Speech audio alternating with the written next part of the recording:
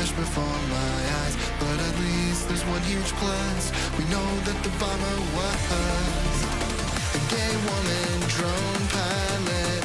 Hashtag girl boss. A gay woman drone pilot. Hashtag girl boss.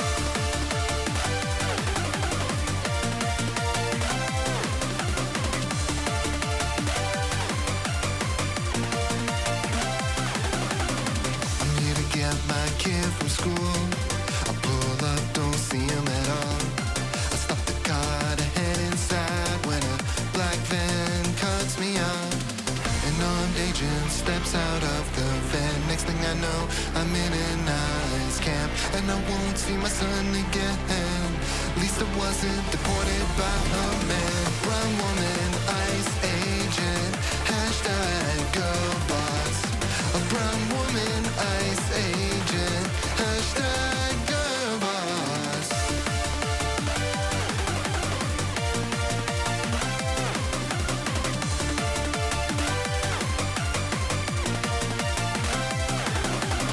I got laid off by a woman CEO.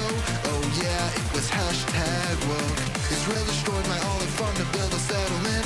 Thank God the IDF has gay soldiers in it. We'll continue bombing Yemen. It's fine, the Pentagon will be led by a black man. Don't you know the world's inherently violent? That's why we need more women drone pilots.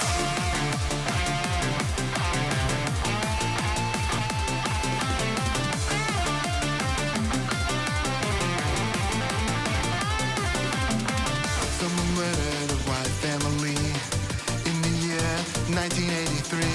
Multiple witnesses saw the crime that night. They all agreed the killers were white.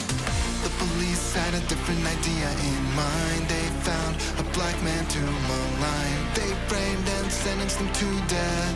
His appeal rejected by Harris. Black South Asian prosecutor. Hashtag girl boss. Black South Asian prosecutor. Hashtag girl boss. Black South Asian vice president. Hashtag girl boss. Black South Asian vice president. Hashtag girl boss. What's going on, everybody?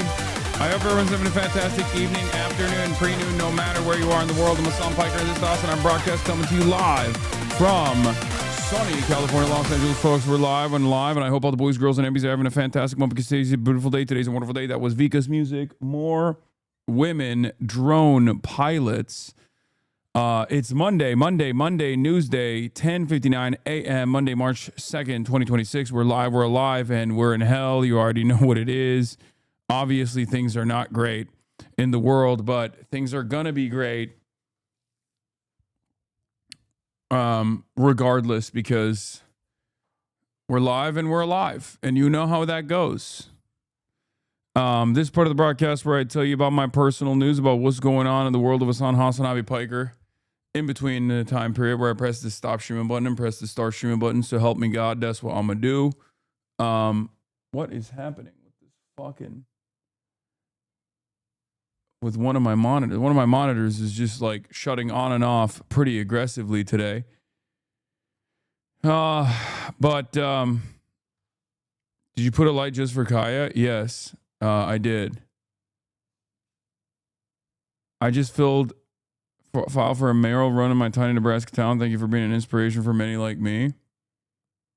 Hell yeah. Good luck, chatter. Monochromatic if gay. I don't know what that means.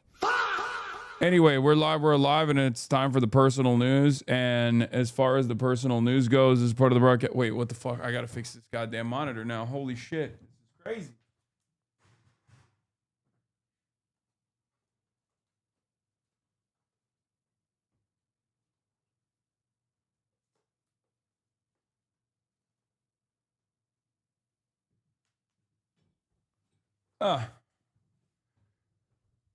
Anyway, CIA hacking. Yeah. He's chairmogging us. All right, folks. Personal news-wise, ended the broadcast last night, and it didn't really do much. Hung out with my family a little bit. hung out with my family a little bit, and that's pretty much it, honestly. My life is awful, as you guys know. Courtney Love reposted you in the Mao edit? Hell yeah. Yeah, Courtney Love's a HasanAbi head. That's like not even a joke. I knew that. But it's not surprising. All right, so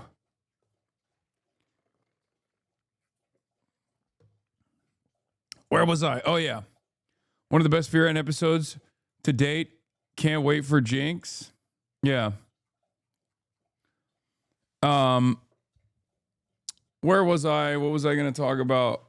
Personal news-wise, how's Kaya doing? She's doing fantastic. She had a wonderful and very eventful morning, as always, and is now walking around.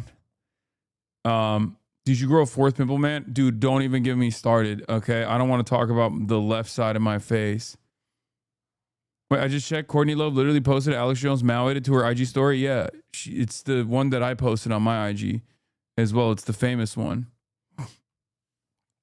I need to go see a dermatologist. I just don't have time, okay? I just don't have time. I don't have time. Shut up. Literally, America is blowing up the fucking entire... America is blowing up the entire planet. What do you want me to do? I have to cover it. I have to do work.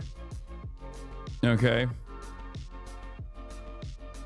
555 plus killed in Iran now. How many was killed by the fascist Islamic regime in January, Hasan? Is this a competition? Like, what are we talking about? Like, great question. Is this a competition? It's like, they killed, X amount of people, so we get to kill another X amount of people, like up until that point. And once it passes that point, if like American carpet bombing campaigns, if the American carpet bombing campaigns kill more than the Iranian government has killed of its own citizens, at that point, do we just turn around and say, all right, this is fucked up, we should put an end to it? Is that what you think is going on here? What a brilliant argument, dude. Incredible stuff. Anyway.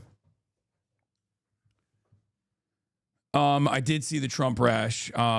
I can't even talk too much shit because my face is starting to look like Donald Trump's nussy. Anyway, big beautiful president is looking real beautiful. Please do a girly pop stream where you do get a facial. I think he might have shingles, bro. This literally looks like the same shingles that I had, which is a real painful situation. I mean, he might die from this, okay? I'm not even kidding. Like,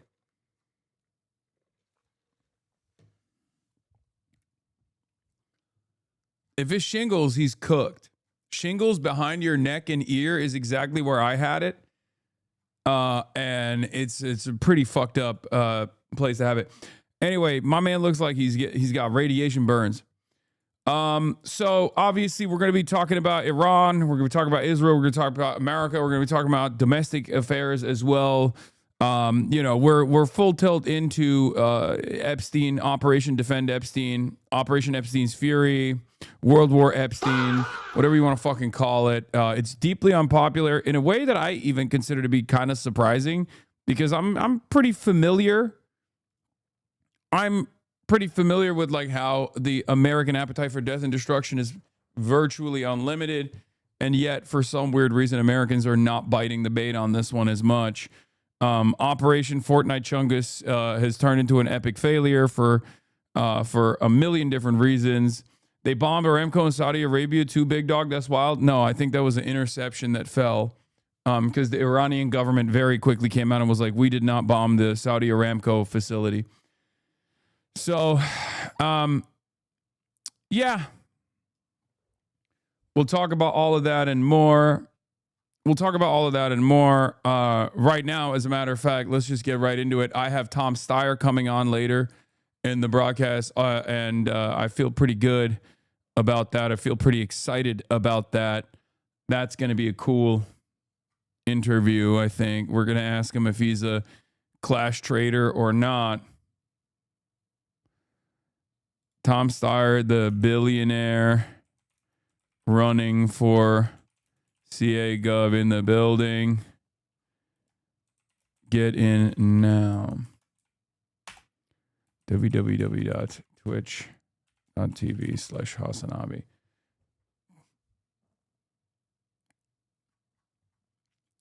As far as the CIA guy, ex-CIA guy, John Kiriko, he is doing a lot of travel and a lot of media right now. So it's going to be probably next month. And with Tallarico, I can't fly out to Texas. So it's probably not going to happen. Okay, they're very, very busy right now. Kiriako. Okay, that's why it's not happening yet. I have a blast off meme. I can't send it because I'm not subbed. Well, you need to sub. This is our chat. This is our chance chat. We got one cornered. What about Ro? I just interviewed Ro Khanna, man. What do you want? I literally just interviewed him.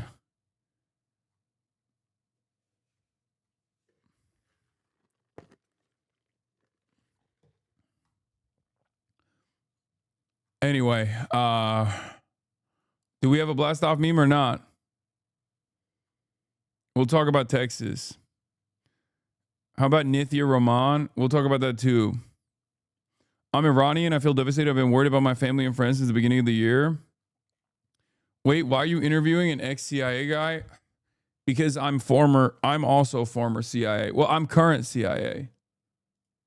Okay, I'm presently CIA. So that's the reason why I'm doing it. That's why. I wonder if other content creators get like their audience to constantly chirp at them in the same way. Like, can you imagine at like fucking CBS News, Tony DeCoppel secures an interview with someone, and then like the audience is like, "Excuse me, double circ Tony, I don't actually like who you're interviewing personally. I don't even want to think about like why this could be a productive endeavor for both parties involved. I'm just mad. I've decided you're not allowed to do that." And it's like, I love doing news and political commentary to an audience that's just like parasocial and behaves like fucking little children. Can you imagine if Burnt Peanut got shit from his fans with who he interviewed? Shaking my head. Yeah. Well, Burnt Peanut's fandom is in Tel Aviv, so they don't care.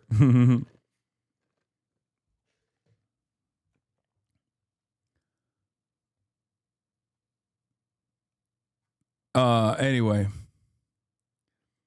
Oh man, I had a fire blast off. That is kind of cool, but we missed that. What are your thoughts on Junaid? He's running for Congress District 8 in Illinois. I'm not familiar. The 6% are absolute lions, Lamau. Yeah, no, the 6% are the bad empanada contingency. The troop exploders. The unsung heroes of America. The people that look at the situation and go, yes, I would like to commit more troops, please. If they're dying, more troops to the troop exploding machine, please. No, I'm kidding. Those are like clearly people from Israel. What are you talking about? Those are very clearly the people who are like pro-Israel. The 6% that are like, we want more troops to die now.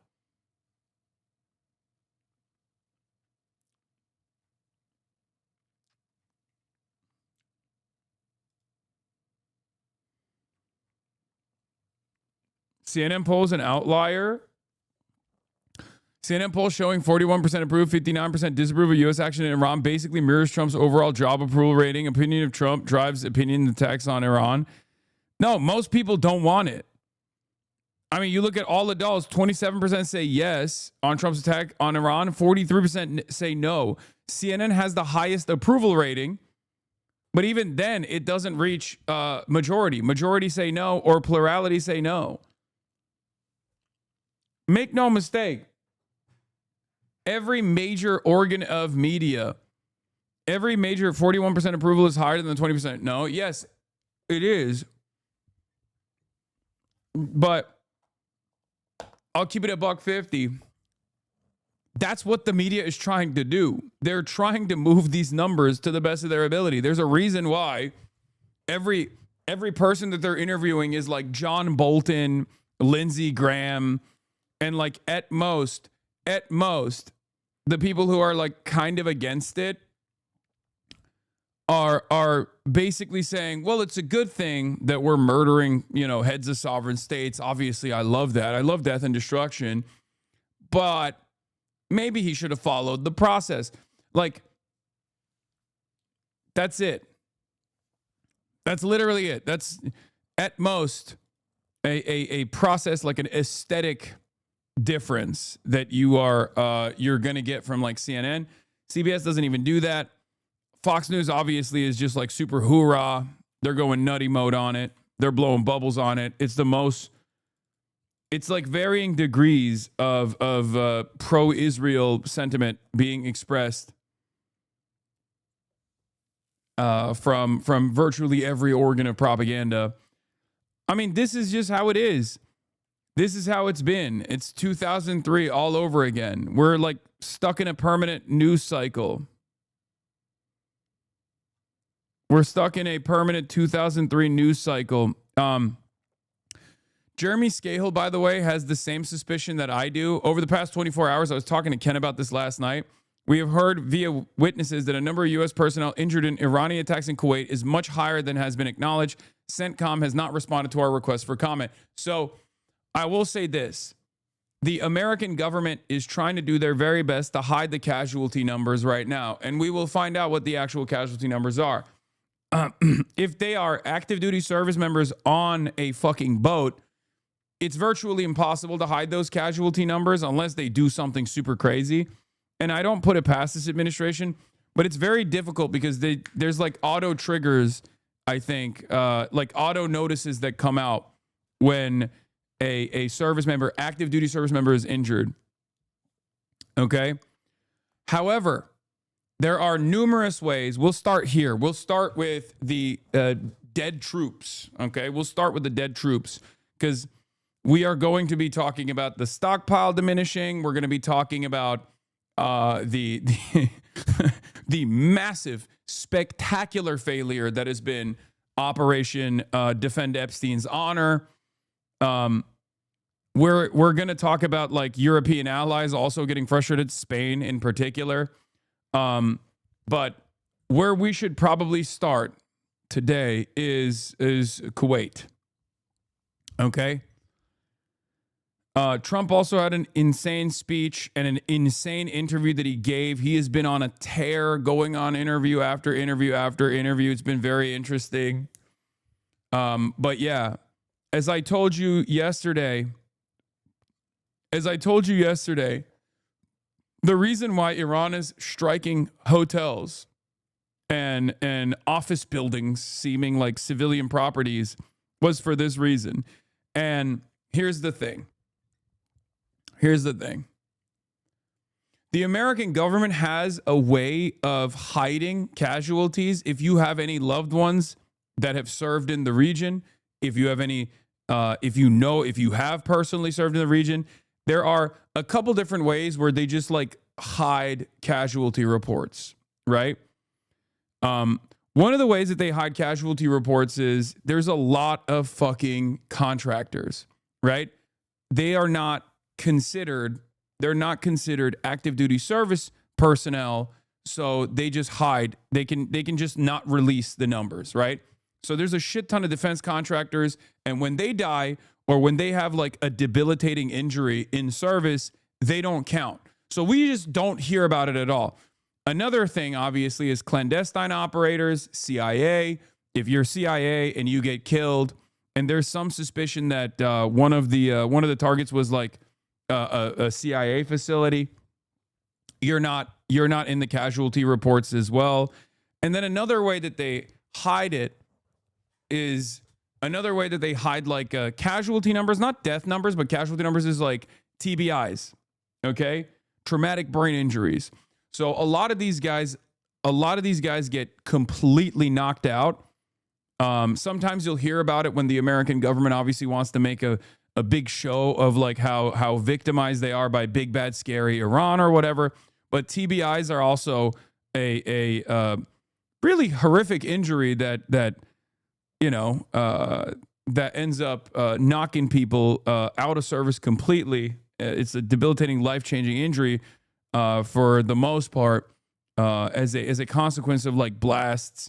And it's not necessarily like them falling down during the blast or whatever. It turns out a lot of these guys are just like regular reservists that are fucked up for the rest of their lives and turned into vegetables. But the American government goes, yeah, they got a TBI, it's fine, whatever. So, there's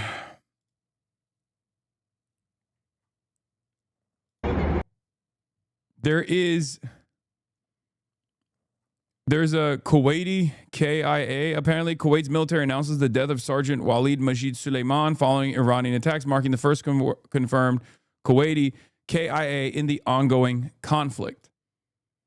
But how have you become so deeply knowledgeable about these things? Do you consume readily available info, or do you have behind-the-scenes sources? What? I consume readily available information, and I also do the other thing. I do both. Also, I've been doing this for years and years and have, I've friends that are investigative reporters. I just literally told you I was talking to Ken Klippenstein earlier about like casualty reports because I have the same exact suspicion that Jeremy Scahill has, that I think the American government is actively hiding the true death counts that to the best of their ability, as well as they can get away with it. Like, I'll tell you this much.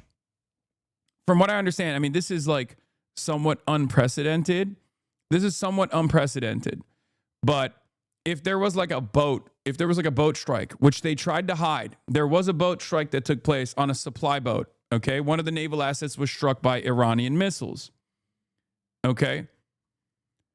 That one is harder to hide. That's the reason why the Trump administration came out and was like, yeah, 3 active duty service members passed away. I'm fairly certain that like the boat didn't sink, but it doesn't matter if they're like above, if they're standing on top of the fucking ship and they get struck with a drone, like they're gonna die. You know what I mean?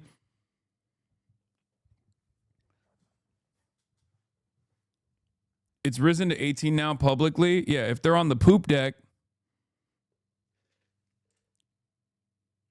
there's systems in place that like automatically inform the family members and stuff like that. American government has always been like a little bit like they play it close to the chest when like high profile casualties happen or big numbers happen.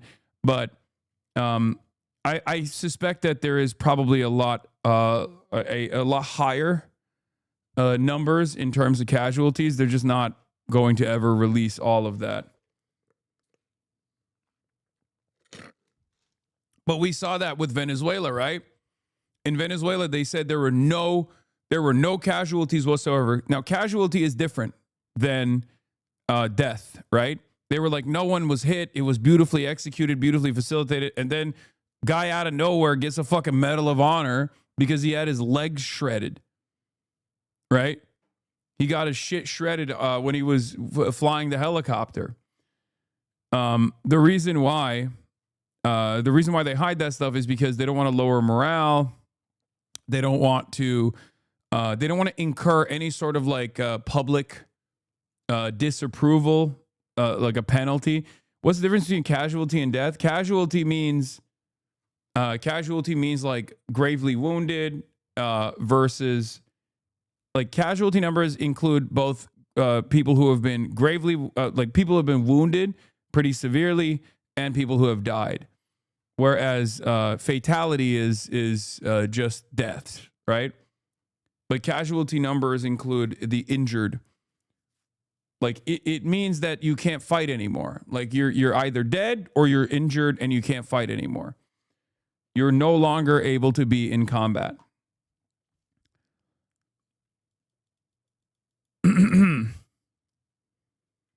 I used to work in a VA hospital. Many TBI and spinal cord injury patients would have substance use issues depending on the hospital they were in, with many overdose deaths. In that case, their cause of death would not say they died due to their injuries.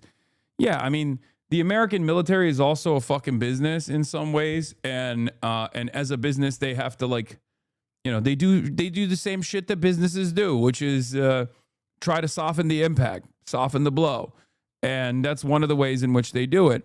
There is a funny thing that I will cover, of course, which is that seemingly whenever there is an American military action anywhere around the world, okay, some assets are going to accidentally get shot down by other air defenses.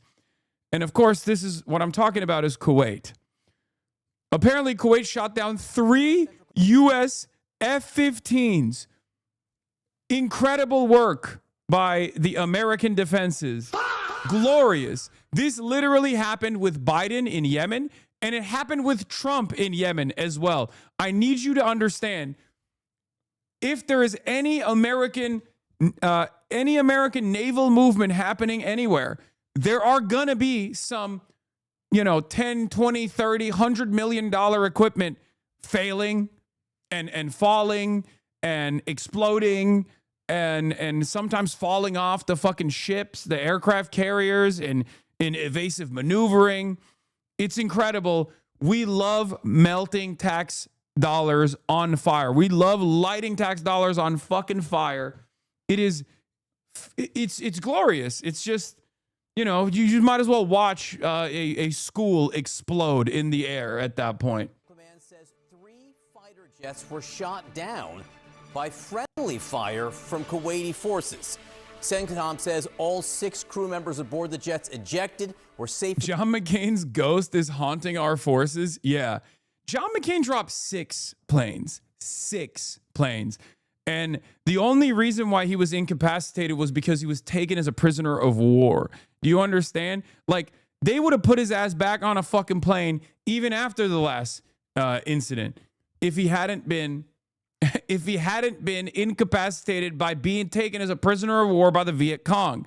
Understand, he was the Viet Cong's strongest soldier. That's why I always had tremendous respect for John McCain, the anti-imperialist goat. A lot of you only talk about how you want to offer critical support to the people's liberation, critical support to the North Vietnamese, but John McCain lived it, okay? He lived it. He lived it every day of his life. 6 aerial assets he dropped. 6 of them. How many American aircrafts have you destroyed? A lot of you LARP. A lot of you LARP as though you're like, oh, dude, I think it's you know, I would love to serve. I would love to serve alongside these people. These people are doing this honorable, brave, anti-imperialist action. Fuck America, caca. John McCain lived it. Okay. Recovered and are in stable condition. He lived it. CNN geolocated video that appears to be an F-15 falling from the sky. The pilot parachuting out. There's also video that appears to show a pilot safe on the ground after ejecting.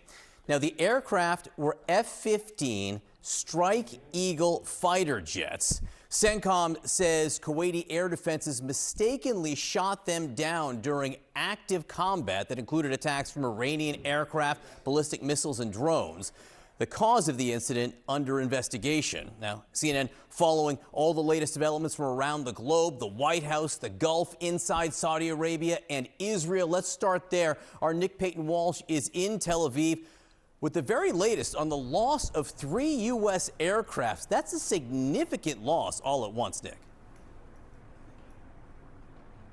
It is startling to see 3 involved in a friendly fire incident like this, and I think it brings home the jeopardy that US troops face as this conflict widens. Look, it's clear that CENTCOM are saying here this was an active combat area. Likely, it seems, if you interpret what they said, that Kuwaiti air defenses were engaging drones, missiles, other things at the time, and mistook these F-15s as legitimate targets too. That is essentially the consequence of the war that the United States is in here. President Trump warned yesterday that there could potentially be more. I fucking love this. I'm sorry. It's so funny. It's so funny. I was just like, wah, wah. Oh, man. Oh, man. Oh, baby. شوف طلعت عندنا هني يا يبا شوف طلعت عندنا والله يا ساتر. Oh, you can always count on these fucking $30 million bad boys, $100 million bad boys, however expensive it is to just Operation, I'll just stay up and keep drinking. That way I won't be hungover at work. Bruh. Oh, man. What is 80 million a pop? Fantastic. 4 US casualties. There's been 3 so far, and let's face it, this was clearly a near miss. All 6 crew ejecting safely and now being in a stable condition, having been recovered by the US military. We want to talk about how this happened, and here to do that is retired Army Brigadier General Steve Anderson. Thank you so much for being here, because we're going to talk not just about that plane, but also the sort of pros and cons of doing an air campaign with the goal of regime change, which is not something. Oh, that's the second part of this. Every aspect of Operation Epic Fail, Operation Epic Fortnite Chungus, Operation Epstein's Fury is just busted, okay? Every part of this operation is so busted because the goals are wrong. The methods are impossible to achieve the stated goals for, right? Like, the goals in and of itself are idiotic. And the methods that we are willing to commit to are not going to help us achieve those goals at all. It's incredibly fucking violent. It's incredibly brutal. It's incredibly deadly. And on top of that, in the process of Operation Epic Fortnite Chungus, billions, and I mean billions of dollars of American assets in the region have been destroyed. And as a consequence of that destruction, in the hands of Iranian drone strikes, Iranian munitions, Iranian ballistic missiles, okay, we have seen, once again, that America literally either A, does not care about any of its Gulf regional allies, or is, perhaps worse, incapable of defending their own bases. Okay? Operation Epic Fail has been insane as far as like doing damage to American might and American military competence. You could not write a funnier story than this. Okay? Operation Fortnite Chungus is conducted by actual drunk assholes, drunk rapists who are just drunk at the wheel. Like, very clearly drunk driving this situation, drunk driving the fucking car. Haas MVP? What did he do? Oh, he's putting falling planes on the screen. Okay.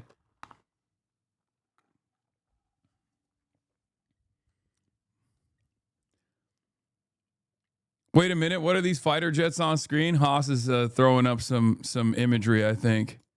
History has shown us really before. So first, talk about what you were seeing with that F-15. Give us the context of what our capabilities. Okay, they don't show the funnier parts about this. Here, watch. Video showing locals approaching one of the F-15 pilots who ejected over Kuwait. Really? You need something to help you? No problem, you're safe. You're safe. Everything good? No problem. Thank you for helping us. Everything perfect? Oh no, bro. They're gonna hit the fucking female pilot. Oh no. Oh, they're gonna say DEI, except the other 2 pilots were male, but it doesn't matter. You're fine? Oh no.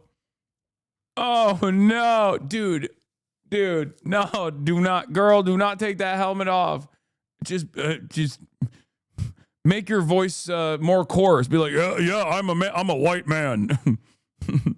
Oh no, we got a hashtag girl boss, dude. Oh no. Absolutely necessary to look at this. Oh, yeah, this was really funny. Downed American pilot while in the shape of a swastika surrendering to a man with a stick. Come on, dude. Zero subtext, only text. It's 3 days into the Iran war. Yeah. For the record, for people who might think like, oh, it's because the Kuwaitis hate these guys. No, the Kuwaitis fucking love these guys, okay? I need you to understand something. They probably thought he was an Iranian pilot at first. And then they realized that he was an American pilot, and then they put him in the back of a car so that they could take him to a hospital. Police? Yes. 1 minute. 1 minute. لا لا شبه الدبة 1 minute 1 minute 1 minute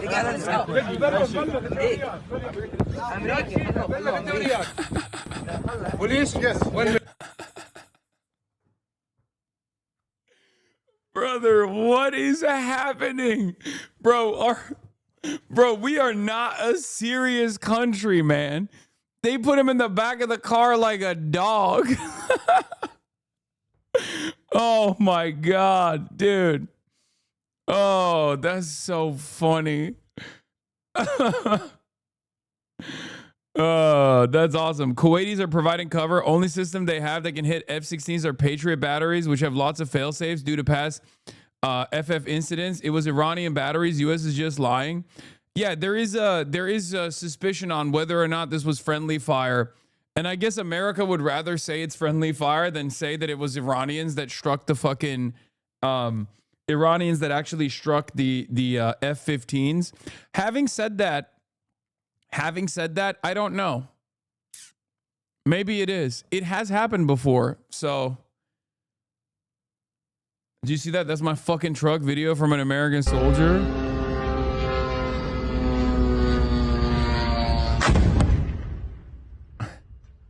That's my fucking truck.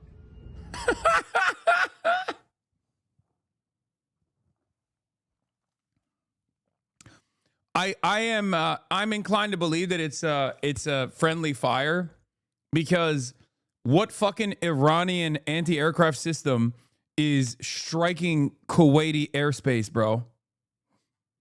Like, that's crazy. You know what I mean? It's like, because it literally happens right on top of the Kuwaiti airspace. Like, that's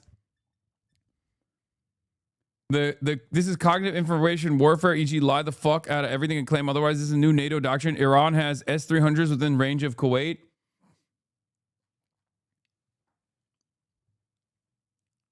I don't know.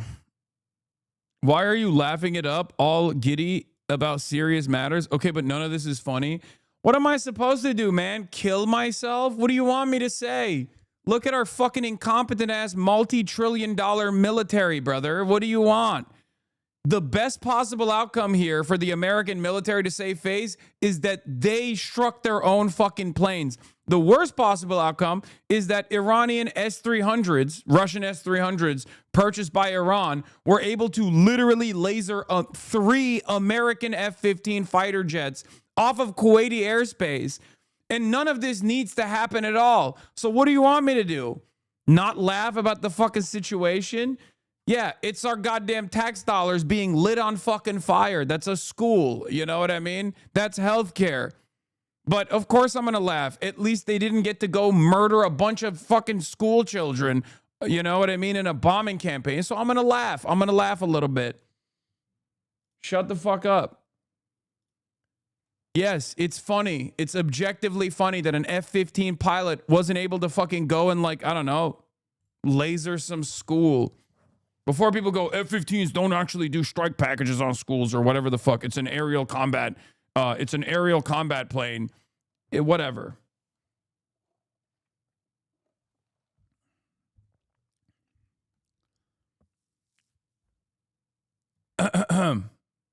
Yes, nerds incoming.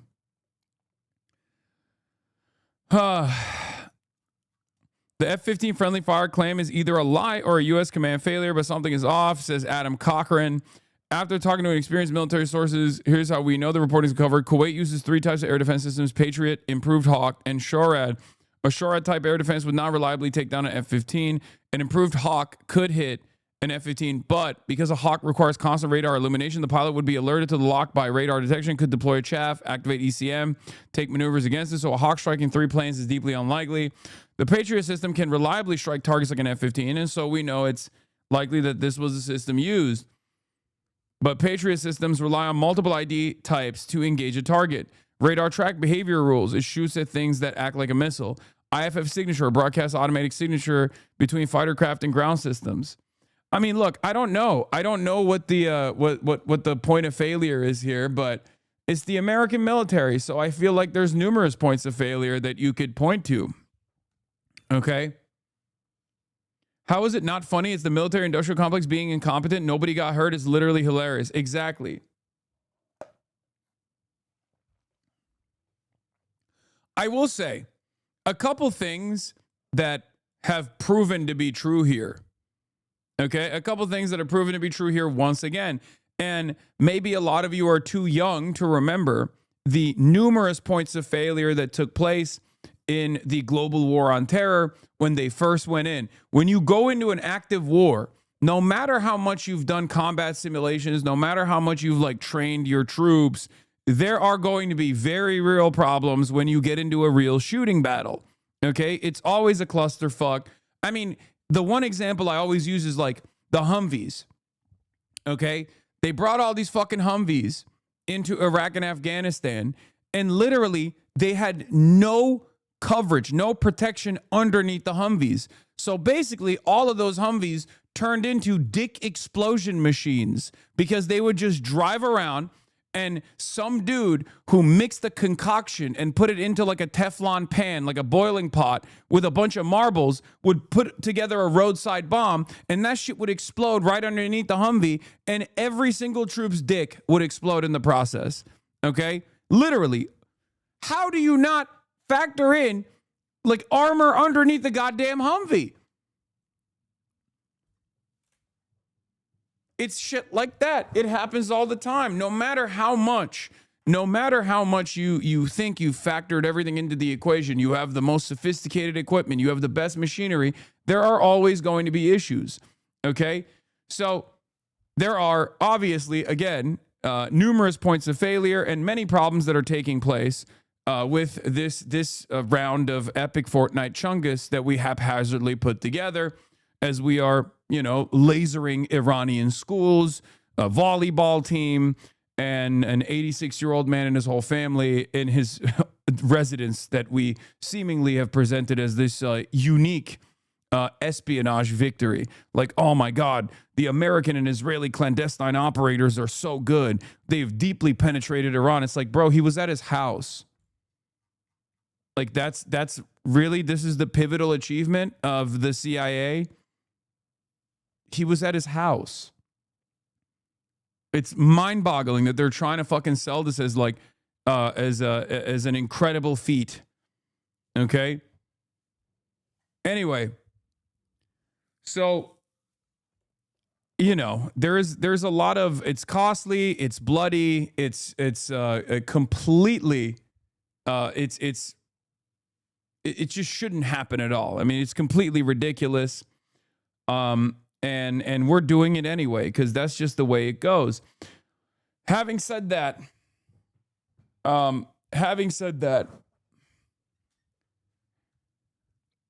as far as these points of failure, I mean, these are at this point you would assume that it would be expected that these sorts of things are going to happen, but seemingly it happens all the time with regular frequency. It literally happened with Ansar Allah under the Biden leadership when the Biden administration was bombing Sana'a, bombing Yemen. They had these issues. They lost, I think, 2 aircraft, right? And then Trump lost another one as well. So fantastic stuff overall. The VODs are in the region. Well, there's probably at least 30 or so F-15s that are stationed there in Kuwait. Well, now it's 27. And they all, no doubt, took part in this massive air campaign that took over the weekend. Over 1,000 sorties were flown You have to remember that it was an incredibly complex operation involving the Lincoln carrier battle group, the Ford carrier battle group out in the Mediterranean, all the bases that we have in the Middle East. Without a doubt, there was probably Tomahawk missiles launched from submarines, in fact. So it was an incredibly complex operation. So the fact that we'd have some kind of collision or some kind of an incident, is not that, it's not that remarkable. Nobody's nerfect. Bro, that's awesome. That's awesome. Come on. I mean, what? Yeah, we fucking shot three $80 million pieces of sophisticated equipment out of the sky with $4 million missiles in the same, at the same damn time. It's normal. It happens all the time.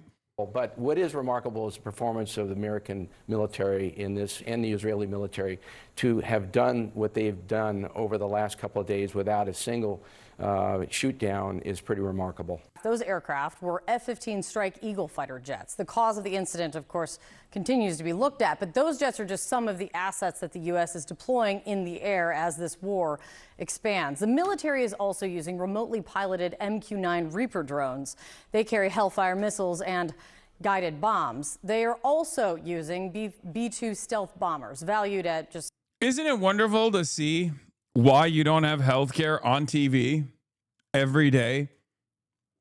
This also, I love when mainstream news turns into like QVC for fucking the American military industrial complex. They're like, look at the might of our weapons. They're so fucking sick. So more than $1 billion each. The bombers usually fly out from an airbase in Missouri with a crew of 2. Now let's get the very latest from our correspondent stationed in key cities. Clarissa Ward is on the Iranian border in eastern Iraq. Let's start with you, Clarissa. What's happening there? Hi, Kate. Well, we are here at the border. As you mentioned, today's the first day that there's some traffic going in and out. They are allowing Iranian trucks and Iranian citizens to go back into Iran, and for Iraqis who may be on the other side of the border to come back in. But I just want to play you some video of something pretty extraordinary. We just saw an Iranian Shahed drone literally flew over our heads. Take a look.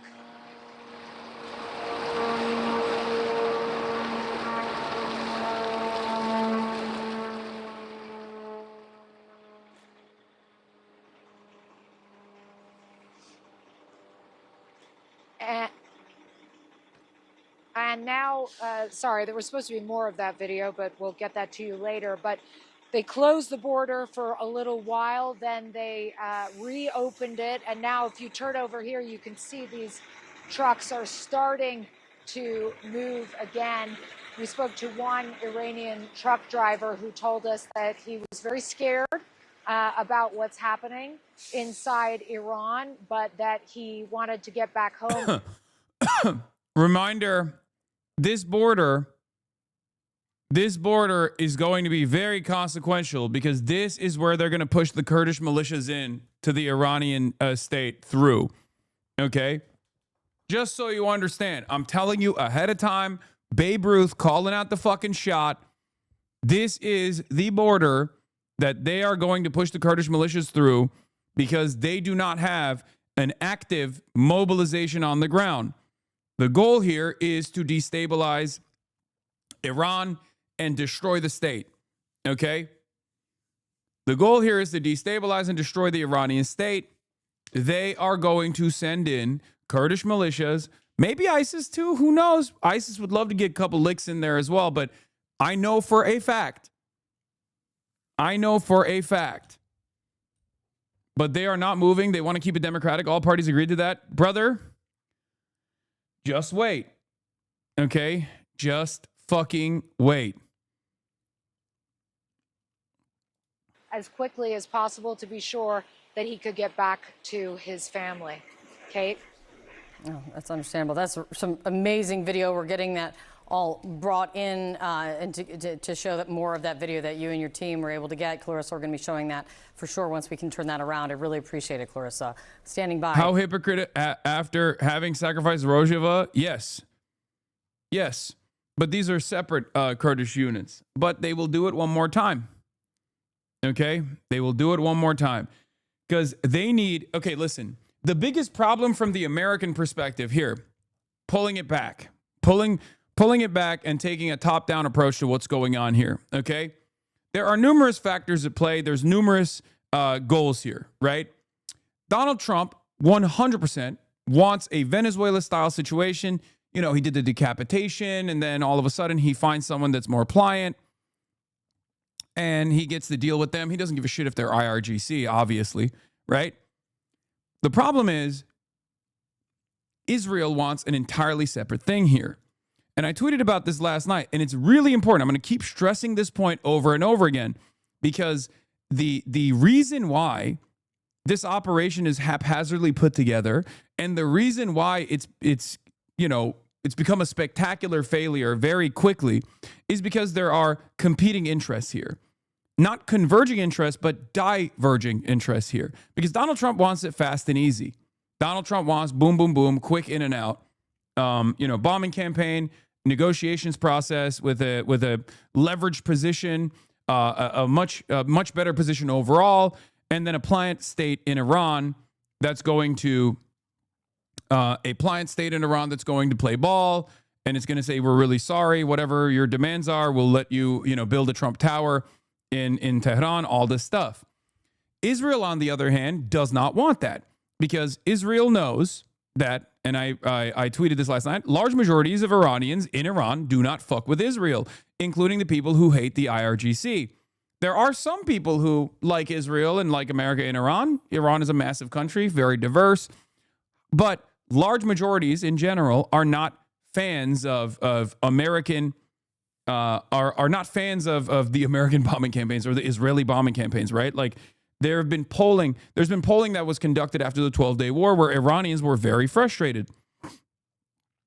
Okay? So big chunks of the public are not fans of Israel. So even when Hasan got cooked by Charlie Kirky.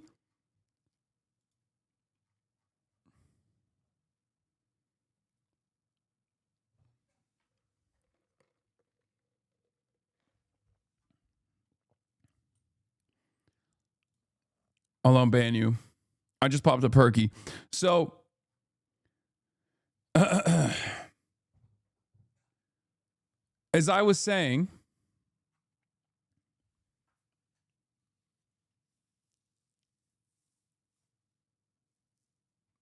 I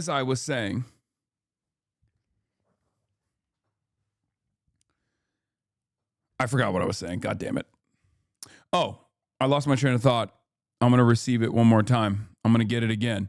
So, large majorities of Iranians in Iran do not fuck with Israel, including the people who hate the IRGC. Considering that this is Israel's war, it is an important part of the equation.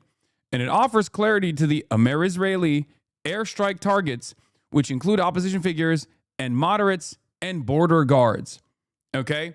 Because if you're wondering why America and Israel are blowing up, like, not just the heads of state, but then also trying to assassinate oppositional figures to the state, including a guy who's been on house arrest since 2011.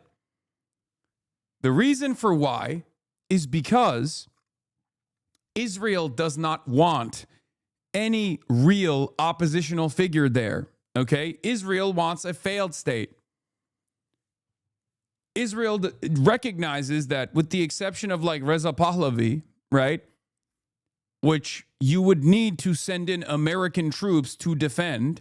If you were to plant Reza Pahlavi in power, you would need American troops to defend that, right? Because there's no world where a 93 million nation is going to welcome Reza Pahlavi as the true leader of Iran. It's not going to happen. Is there some support on the ground for Reza Pahlavi? Sure. But there is no next day plan here, okay? You would need to defend Reza Pahlavi with American troops. So unless Donald Trump commits to a puppet state and designing a puppet state and defending a puppet state in Iran with No guarantees of success, mind you. Okay? It's not going to happen. You can't install Reza Pahlavi. You can't just like say Reza Pahlavi walks in and he has popular support on the ground and they magically have a monarchy. They restore the monarchy and then they do liberal democracy with a functioning monarchy on the side. It's not going to happen, right? And in the absence of that option, the only other option for Israel that is going to effectively destroy the Iranian state is just a failed state, right? Trump might want regime change, in air quotes, like in Venezuela, but Israel wants a failed state like Libya that will never threaten its expansionist ambitions again. Any real deal here for Trump means cutting out Israel, and that's not likely going to happen until it gets really costly, okay? And right as I was tweeting that, Donald Trump gave another interview, this time to ABC, where he says the U.S. identified possible candidates to take over Iran, but they were killed in the initial strikes. He said the attack was so successful, it knocked out most of the candidates. It's not going to be anybody that we're thinking of because they are all dead. Second or third place is dead. And not only that, but they're even shooting and trying to kill oppositional figures as well. Like people who are literally arrested by the administration, people who are under house arrest by the administration. If you have an ambition to actually do regime change, you can't kill the guy you're trying to fucking plant as your guy, right? You can't kill the fucking people. You can't kill the fucking people that you're supposed to put in power. You can't do that. It's insane.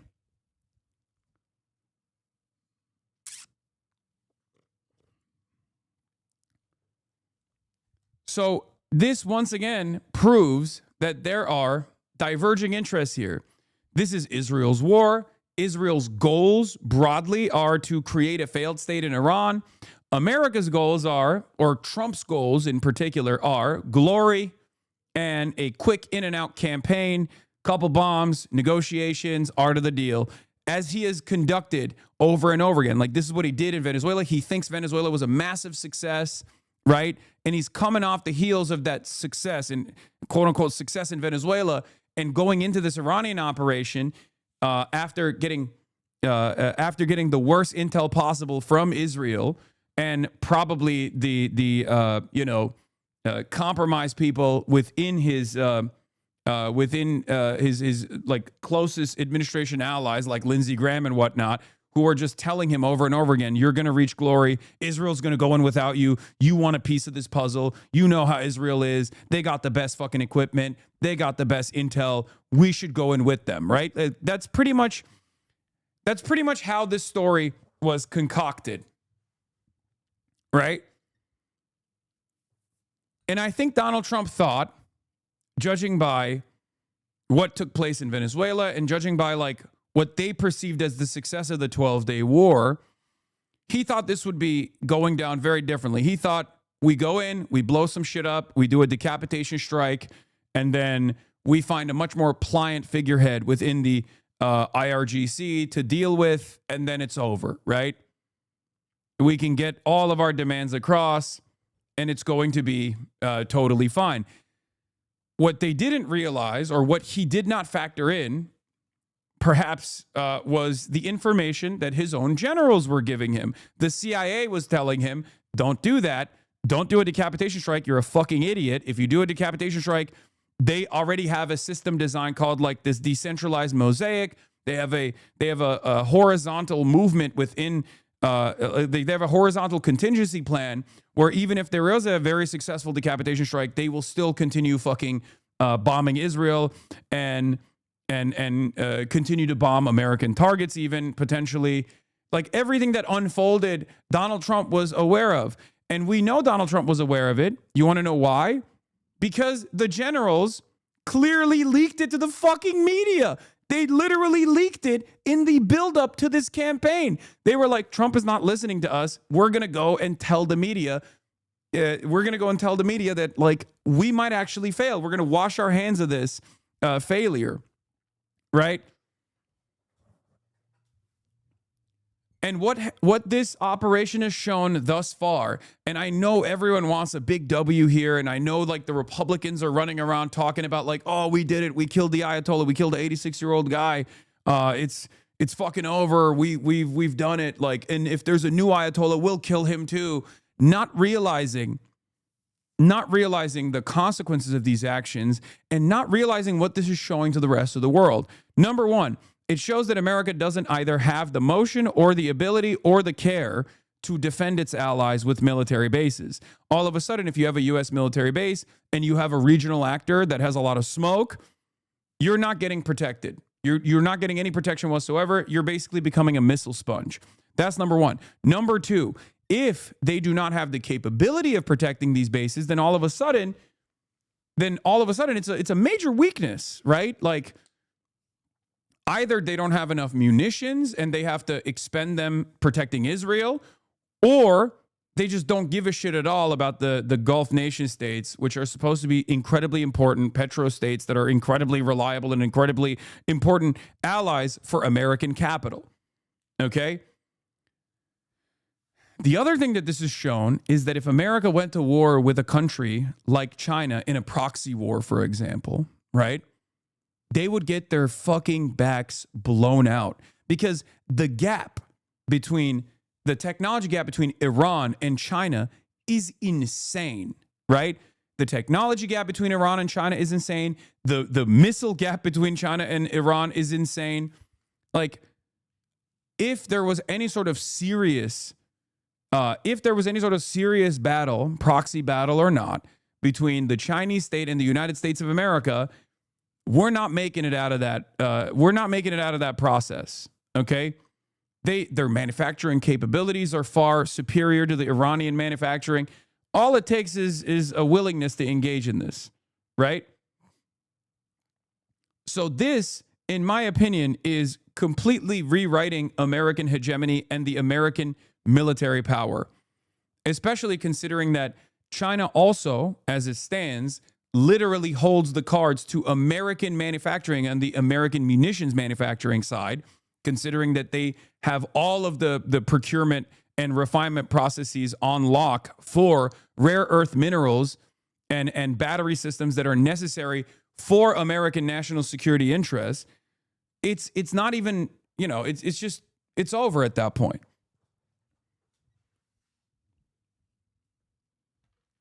President Trump, it was a roughly 9-minute phone interview talking about the war in Iran. Just want to give you the quotes. He said, quote, "We're knocking the crap out of them. I think it's going very well. It's very powerful. We've got the greatest military in the world, and we're using it." I asked the president how long he thought this war might last. He said, "I don't want to see it go on too long. I always thought it would be 4 weeks, and we're a little ahead of schedule." I asked him if the U.S. was doing more to help the Iranian people reclaim their country than the military strikes, if there was other stuff going on. He said, "Yes, we are indeed, but right now we want everyone staying inside. It's not safe out there." He also suggested it was about to get even less safe. "We haven't even started hitting them hard. The big wave hasn't even happened. The big one is coming soon."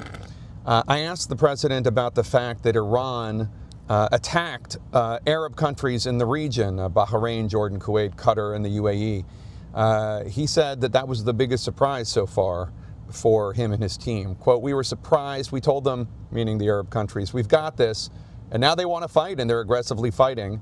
They were going to be very little involved, and now they insist on being involved. He said of the Arab leaders of those countries, "I know these people, they're tough and smart."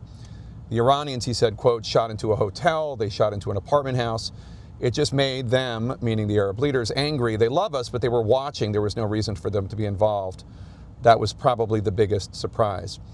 You have to understand they were living under that dark cloud for years, meaning the Iran. I'm going to be honest. It's pretty funny how leaky of a fucking faucet Donald Trump is. He is such a messy bitch, dude. You cannot have a commander-in-chief that's a messy bitch like this. He loves yapping. Anytime an operation is going poorly, he does the fucking full spectrum. He goes to ABC, he goes to CNN, he goes to CBS. He calls journalists personally to be like, "Listen, Drake, let me tell you something, okay? It's going great. It's going great. I love the situation. I love the situation we got. Iranian attacks have been very successful. They are doing a really good job, let me tell you. But we're doing a good job too. Everyone's doing a great job. Like, what the fuck? Dude, they basically told all the fucking Gulf states that your bases are bullet sponges. Your bases are missile sponges. We are just invested in protecting Israel. We don't even care about protecting our own troops inside of the Gulf nation states. We don't care about anything but Israel. M Israel high, M Israel high, M Israel high. That's literally what the lesson is here. Now, of course, these guys are still fucking, they can get pissed off all they want, but it's still Big Daddy America, right? But here, look, you got a Saudi official on Al Jazeera. American defense is focused on Israel without the Gulf states that host many of the military bases. And the irony, of course, this guy's not a Saudi official. Okay, whatever. Host many of the military bases. There's no doubt in my assessment, or I believe that there is, let's say, a kind of resentment towards the ally or the partner if we describe it, he's a Saudi commentator, to the American partner who focuses on Israel's security and Israel's stability without concern for the defense needs of the Arab Gulf states, which are today being subjected to Iranian strikes without American effort. Also, it doesn't matter. A Saudi analyst, same shit. Okay? Saudi analyst is not going to go on fucking Al Jazeera and say something that the Saudi government doesn't believe. Like, what are we talking about? Like, you're making it seem like there's independence amongst Saudi analysts and Saudi officials. No, any Saudi guy that is speaking on Al Jazeera is basically communicating as an organ of the government. Okay? They're speaking on behalf of the government, which is fine. I mean, I've heard this exact same thing over and over again. It makes sense. They're fucking pissed off because they're like, dude, you let Israel strike us in Doha, right? You let Israel strike Doha. Israel killed Qatari nationals in Doha. It was fucking ridiculous. And then on top of that, now all of these bases are missile sponges. You don't even have fucking protections on these bases. What the fuck are you doing? Ironically enough, what is really interesting about this process also is that when America let go of their own bases and turned them into missile sponges and Shahed drone sponges in particular, what they ended up doing was also harm Israel's defenses as well. I don't know what kind of communication exists, but like the early advanced warning systems, the radar towers that Iran took out probably also play a role in the Iron Dome's defenses not being as good, right? Because the entire region, all of the American bases and all of the American early advanced warning systems that exist in the region that have now been blown up actually reduce the success rating in the interceptions that Israel can conduct. And that's part of the reason why you're seeing more and more of these fucking Iranian missiles fall on Tel Aviv. So it's not like Iran is blowing up the Gulf bases for no reason. They're not just like blowing up the Gulf bases because they're pissed off at the Gulf for allowing the American bases to exist on their soil. They're blowing it up for a very real purpose. Oh, I'm sure Hasan has a better strategy than the military. Wait, should I not do any commentary? Should I not even like talk about what's going on, what's unfolding in front of our eyes? Like, should I just sit there and be like, I'm sure the military has a better idea of what's going on? Like when 3 F-15 fighter jets fall, am I supposed to be like, the American military knows they wanted those F-15 fighter jets to fall? Is that what I should be saying here?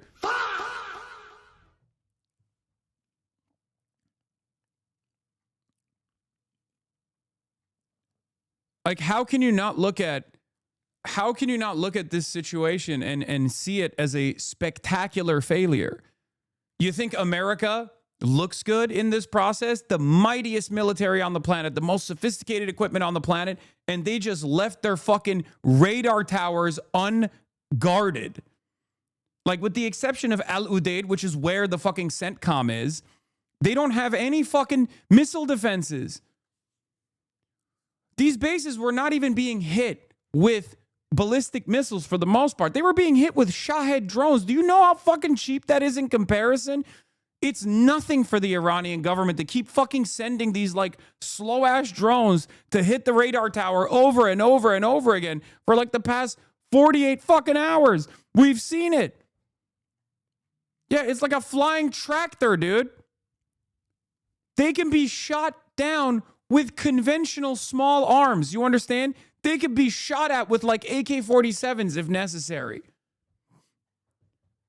For $30,000 with a Shahed drone, you can take out $1 billion worth of equipment. $1 billion worth of equipment. That is an incredible strategy for the Iranian side. Obviously not law, but we can't pretend we understand why the bases have been evacuated. Might have been strategic.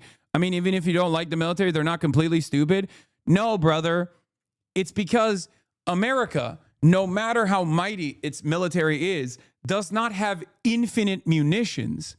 I'm already explaining to you that when you make a strategic evacuation, you're making that decision with the full knowledge that you are focusing entirely on Israel's defense.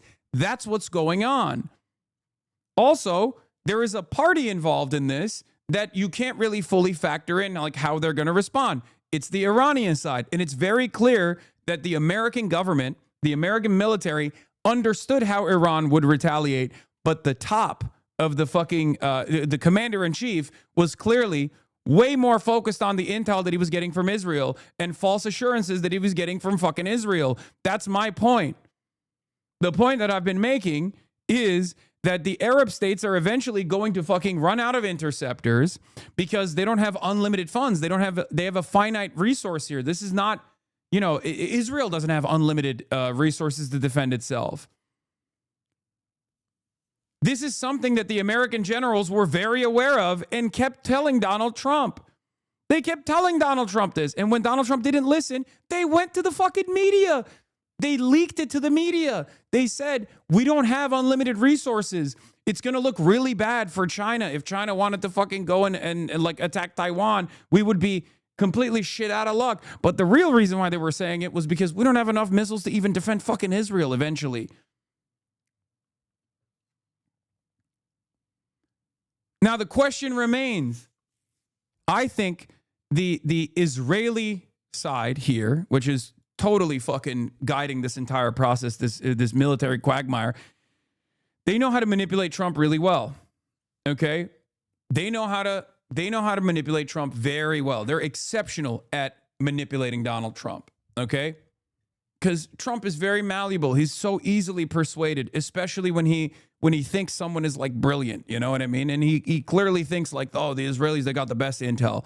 They're really, really smart. He doesn't like Benjamin Netanyahu personally that much, but Benjamin Netanyahu can basically tell him like, no, you don't understand. You will be glorified. Like, you will be remembered as a fucking hero that finally toppled the Iranian regime. Come on, think about this, right?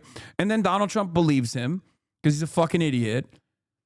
And all of the other like, pedophiles in his fucking corner are, they've been salivating at the prospect of this no matter what the fucking cost is, right?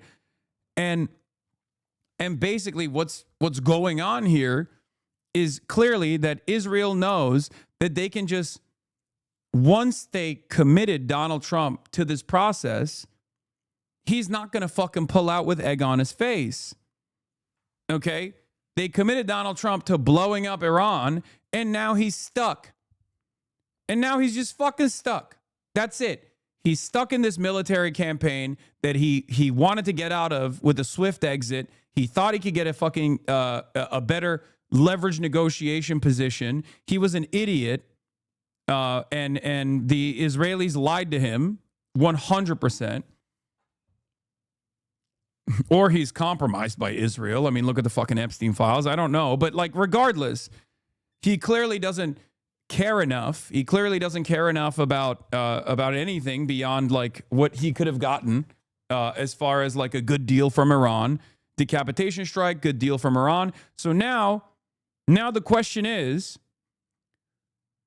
when Donald Trump eventually realizes in and around like by the end of this week, okay, when Donald Trump eventually realizes that there is no fucking perfect destabilization initiative, when he realizes that like this is not going to be fast and easy, and that Iran does have hands, okay, when he realizes that, what does he do?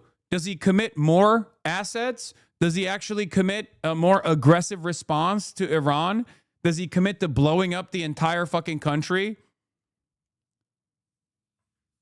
How much longer can he go? Will it be appropriate if oil barrels are $150 a barrel? Will that be good? There's also the other side of the story, the benefits that this has for, let's say you close the Strait of Hormuz. A lot of the oil that goes to India and a lot of the oil that goes to China travel through the Strait of Hormuz. It's like most of the fucking Gulf states. Some of them go through the Red Sea, but that's a marginal amount of oil that's passing through the Red Sea as opposed to the fucking Strait of Hormuz. Almost all of the oil for all of the GCC states, including Saudi Arabia, pass through the Strait of Hormuz. And now that Iran is talking about closing the Strait of Hormuz, all of a sudden that's going to skyrocket the oil prices. I wouldn't worry about until you're just a naysayer to everything. As long as the subs keep brawling in, you'll be fine. Or better yet, why don't you go live in one of these countries you're so fond of? Why don't you do that?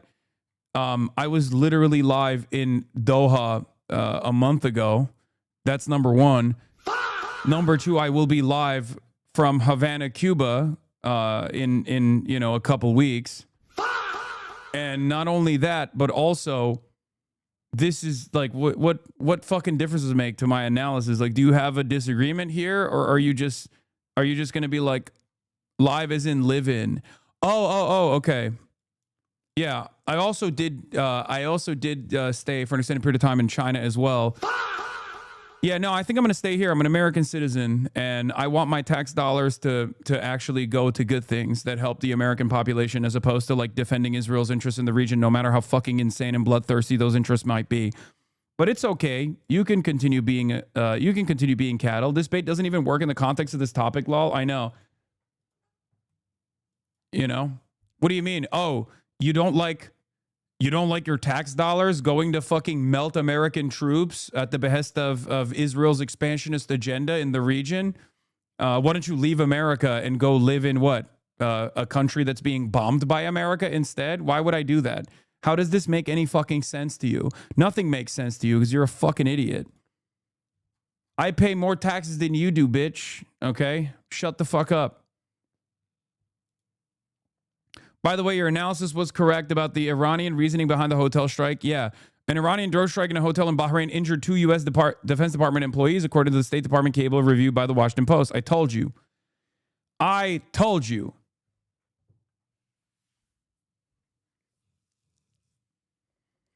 And a lot of chatters were chirping at me. I was like, look, this isn't to say that like Iran is not interested in causing chaos and doing terror, right? Of course they are. But they have limited strike opportunities. Why wouldn't they fucking use them? Why wouldn't they use them on like appropriate targets? It's crazy they had intel for this. I wonder which country has incredible surveillance technology that they might be feeding to the Iranians.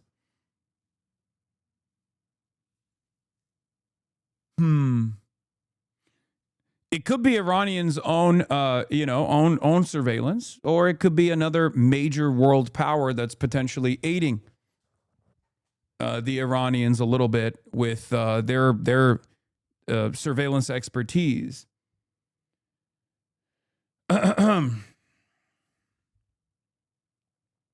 I mean, Iranians are also very good at cybersecurity too. Like the Handala guys are like pretty fucking aggro. And no, it's not Russia. I'm talking about China, dude. I suspect that there's a lot of Chinese aiding and abetting happening here. No, I'm not talking about Albania. When Iranian officials told Drop Site they were targeting hotels in Bahrain because they had intelligence on U.S. troops there, I thought it was some kind of cope. Turns out it was true. An Iranian drone strike on a hotel in Bahrain injured 2 U.S. Defense Department employees, according to a State Department cable reviewed by the Washington Post. 2 U.S. Department of War personnel were injured, the cable said, referring to the Department of Defense. The cable, which was sent out Sunday, did not provide further details. The State Department did not comment. The Defense Department did not immediately respond to requests for more information. There is suspicion that they blew up a CIA position. That's number one. And there's also suspicion that they blew up a couple contractors as well.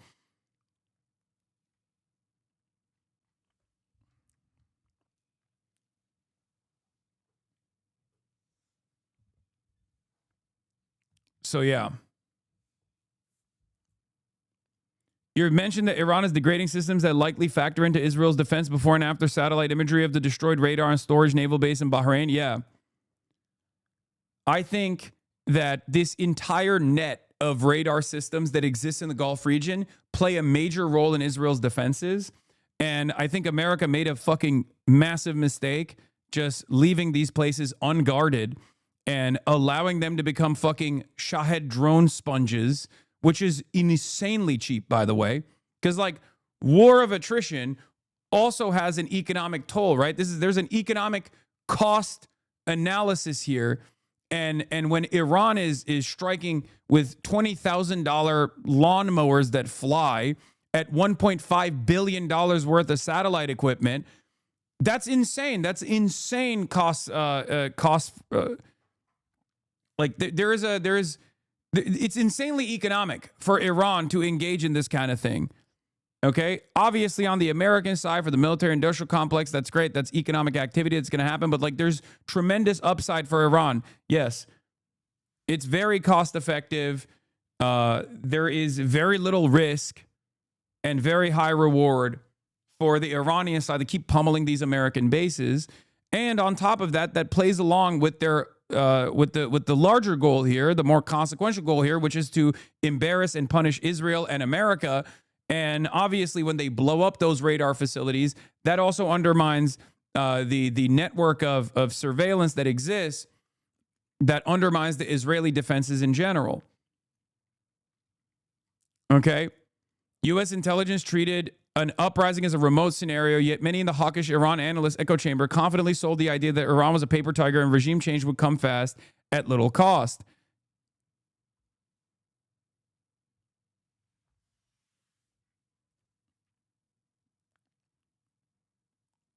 How do you believe things end up at the end of this conflict? Not good, no matter what. Like I said, the best case scenario out of all of the devastating options is that the IRGC pulls the country together and it keeps some semblance of stability internally. They're able to purge any sort of any sort of intervention that's happening on the ground from Kurdish militias passing through the Iraqi border or ISIS or anything like that, while simultaneously continuing to punish American assets in the region, continue to punish Israel as well. And it gets so costly that both Trump's popular base of support in America falls apart and his popularity craters to a degree where he has to react differently, or they continue engaging in this. They continue hurting economic output so much in the region, specifically oil, specifically the amount of oil that can pass through the Strait of Hormuz. So much so that Trump starts getting boss calls from the likes of, the petro capitalists. And they tell Trump, you need to fucking figure this shit out. All of that will eventually lead to Donald Trump cutting Israel out of the equation and releasing Israel and then saying Israel is the bad guy in this process. But it will take a lot for America to do that, especially Donald Trump. S&P 500 slips into negative territory. NASDAQ 100 follows suit. Iran's Revolutionary Guard commander says Strait of Hormuz is closed. How do you feel about a Kurdish autonomous zone in Iran? I feel fucking horrible about it. I feel like that's an insane thing. I feel like Americans need to literally shut the fuck up. It's insane that we're I thought long gone were the days of Sykes-Picot or whatever. You know what I mean? I thought we weren't like piecing up. Bad take? What? Bad take?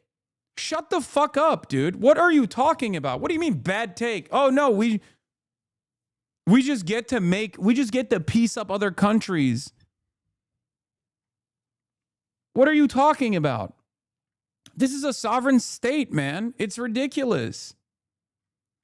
Especially when talking about Kurds in Iran, which, you know, I mean, I'm sure there'll be plenty of fucking policy papers to prove me wrong, but it's like, it's ridiculous that we get to balkanize other sovereign countries. Like, what are you talking about?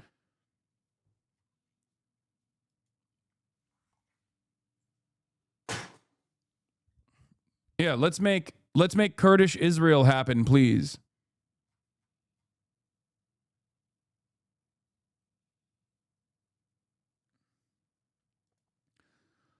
So far, the war has cost the U.S. taxpayer $1.9 billion. I know that it's higher than that, by the way. I think this is a very conservative estimate. Okay? $1.8 billion. I don't know if this actually factors in the damage from the radar facilities and the bases that have been blown up and cratered. But things are not looking too good. Apocalyptic vibes on the front page of the Washington Post. Trump says operation in Iran to last 4 to 5 weeks or far longer. U.S. pledges to send more troops as war widens.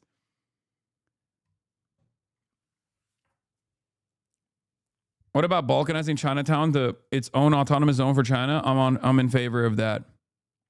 So, yeah, this is costly, it's bloody, it's unacceptable, and it's being done at the behest of Israel, which actually offers a uniquely negative framing to the issue in the eyes of the American public, which is part of the reason why I think you're seeing a lot more Americans say, why the fuck is this happening? Because Americans love war.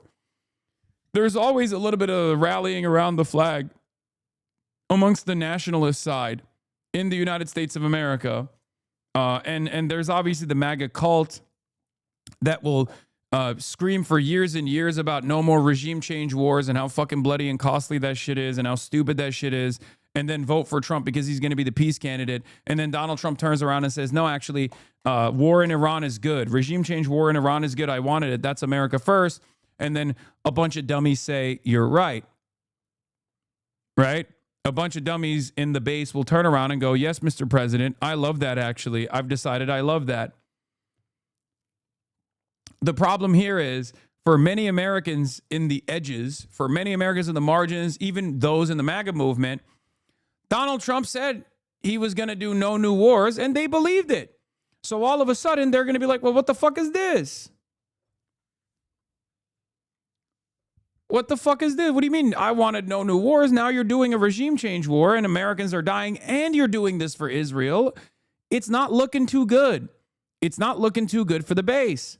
It's not looking too good for the capitalists if the Strait of Hormuz is like successfully closed, which draws America into a naval battle with Iranian naval assets. We don't know what that's going to look like. I don't know how relevant the Millennium Incident is.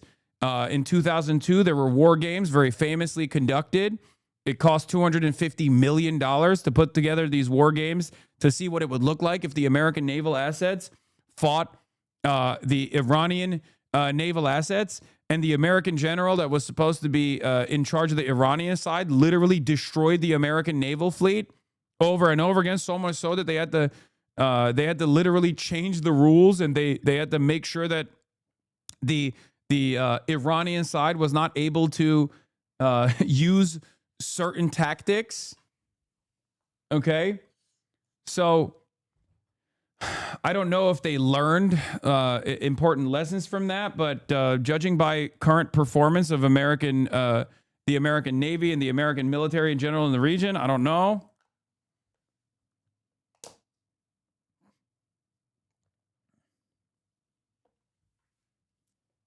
So if this goes into naval conflict as well, Iran has like, what, 30 assets, right? Total. America America had, Millennium Challenge 2002. Everyone is going to fucking talk about this in the upcoming days. Just, I don't know how important it is right now. I don't know how much it factors in to the current, technology has improved so much since then. So it's not necessarily a good benchmark. We'll see. We'll see what happens. I'm just bringing it up to just so you understand that, like, America is aware that a naval battle with the Iranian Navy would not look as great for the American side as you would think. But it's been, it's 2002 versus now. So who knows? But the Iranian side has also more complex tools as well, more sophisticated tools as well. So,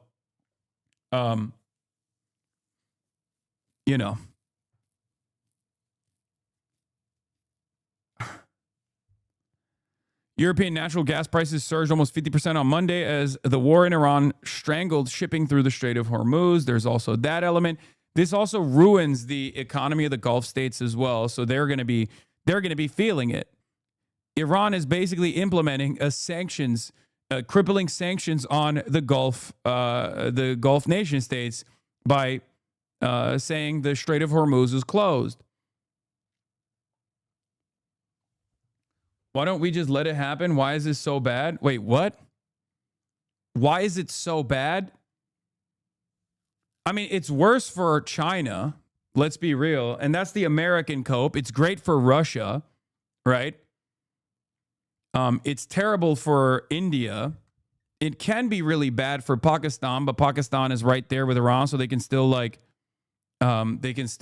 send oil to Pakistan regardless, if they choose to do so. So it could be beneficial for Iran and the Iranian economy.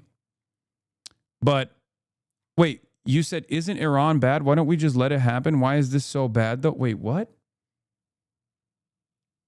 Okay, chatter. First and foremost, this good-bad dynamic, you got to let go of that, okay? These are nation states we're talking about. There are millions of people that live inside of these countries. Many of them have unique dreams, unique opinions. They have lives that are worthy of dignity. These are sovereign states that we're talking about, okay? That's number one. Number two, if we're looking at good-bad dynamics, I think America takes the cake regardless. You don't want to do that equation anyway. America and Israel are both significantly worse than most other countries by the widest of margins, okay? But ultimately, it's bad because it also harms America. This is bad because it's bad for every reason that you can think of. It's bad because we're killing children, okay? 100+ little girls were slaughtered at school in the first barrage of attacks, okay? So that's not good.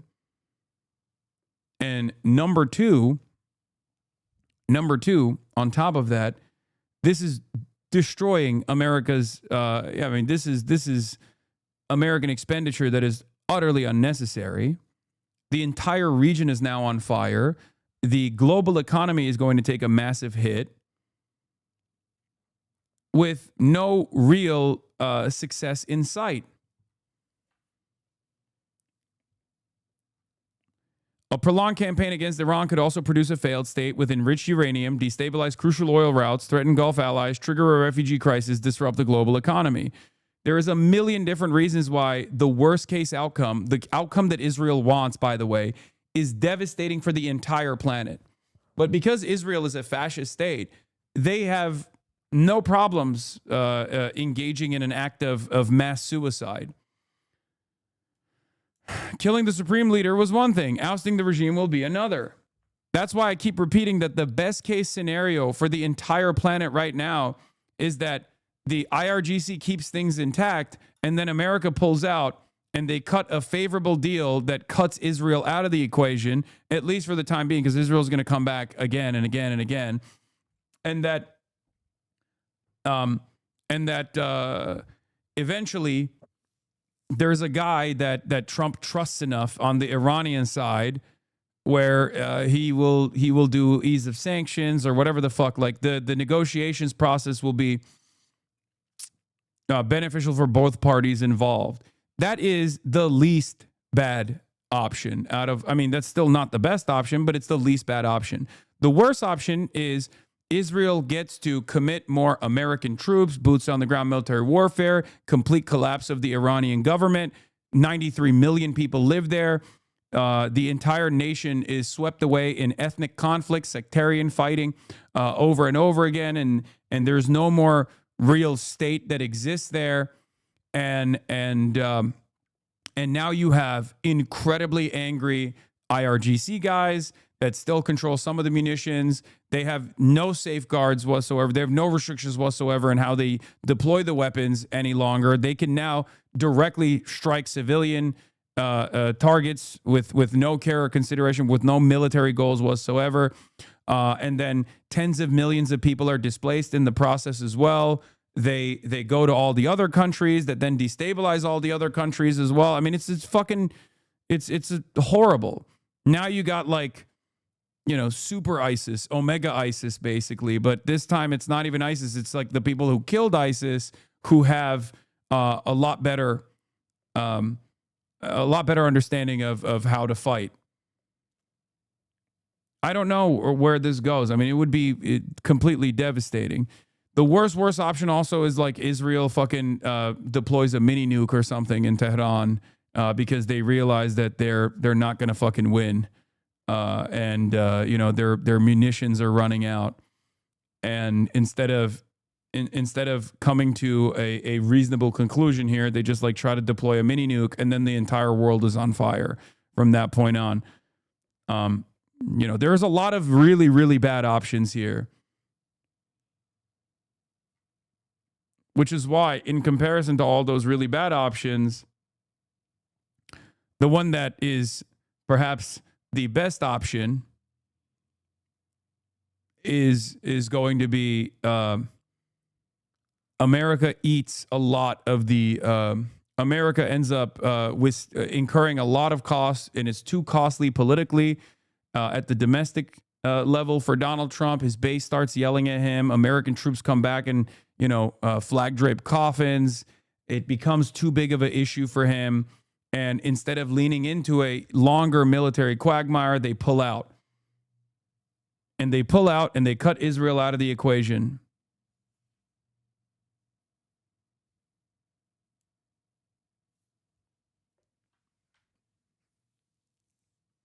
Don't joke, bro. How likely is that nuclear hypothetical future? I mean, it's not very likely, but still an option because, again, Israel is suicidal. Israel's a fascist country. Israel is a fascist country. And fascism is a suicidal death cult. They have literally opened up new fronts every single day. They're now bombing Lebanon again. To be clear, in the mini nuke scenario, Israel will be saying how they told you so about Iranian nukes, and the Western media will puppet that as Iranian. I don't think they'll be able to get away with that kind of propaganda.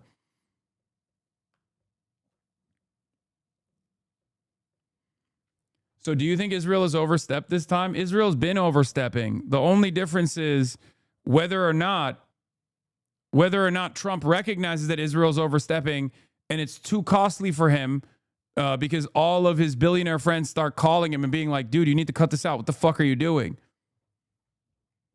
Trump is not a committed Zionist in the way that Biden was, okay?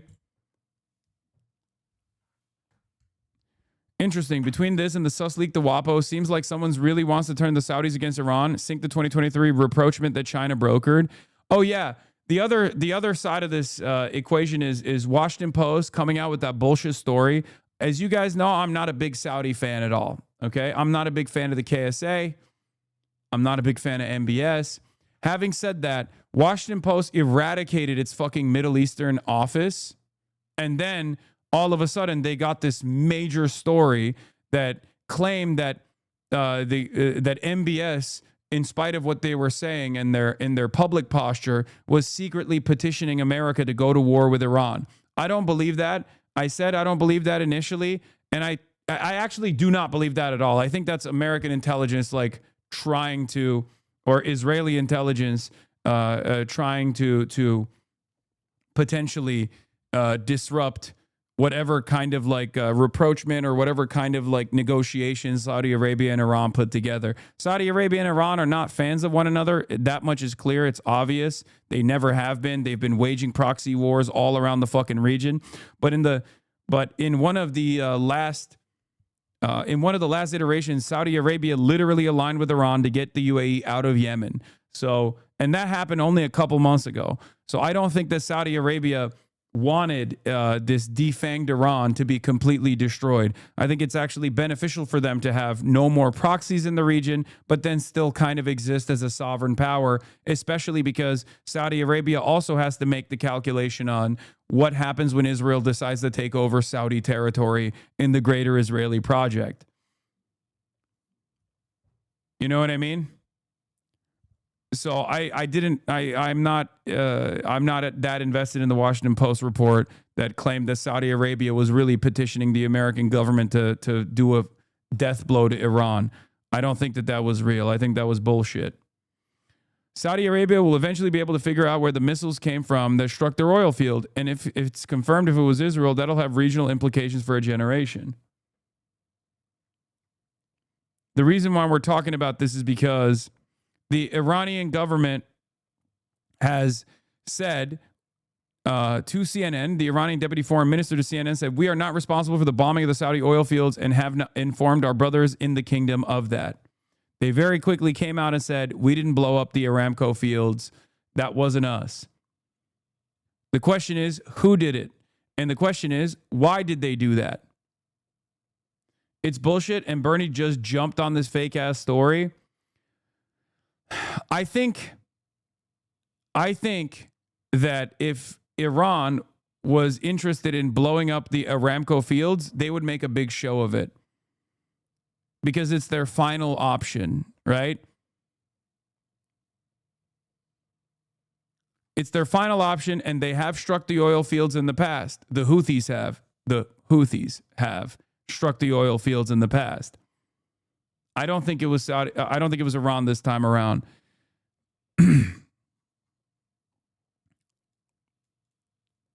Yeah. If you say Netanyahu dragged the United States into war with Iran, that dishonest creep Jonathan Greenblatt will call you an anti-Semite. But here's the lead of the New York Times report on how Trump decided to go to war. Prime Minister Benjamin Netanyahu of Israel walked through the Oval Office on the morning of February 11th, determined to keep the American president on the path to war. Also, Benjamin Netanyahu came out and literally said, "Thank you, Mr. President. Thank you, Donald Trump, for giving me my most important wish, my childhood dream of striking Iran yesterday." So this is the reason why I get mad when motherfuckers in my chat too go, "Oh, well, don't you think it's like still, an unsinkable aircraft carrier?" Yeah, we've moved past that point. Okay, when new information presents itself, you have to factor that into your new analysis, right? At this point, especially this iteration of the conflict, if you think this is not Israel driving the fucking American state into war, you're a little delusional. I'm sorry. Why does Israel get to do that? Is it because of Jewish hypnosis? Fuck no, of course not. A big part of that is the fact that they have a super sophisticated propaganda machine and have been able to exist inside of the American government despite being a fucking foreign entity for 80 plus years as a consequence of being this incredibly important ally in the region, a destabilizing factor in the region. But post Barack Obama, it's very clear that Israel is in the driver's fucking seat. That's it. This is Israel's war. This is not some Pat Buchanan shit. Okay, this is different than Iraq. This is different than all of the other previous wars that America has engaged in. Okay, and like I said, it's not because propaganda, also known as Jewish hypnosis. Yeah, like it's not some like organized Jewry or anything like that. It's not that at all. But if you think that Israel is not using Donald Trump like a fucking cum sleeve here, you're delusional. I'm sorry.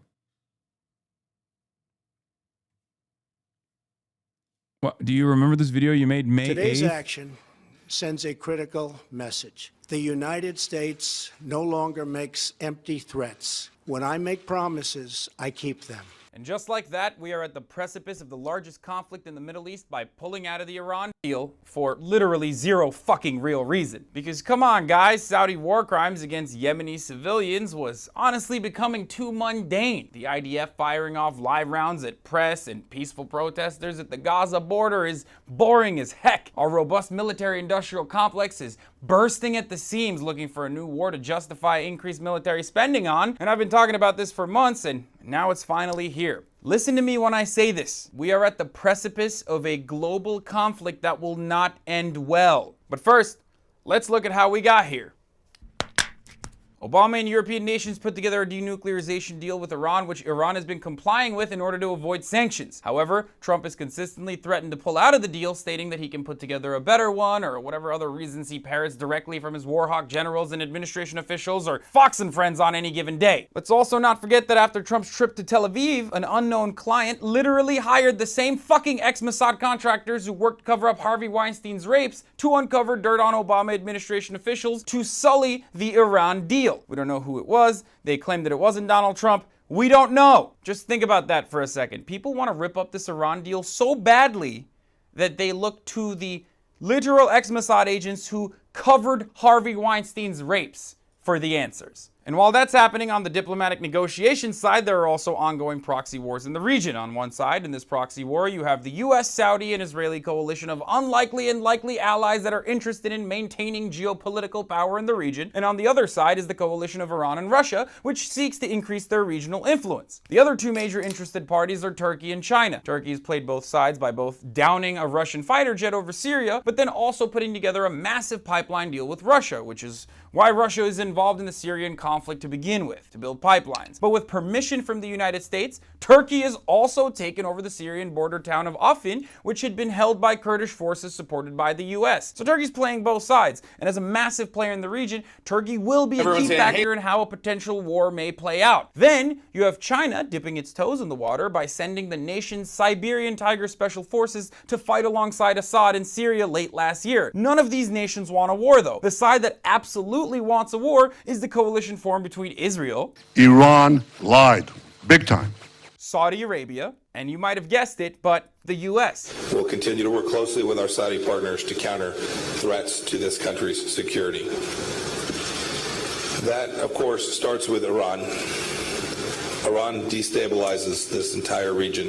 No, bitch. The United States destabilizes the entire region. What the hell are you even talking about? If there's one country that is consistently reneged on previous deals worldwide, it's us. But what do we expect when the US is the country that turns a blind eye to Saudi involvement in 9/11, where 17 of the 19 hijackers were Saudi nationals, and then turns around and asks Iran to pay the victims of 9/11? It's like nothing matters anymore. We're just straight up lying. But I guess we do that all the time. We doubled military discretionary spending and put Pompeo in charge of soft power and Bolton in charge of our military for a reason, right? It's war, baby. It's happening. Now, don't get me wrong. I'm not an apologist for the Iranian regime in any way. Ayatollah Khomeini was an absolute shitlord of the highest order, and his reinterpretation of certain verses in the Quran are literally the reason why we have suicide bombers. But an all-out war against a nation-state like Iran will result in... That was bullshit. I was wrong.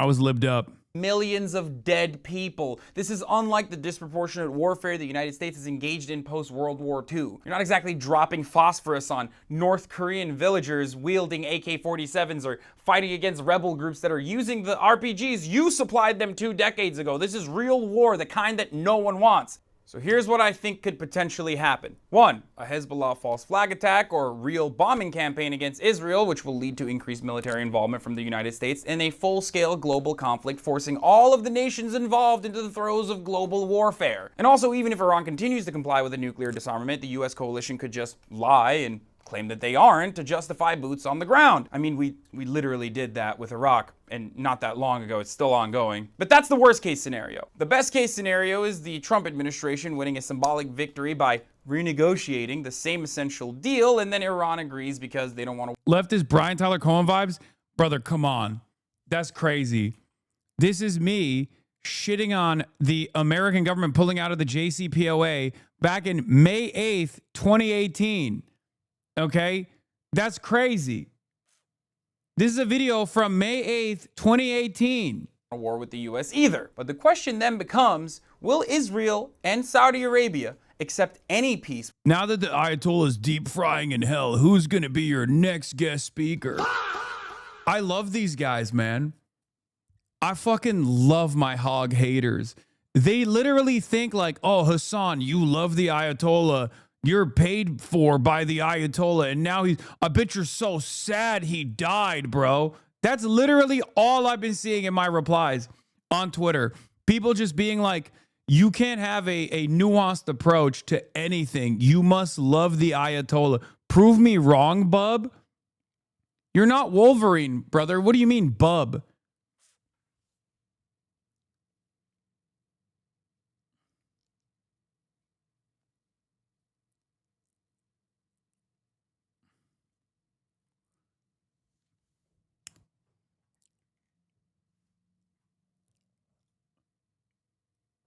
Not gonna lie, can't wait for the first video of you watching you. Yeah.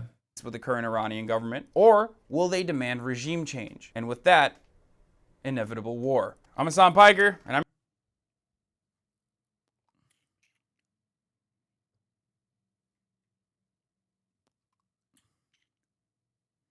prove you shit on the Ayatollah 8 years ago on this video you're watching.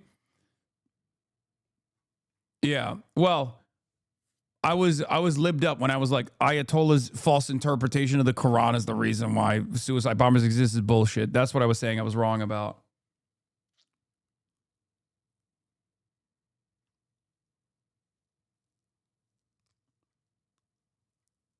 Also, my analysis on Saudi Arabia now is entirely different.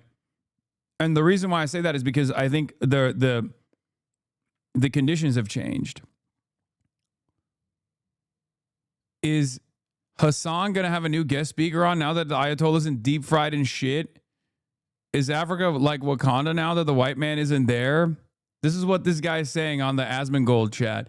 And he couldn't get enough bias confirmation from the Asmongold chat. KDA will be better overall. Hasan, probably after he steals my comment. With drones, everyone KDA will be better. I should be careful. Hasan might steal my joke. He's saying this in Asmongold's chat.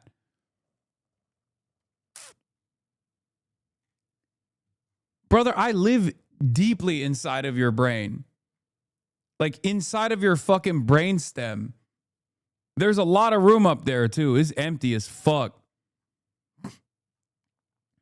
This is what I mean when I say Hasan derangement syndrome. It transcends boundaries. Like it's so weird. It's so pathological. Bro is literally in the chat of another streamer and he's like, oh, I can't wait to make a joke. And then I can't wait for Hasan to steal my fucking joke.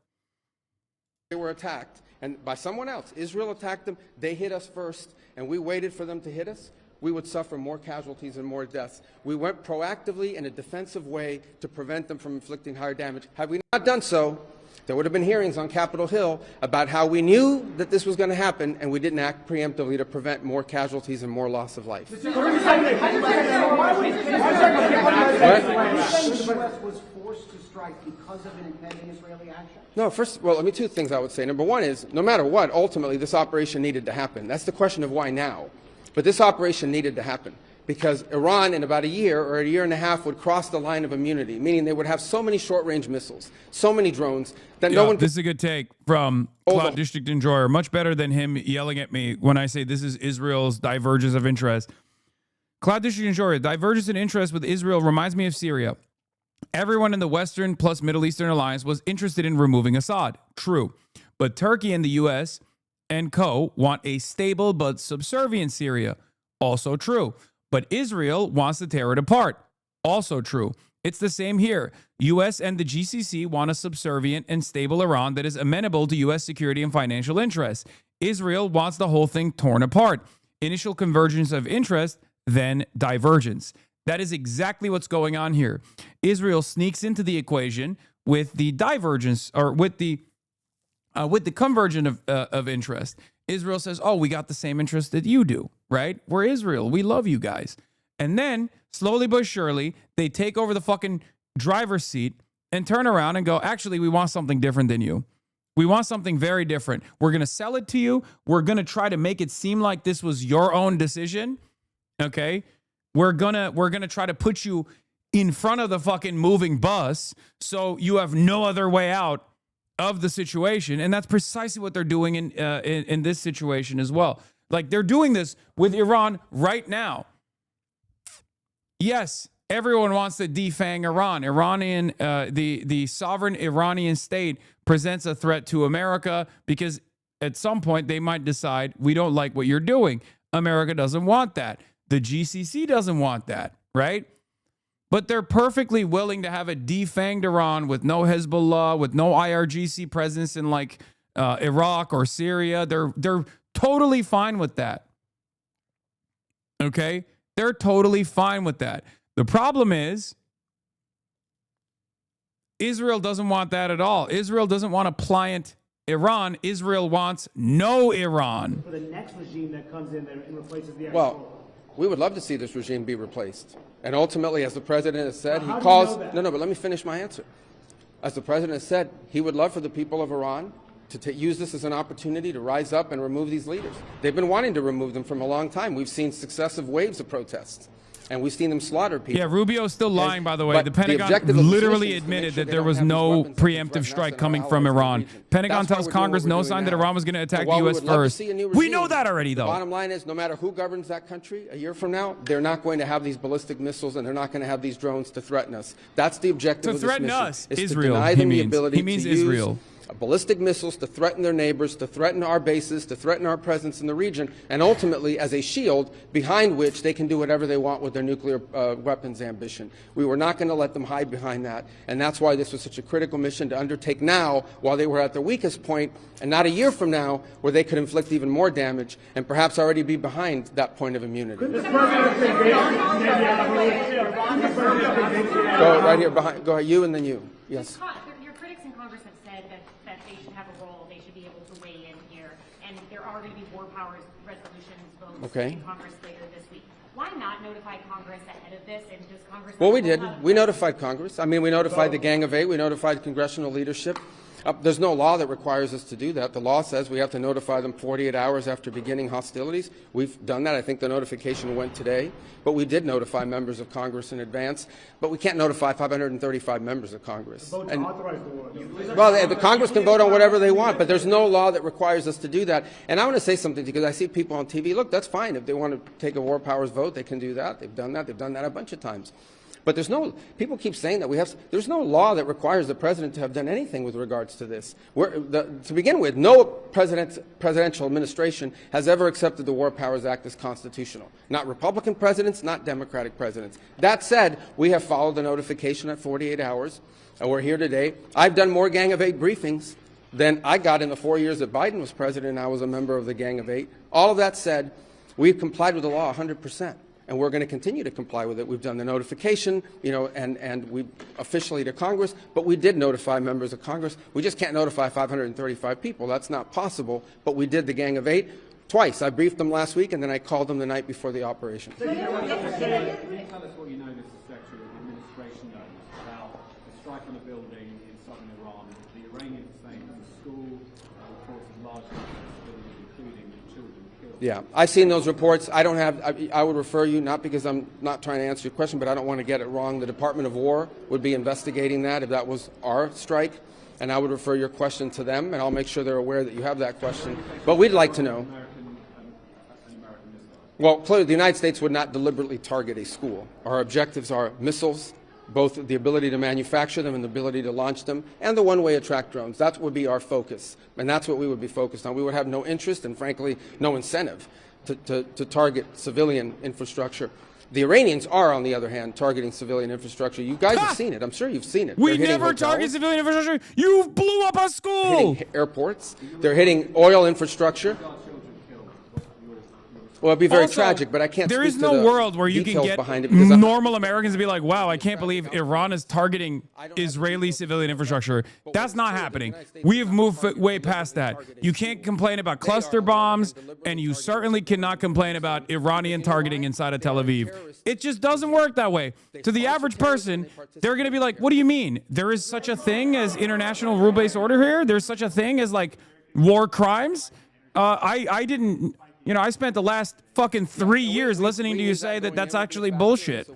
This is the part where AOC is right when she says hypocrisy of this sort is a national security problem, which is that you cannot destroy the rules so flagrantly over and over again at the behest of Israel and then expect people to follow them. It's that simple, especially when it's Israel, by the way. No one gives a fuck about this. Okay? No one gives a fuck about international law at this point. That's the kind of you leverage they literally have. killed the head of a sovereign state. What are you talking about? International law. There is no more international law. And Secretary Wright and Besson will begin to roll out those steps starting tomorrow to mitigate against the impact that could have. The only reason why this worked for years and years, the only reason why America and Israel were able to get away with this is because no one was crazy enough to also violate it in the same way on the opposing side. Russia was the first to go out as a state, as a sovereign state, and say, fuck the rules. Okay, fuck the rules. I don't give a shit. I'm going in, I'm invading Ukraine militarily, suck my fucking dick. That was the first big blow. After years and years of American conquest, after years of Israeli annexation, all of a sudden, there was someone on the other side saying, no, in the post-dissolution of the USSR world, we are a major power that is going to also do the same shit that America does with regular frequency.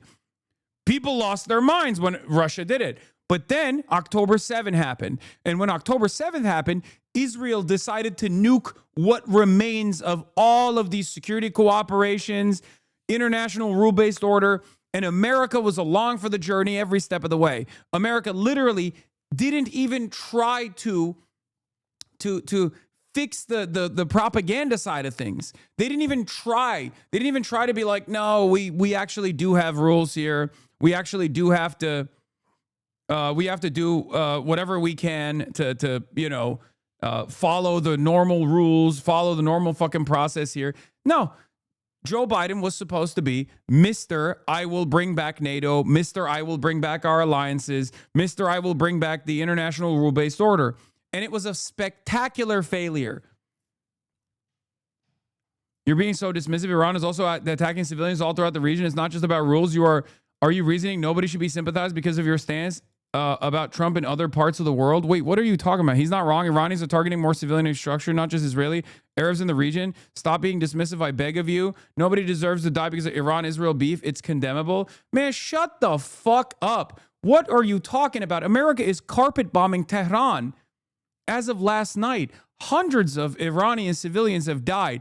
Hundreds of Iranian children have died. And you're over here being like, oh, well, Iran is taking pot shots with Shahed drones at fucking hotels that clearly have armed service personnel staying in them because they escaped the fucking bases. And we have to actually worry about that. Like, yeah, it's condemnable. I agree. Okay. America has blown up hospitals in Iran. What the fuck are you talking about?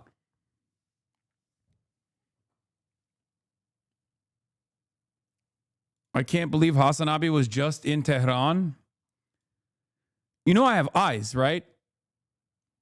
My point is, if you want other countries to fucking play by the rules, you have to at least show that you are committed to said rules. You can't just violate the rules all the time with the expectation that your foreign adversaries are too afraid to violate them themselves, and therefore only you get to violate them. That's it. This is not a defense of fucking targeting civilian infrastructure, okay?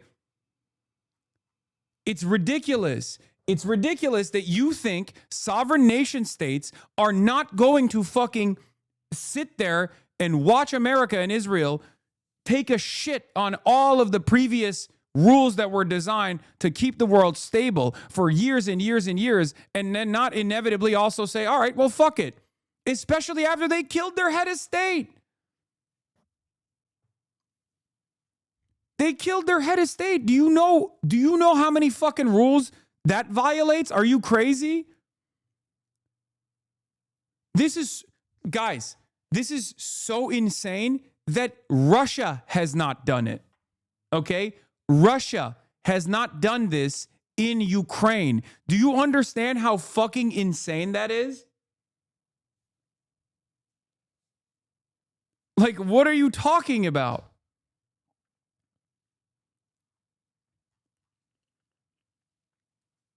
I'll step in. Don't worry. Oh, they're trying? I'm sure. But, like, let's be real.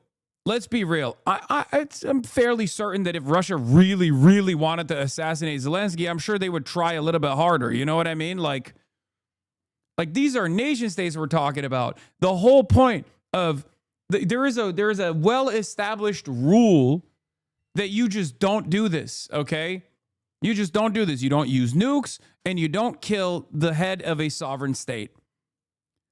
Like, America did this to Saddam Hussein with a sham trial. They literally put him in trial. They found him criminally guilty. They assassinated him after the fact. Okay? The last time this happened was, again, Israel killing the Yemeni head of state. But even then you could say, okay, well, the Ansar Allah movement is actually a militant movement. It's not officially the, head of state or whatever. But as far as I can think, as far as I can remember, I cannot think of another instance, with the exception of, I guess, the USSR in Afghanistan, where a sovereign head of state decided to assassinate another sovereign head of state. Okay? These things matter. These things matter a lot.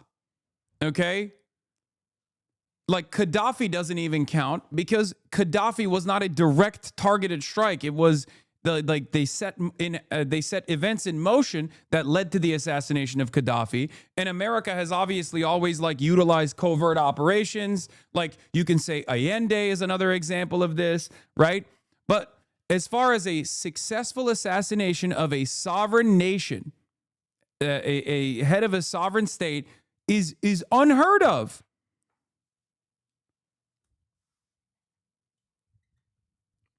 It's crazy. I can't think of a contemporary example at all.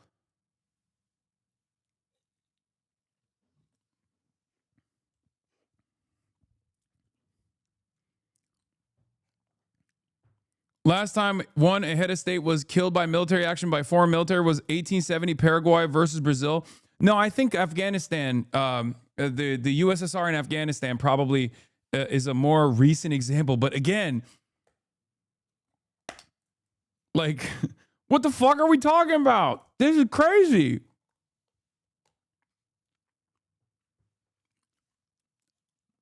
The IRA tried to assassinate Thatcher. Guys, you are comparing covert operations. I'm not saying America doesn't fucking assassinate foreign heads of state. They do it all the time. I'm saying the way in which you do this matters, okay? Sending in paramilitary units or setting events in motion that cause destabilization on the ground that end up with the death of a leader of a foreign state is entirely separate than going in and using bombers to decapitate the head of a state. We didn't even do it to fucking Saddam. Why is this so difficult to comprehend? The only country that does this shit is Israel.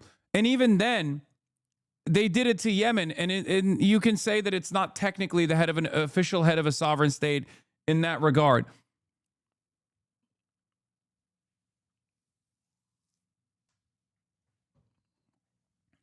The IRA comparison doesn't hold here. The IRA was a paramilitary organization. It's not the official standing military of a sovereign state.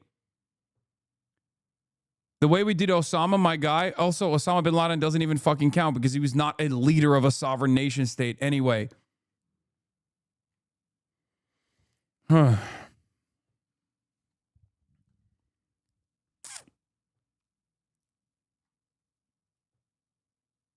It's pretty fucking crazy.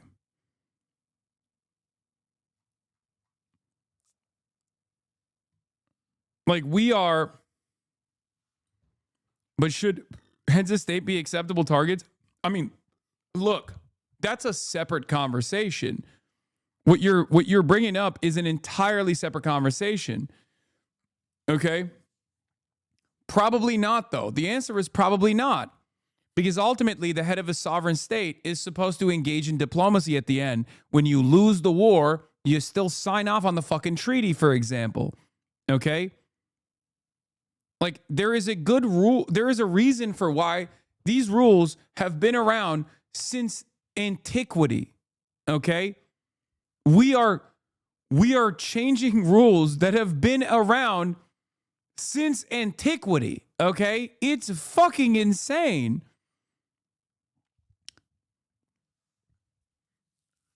I don't understand.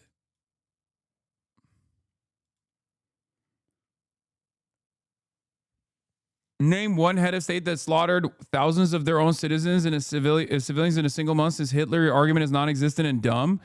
Benjamin Netanyahu is functionally the head of an apartheid state because there is a one singular state in Israel right now as it stands, both in the West Bank and also in Gaza. And Benjamin Netanyahu has killed far more people. Saddam Hussein has killed far more people. Assad in Syria has also killed a shit ton of people. We're not even doing it for that reason anyway. Stop trying to justify this shit, dumbass. Iran is not Iraq, he says. Yeah, exactly. And we didn't even do this in fucking Iraq.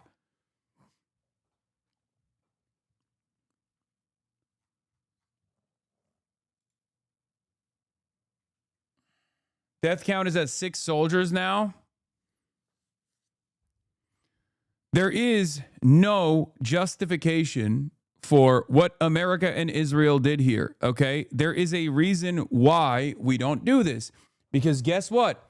When you decapitate the head of a state, especially a religious figure of such importance, it is going to have global reverberations. It is going to cause the state to react in the way that they are. Ironically enough, I think Iran is still relatively restrained in their approach to this. What would America do is the question here. You know what I mean? It's crazy. You can't just like destroy every fucking rule in the rule book and then expect other countries to react in a restrained manner.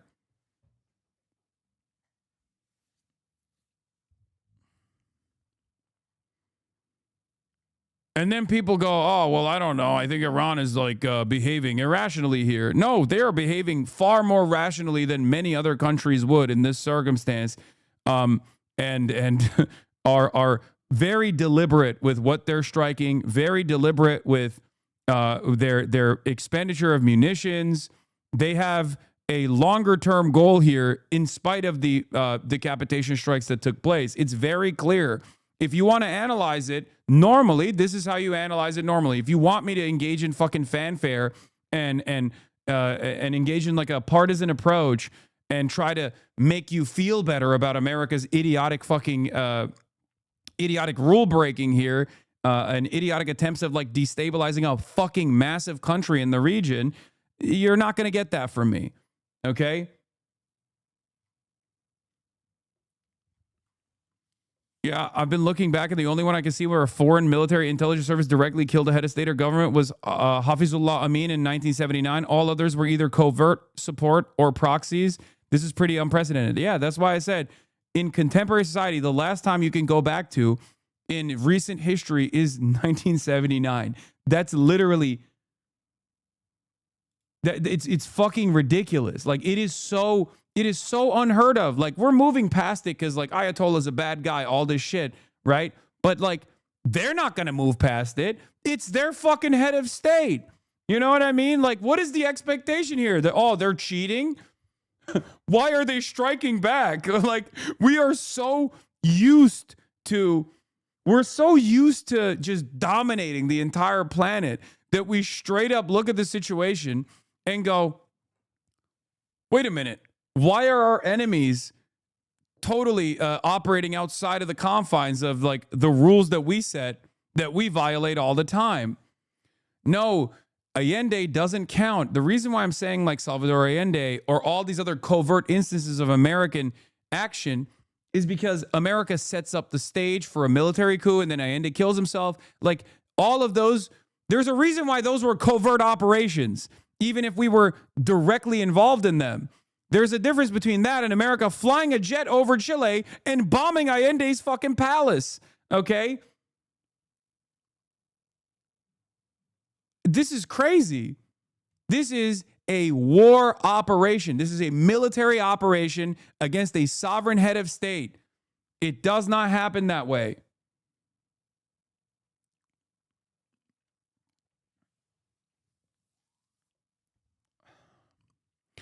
Khamenei had led Iran either as president or supreme leader since 1981. This is the first time, to my knowledge, that any sovereign leader has been killed in a direct military attack by another state since 1979, when the Soviets killed Afghan leader Hafizullah Amin. Yes. Iranian state's TV says Khamenei was killed in the Israeli bombing of his official residence in the opening salvo of the war this morning. He was not in any secure bunker of the kind he was taken to after the start of the last war in June.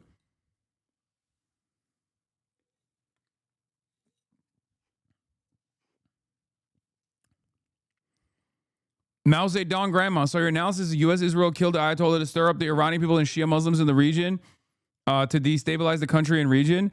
My analysis is that America and Israel went into this military operation with very different goals in mind. America thought, stupidly, and not even Americans, not even like the generals, whatever, but like Trump believed Israel when Israel said, oh, you can just go in, you know, kill the Ayatollah, you'll be a legend. All of the other previous administrations were too pussy to do it. You're not too pussy. You're actually the man. You got the biggest balls. And the Iranian people are salivating at the prospect of taking over their government. This guy's ruthless. This guy's brutal. Immediately, overnight, the Iranian government is in your hands. Okay? Israel basically lied to Trump. 100%. And you're seeing that right now with the way that Trump is talking about it, right? You're seeing that with the inconsistency in their approach. We just listened to Marco Rubio, who is a much more competent neocon, who came out and gave this also inconsistent message. He lied and he said, Iran was going to attack us any moment. That's why we had to do this, blah, blah, blah, all this shit. They're lying. And there's plenty of evidence that the state is lying about this.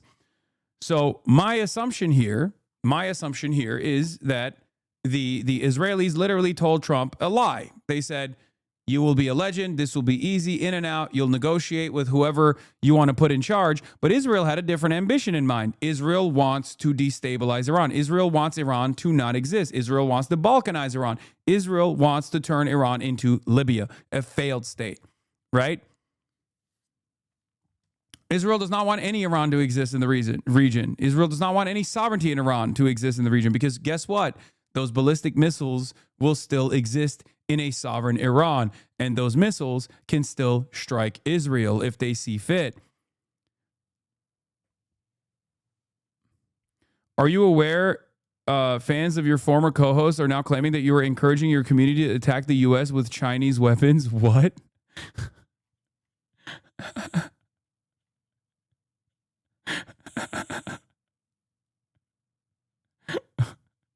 No, I'm not aware of this, but that's pretty funny that they're claiming this. It's true. You told me that. Yeah. So everybody watch Sean Hannity tonight at 9 p.m. Bibi Netanyahu will be interviewed. President Donald J. Trump. Oh my God, he's giddy like a schoolgirl, dude. Oh, Bibi, my best friend. So, where was I? Oh, so we're straight up terror jacketing Hasan. What is this? Hasan suggests future domestic terrorists use suicide drones and gives them specific instructions for how to obtain parts. Does anyone care? Nothing matters anymore. Yeah, I mean, I don't think this is all that serious. I think this is like so unimaginably insane that most normal people will look at this and be like, you're hysterical.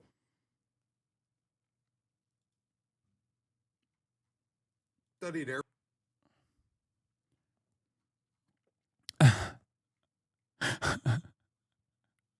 That's awesome.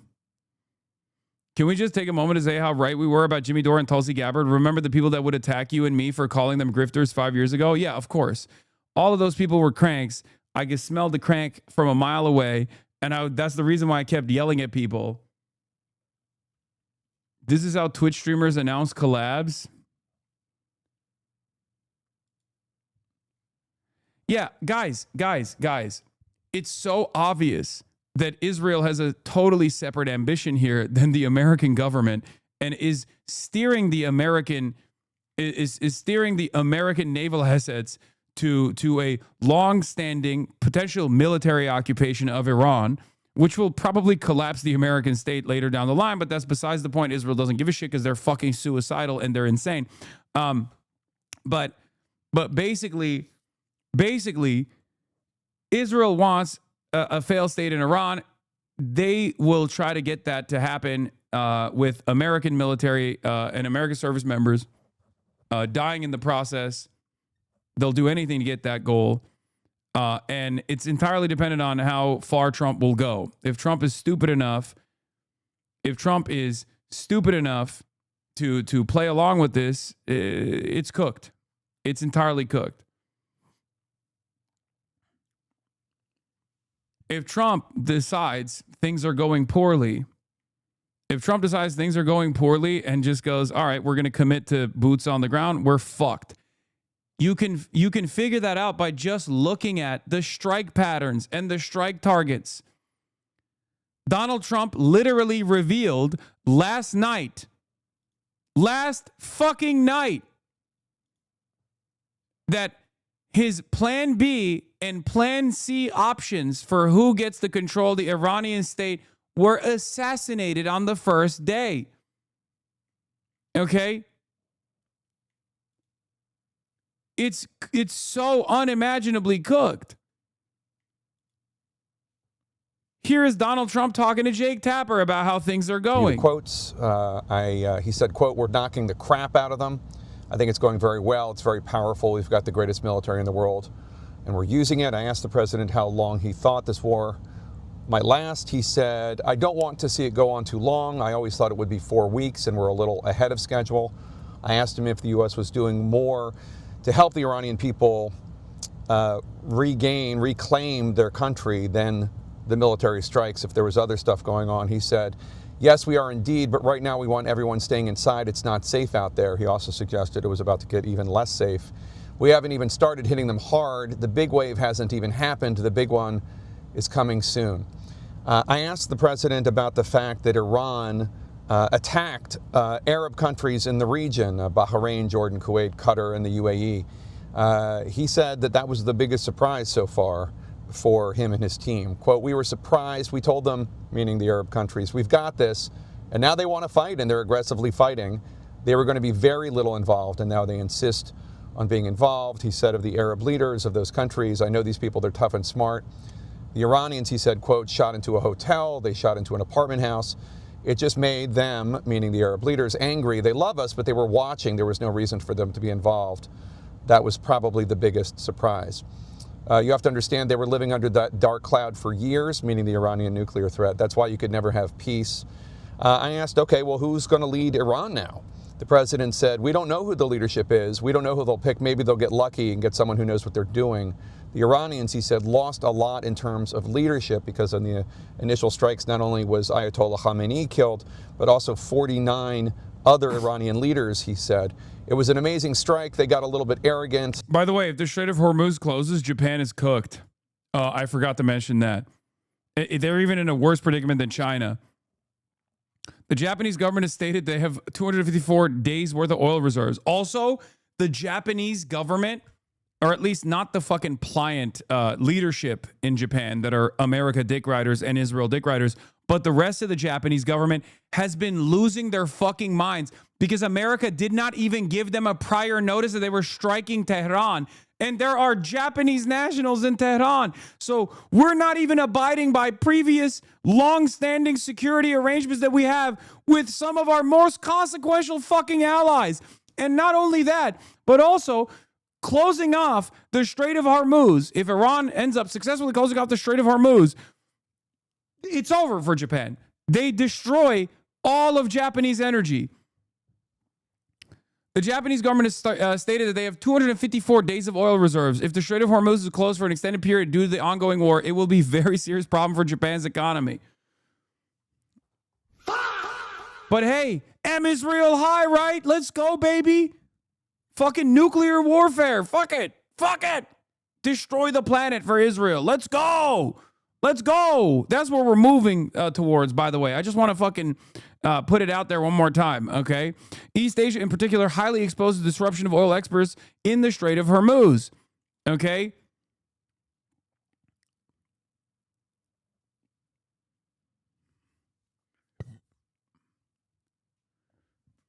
Oh.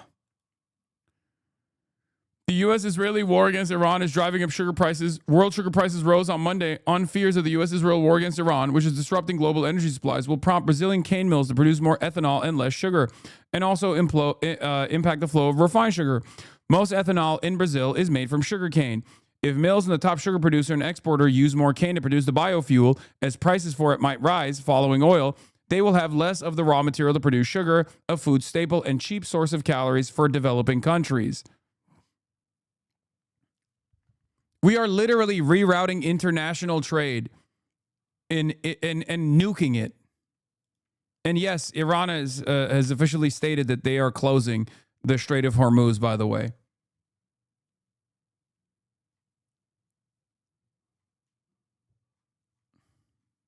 As of a couple hours ago, they officially announced that the Strait of Hormuz is closed. Oh.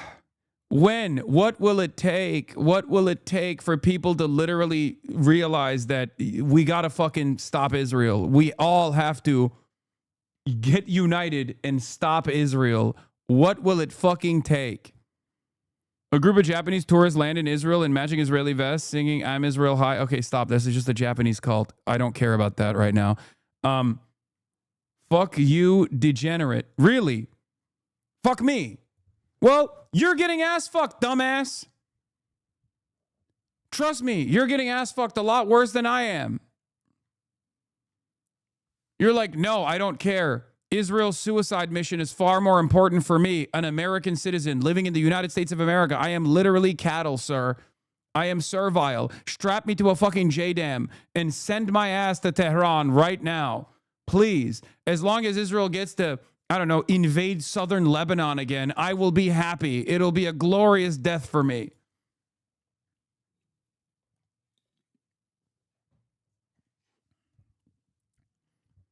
It doesn't make any sense. Motherfuckers are like, no, listen, if gas at the pump is $15 a gallon, I'm fine with that. Why?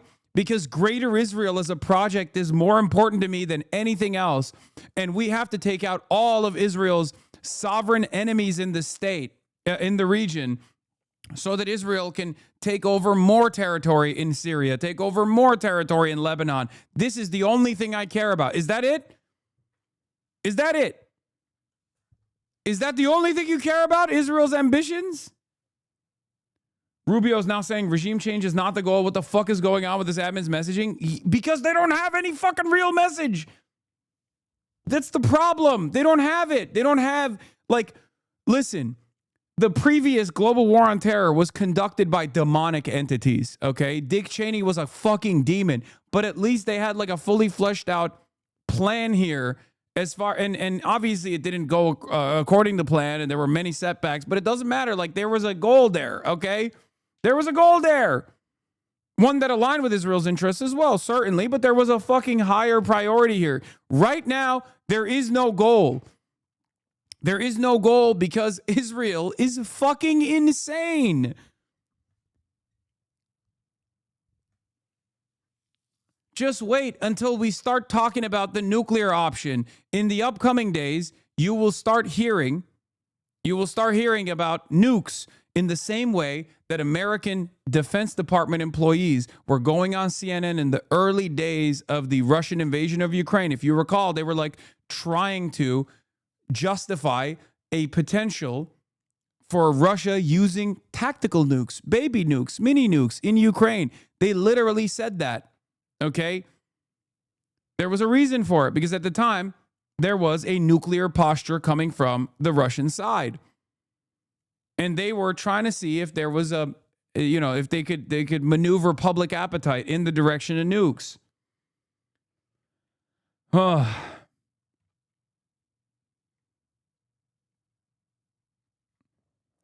Here, even Tim Miller at fucking former neocon bulwark saying, reading between the lines, it seems like Israel's just out here yeeting everyone and their cleric while we're just going along for the ride. Otherwise, why would you kill the people that had identified as successors?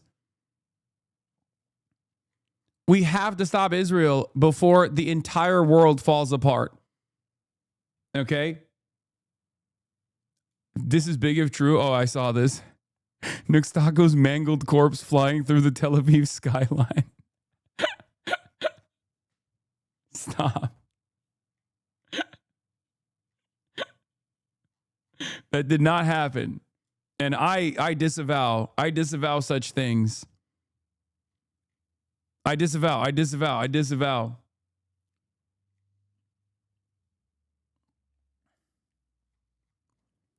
But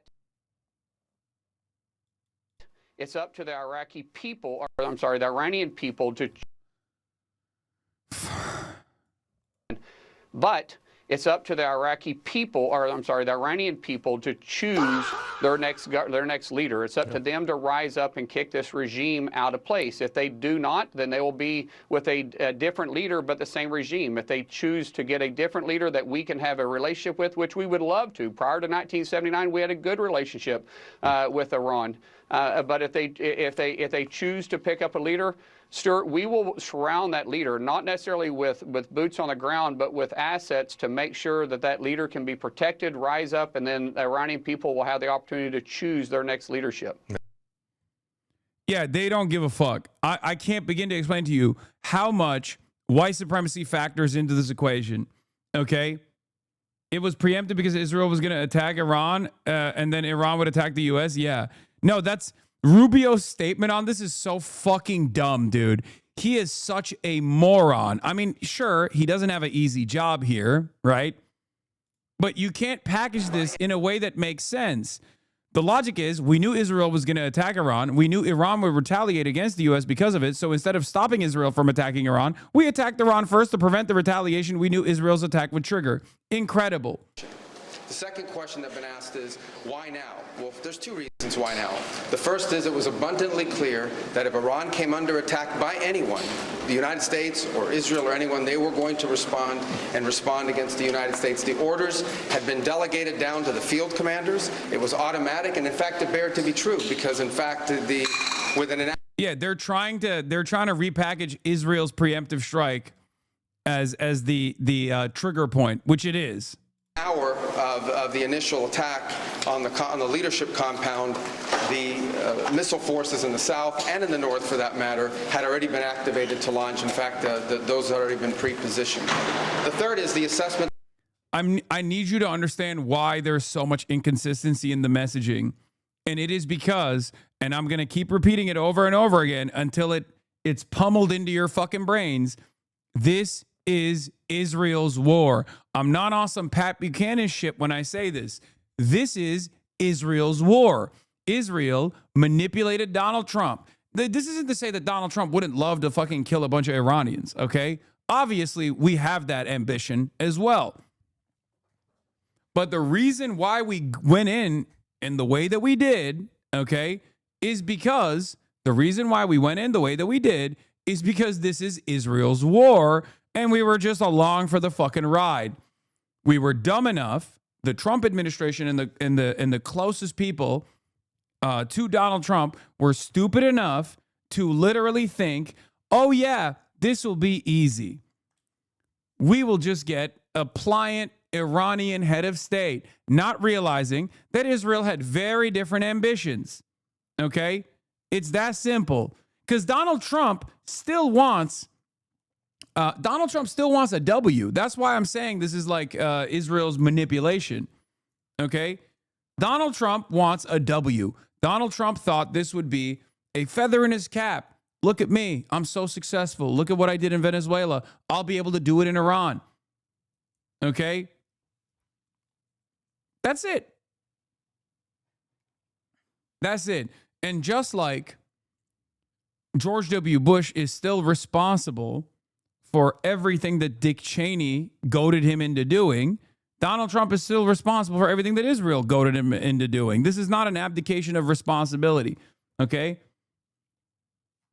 I'm just simply telling you why a lot of the messaging coming out of the fucking administration is mind-boggling. Like, it's very confusing if you do not think, it's very confusing to you if you try to take things that they're saying at face value and think, oh, well, you know, America did this because we just also wanted to destroy, we wanted to liberate the Iranian people, or America did this because, you know, we wanted to do a regime change.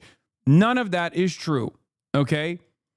It's the peak of American exceptionalism that Iran or any country apparently has to be pro-Western. Our leaders act like being American makes you de facto supreme ruler of the world, and then they have the audacity to claim that it's actually Iran that wants to take over the world. Exactly.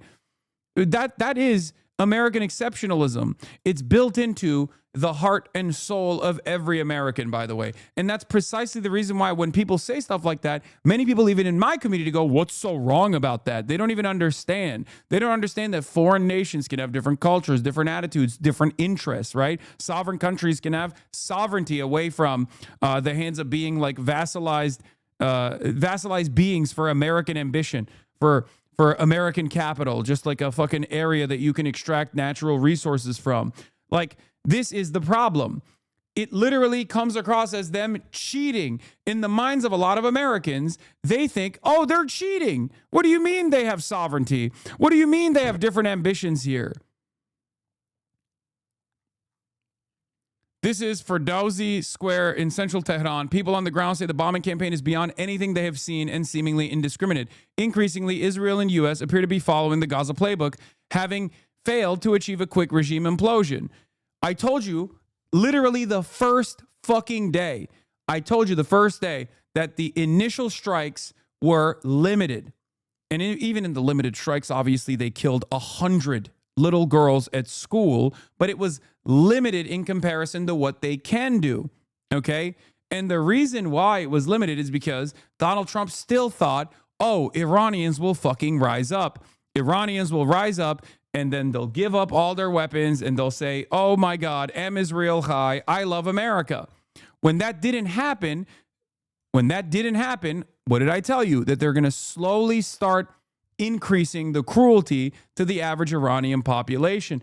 Are you still defending terrorists over the country that allowed you to blossom? America is the terrorist country here. This is terrorism, okay? I don't want my tax dollars going to this, okay? If you can't comprehend that, and if you think that that means I'm defending terrorists, you're a fucking moron, okay? 100+ little girls at school murdered in the hands of American weapons that you and I pay taxes for, that you and I are footing the bill for. You think that's not terrorism? You don't think we have an alternative here? Are you out of your fucking mind?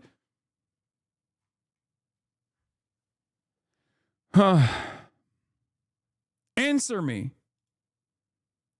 Why are people so fucking stupid?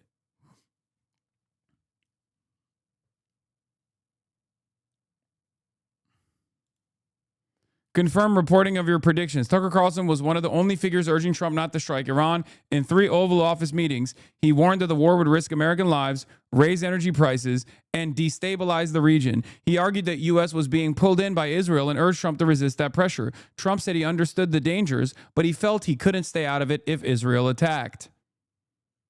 Yeah, we couldn't stay out of it. We had to get in. We had to get in on the fun. Well, you stop Israel then, dumbass.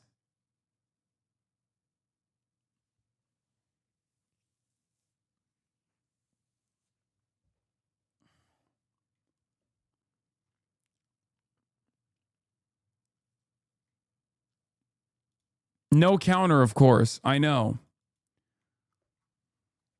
Of course there's no counter. These guys don't think. They don't think about the reaction to American actions. They don't think about the consequences. They don't think about how destabilizing this will be. Oh, I didn't see you had me pulled up. I did. Are you not listening? I responded to you. What's the question? I said, we are the terrorists here, killing 100 schoolgirls at school is terrorism. That's what we did in our opening salvo, trying to destabilize a nation state with 93 million population, with no real fucking exit ramp, with no real opportunity for them to like develop or thrive. When the ultimate goal, led by Israel, it's yet to be determined what happened with that situation. Okay, dude, shut the fuck up. Keep coping, Keep coping, dickhead. That's all you got. You're literally, you know it's indefensible, so you have to just like try to find a way out of it where you're like, oh, that's, no, it was determined. We know exactly what happened, you fucking moron.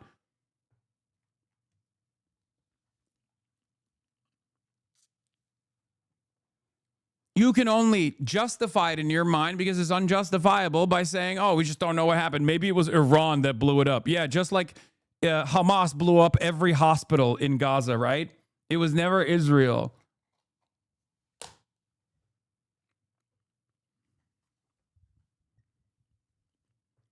If it wasn't 3+ years of solid Hasbara at this point that no one literally believes unless they have Israel's dick lodged so far up their asses that it's basically poking out of their fucking mouths, you know, with the exception of people like that, most people see that and go, oh, here we go. Here we go.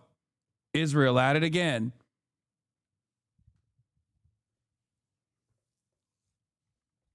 Yeah, it's so crazy. Wherever Israel decides to strike, the foreign entity that they're destroying happens to always kill their own children. It's so weird. Bro is begging Bibi to finish inside. Him and Trump both. Him and Trump both.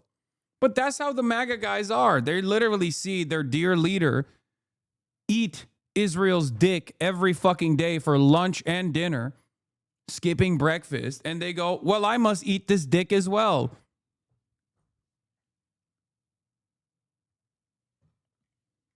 Yeah, there's a reason why both liberals and Republicans in the MAGA base want to fight back against this is Israel's war narrative, because it's not narrative, it's reality. But the reason why is because it makes it insanely indefensible. It makes it even less defensible than American imperialism, like regular American imperialism, which is indefensible all on its own. But it makes it not only indefensible, but unpopular in the eyes of the average fucking hog. It's kind of stunning to see a major New York Times article clearly vindicating the Mersheimer Stephen Walt view of U.S. Middle Eastern policy. Edward Wong, the definitive story of how Trump took an almost inevitable path to a new U.S. war in the Middle East. Netanyahu repeatedly urged him to attack Iran with Israel, and no aides voiced opposition. Netanyahu also undermined diplomacy. Regime change became the goal, except regime change is not the goal either.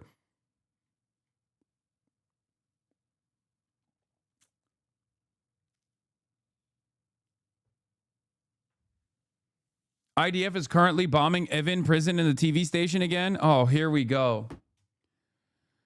Bro, what's so crazy about this is this doesn't actually end up freeing the political prisoners, okay? It literally just kills them. This is what happened last time too. They did this last time as well. They're literally killing the opposition.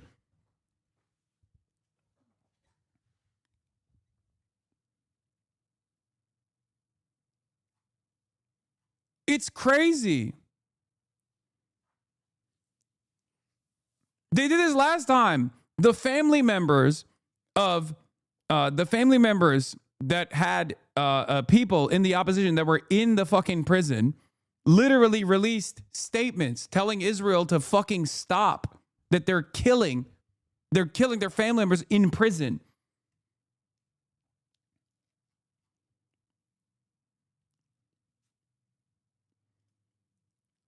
Okay, she 100% sold Maduro out. What is this? I spoke by telephone to His Highness Emir of the State of Qatar, to whom I conveyed our solidarity in the face of a serious situation of instability and violence that has erupted in the Middle East, which has placed the entire region on the brink of a dangerous escalation of war. Wait, what? This doesn't say what you think it says.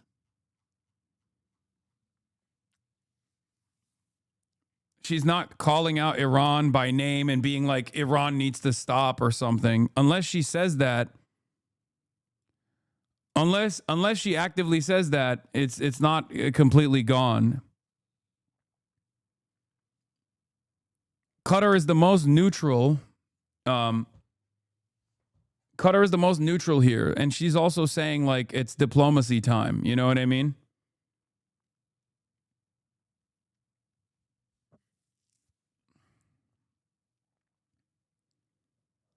She's being very wishes and prayers. Yes, she has a gun to her head, guys. I'm not saying Delcy Rodriguez is, like, not completely captive to American interests. That is true. She is, okay? She is. She is at the mercy of the United States of America.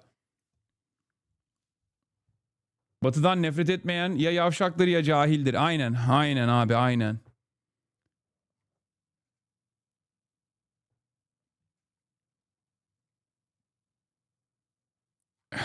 Anyway.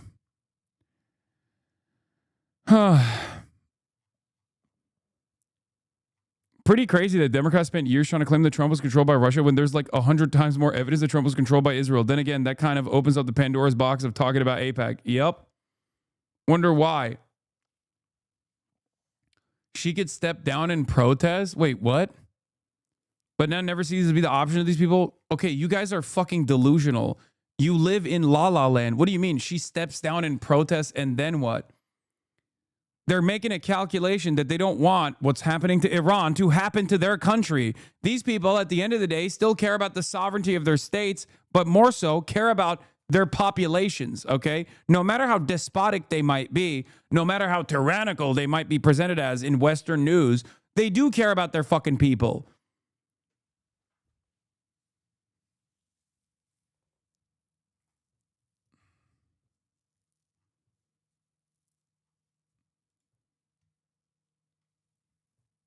What are you supposed to do when you have a fucking gun to your head? And the alternative is America comes in and just nukes your country. Anyway, here is Adam Schwartz, far-right authoritarian tracker, I guess. Or no, this is not. This is Professor Pape, Robert A. Pape, professor of political science at University of Chicago, specializing in security affairs, offering analysis as to why the actions in Iran make no fucking sense whatsoever from an academic perspective. Air campaign since World War I. This is my specialty. I spent 3 years teaching conventional targeting strategy for the U.S. Air Force. I've studied leadership decapitation in detail. I've modeled the bombing of Fordow, the regime change in Iran for 20 years. So this is something I know quite a bit about. And literally 10 days ago, I started on Substack, The Escalation Trap, because I worried exactly watching the Armada being built, we would fall into the escalation trap, and that's what's happened. We are now in the grip of the escalation trap, or the smart bomb trap, to be more precise, where the illusion of the 100% tactical success, which is real, it's the success of the bombs blowing up the targets is not false. It creates the illusion of control of escalation. And that is the smart bomb trap, and that is what has gripped us right now. And the problem is that once we drop those bombs and once we announce regime change is our goal, and we had no other tools trying to do this from the air, this has never worked in over 100 years. The only way that you can successfully put in a puppet state is if you commit to ground troops. Okay? That's it. Will Trump do it? Because you're not bringing Reza Pahlavi into the countryside without ground troops protecting him every step of the fucking way. And even then, it might not be successful. Okay?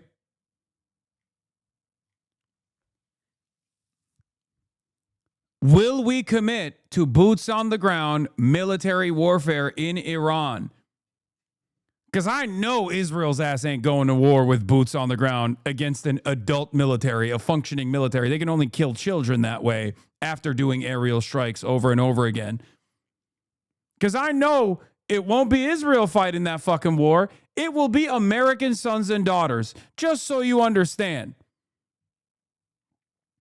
This will literally collapse the American state, okay? If you're a third worldist right now, you're nutting. this is not like it works sometimes or rarely works. I'm choosing my words carefully. President Trump is up against the weight of history here. And it's... But 1953 worked without ground troops. No. First of all, no, it did not. Mass instability caused, you know, like a failed coup to take place. But of course they fucking still had Western troops. They literally have, and we're talking about a very different Iran in 1953.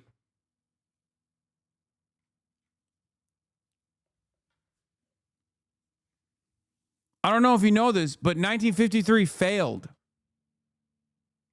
The Iranian Revolution happened. Hello?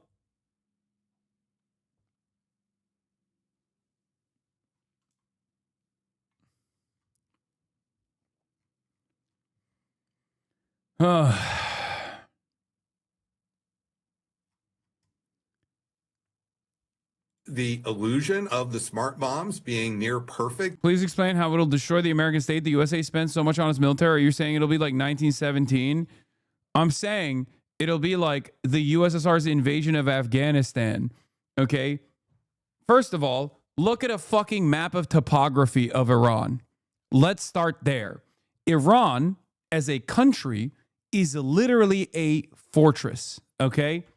Iran as a country is literally a fortress. It is surrounded in all parts by mountainous regions.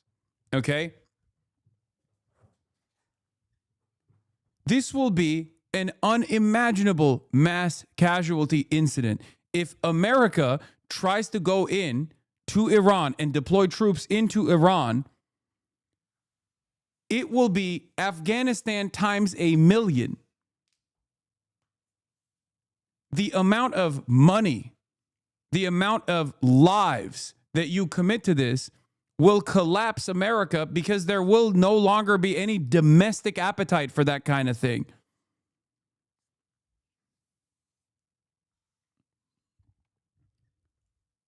Yeah, it's 4 times the size of Iraq and all mountains. It's not even, I mean, look at this, dude. Look at this. Look. Mountains, mountains, desert, mountains.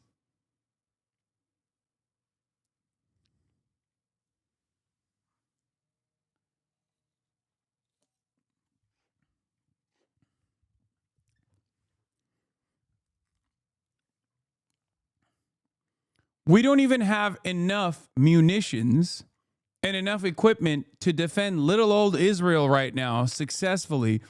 What makes you think our offensive capabilities obviously are stronger than our defensive capabilities or defensive munitions, but like, what makes you think we are going to successfully be able to take over a country with 93 million people, with tens of millions of armed combatants that have a fuck ton of fighting experience?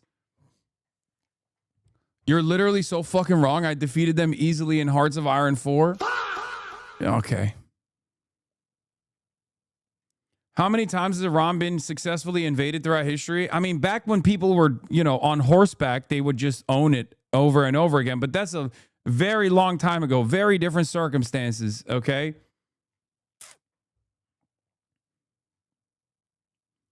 Anyway, I don't even think they want that. I don't even think they want that. That would be insane. I think they just want to be able to bring in Kurdish militias from the Iraqi border, okay, and try to do like use that as like a popular uprising narrative, use that as like a troop commitment. I suspect that you know, they want to turn it into Syria or Libya, but they don't have enough popular support on the ground to turn it into Syria, because guess what? Guess what? No ISIS. How are you going to do that? How are you going to do that without ISIS? No ISIS in Iran. ISIS isn't gone, but they're just not, you know, I guess they'll bring in ISIS from this side and this side, or the Taliban or something. I don't know.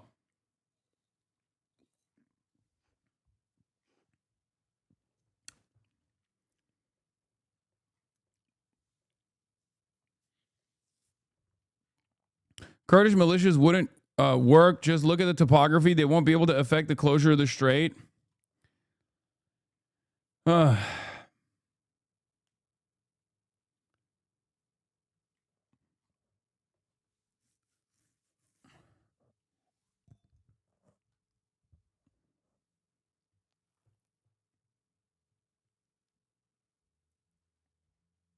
Taliban has no ambitions to fuck with Iran. I don't know about that. Taliban and Pakistan are beefing currently, but who knows?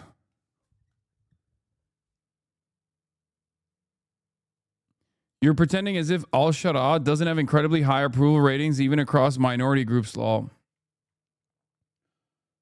Oh my lord. Yes, it's a resounding success. Syria is a resounding success. It will be completely eaten up by Israel and will be a part of greater Israel, and it will be a resounding success, okay?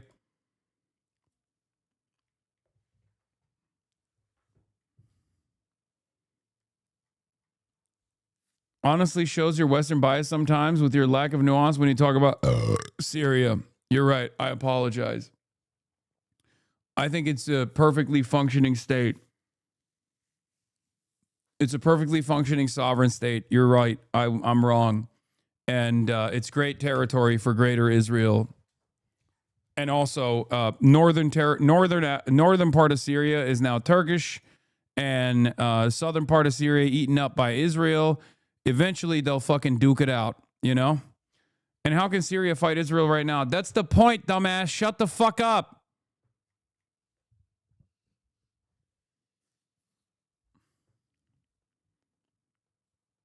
Ay, ay, ay.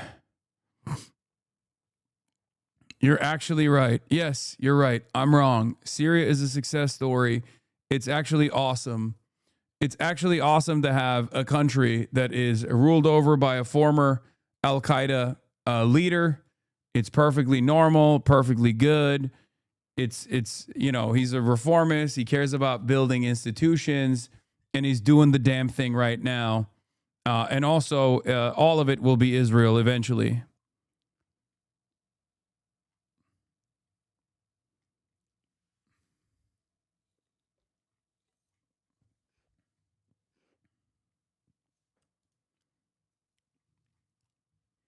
Tucker Carlson also came out. Let's take a look at what he had to say. Now, that wasn't a risk from the Israelis. Standpoint.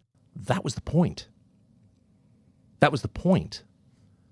They wanted to diminish the Gulf, and in 2 days they have. And I think anyone who likes decency and order and cleanliness is hoping that the Gulf will recover. The Gulf is not a threat to us. We have military bases in these countries. These are some of our closest allies. All of them are closer allies than Israel, by far. They're our friends, but they've been really hurt.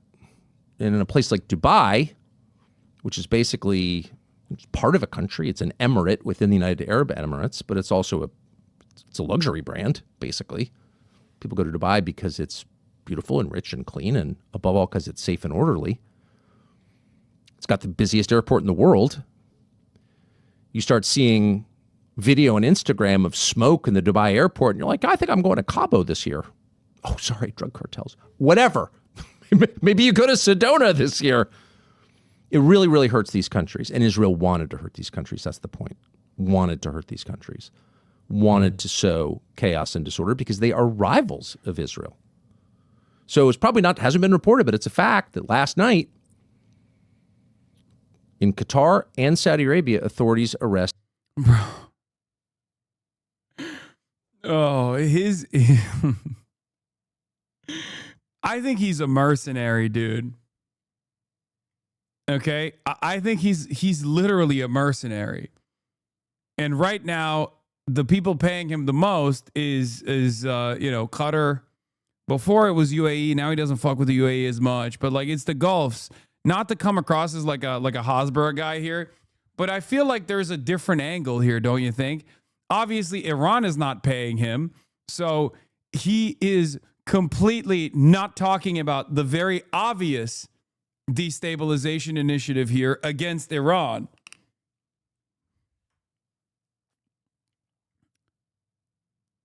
Because the real analysis here is Israel, yes, Israel wants to undermine the Gulf states. That's true. But that's immaterial. That's utterly irrelevant in the grand scheme of things. Israel wants to fucking destroy Iran. Israel wants to turn Iran into a failed state. And the reason why he won't say that out loud, I think, is because, you know, he probably, maybe he wants to just run for president. That's probably what it is. This is his like easiest route to not come across like he's defending the IRGC, right? Did Mossad agents planning on committing bombings in those countries. Now, that's weird. That doesn't make any sense. Why would the Israelis be committing bombings in two Gulf countries which are also being attacked by Iran? Aren't they on the same side? No. No. Israel wants to hurt Iran and Qatar and UAE and Saudi and Bahrain and Oman and Kuwait. And they've succeeded. Now, Amalek this, Amalek that. Netanyahu and Iran war. We read this week. We read in this week's Torah portion. Remember what Amalek did to you. Are you kidding me? After invoking Amalek ahead of destruction of Gaza, he's openly doing Amalek threats again. Yeah, I mean, Dimi Ryder is correct. It's not like he faced any consequences last time, so of course he's doing it. Yeah, Amalek.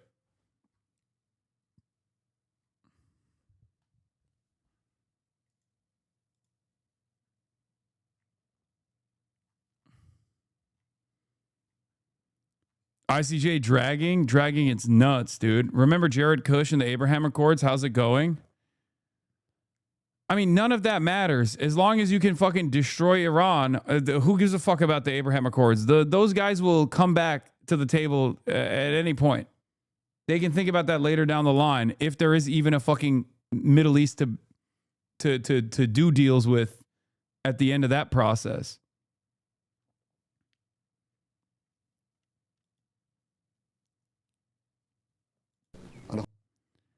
Netanyahu gave statements at a short press conference in both Hebrew and in English. He only made his not-so-veiled reference to wiping out Amalek in his Hebrew statement.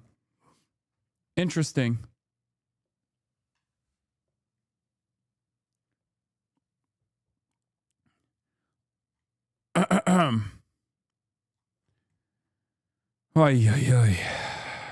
In destroying their target. And the problem is when those bombs fall, they change politics in the target. They inject nationalism into the regime. They inject nationalism into the society. And they essentially fuse the regime and society against the air power attacker. And this is what you are seeing, because now society and the regime are taking more risky steps, and they do things that no one anticipated before. And that failure to anticipate the worst case, that has happened numerous times with smart bombs. That's just what happened in the last 36 hours.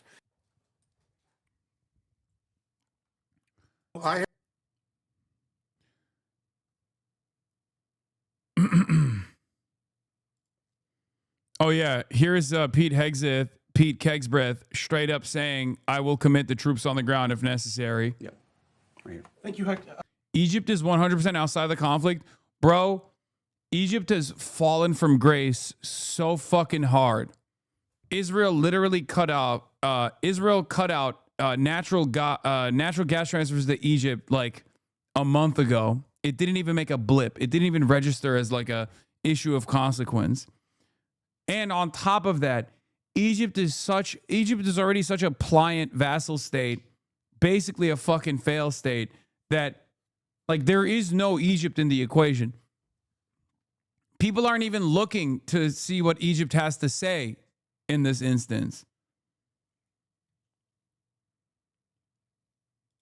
Forget Hexeth. Trump himself said Secretary it. Hexeth, I had two questions for you. First, are there currently any American boots on the ground in Iran? No, but we're not going to go into the exercise of what we will or will not do. I think it's one of those fallacies for a long time that this department or presidents or others should tell the American people this, and our enemies, by the way, here's exactly what we'll do. Here's exactly how long we'll go. Here's exactly how far we'll go. Here's what we're willing to do and not do. It's foolishness. And so President Trump ensures that our enemies understand we'll go as far as we need to go to advance American interests. But we're not dumb about it. You don't have to roll 200,000 people in there and stay for 20 years. Yep. Right here. Thank you, Secretary Hexeth. I had two questions for you. First, are there currently any Their contempt for the American people is so infuriating. Yeah. I was going to say that.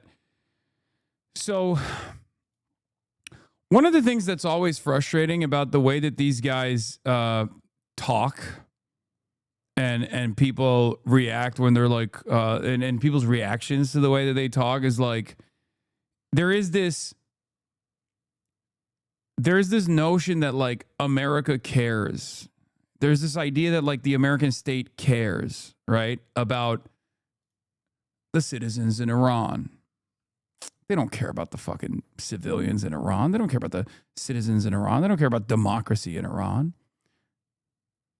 America doesn't even care about its own sons it sends to war, nor its oil-rich Gulf partners. So I'm always confused by desperate people in the diaspora who demand violent intervention by the U.S., thinking it'll lead to prosperity. They're just going to kill your family. Right? Saudi Arabia officials saying that the U.S. abandoned them and redirected its air defenses to protect Israel. They left all the Gulf states that host American military bases at the mercy of Iranian strikes. America doesn't care about anybody.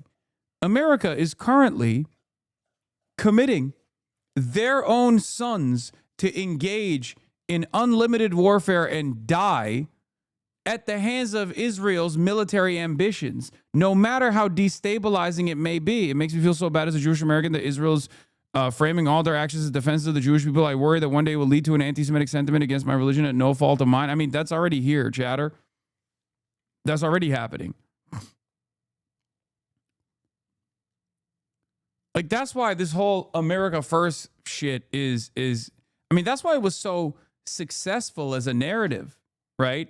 That's why it was so successful as a narrative, because Americans were listening to Trump go, why are we sending our fucking boys and girls to go fight wars so that, you know, some weirdo can turn profit? You know, why can we like extract the oil and whatnot?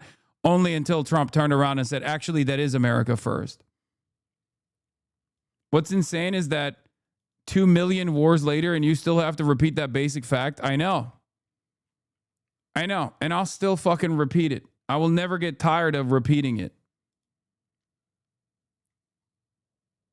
But yeah, Iranian sources say some buildings and hotels hit in the Gulf were housing Israeli or U.S. personnel or intelligence operations. That Iran pinpointed the locations has really caught the Americans and Israelis off guard. People said this was propaganda. This was Iranian propaganda. And then guess what? The American government confirmed it. Through diplomatic cables, the American government confirmed that Iran actually had successfully struck American assets, defense contractors. Do you think they'll attack Incirlik? I don't know. Iran is pretty fucking crazy and they want the smoke. I just don't know if they want that kind of smoke, because then it's like NATO.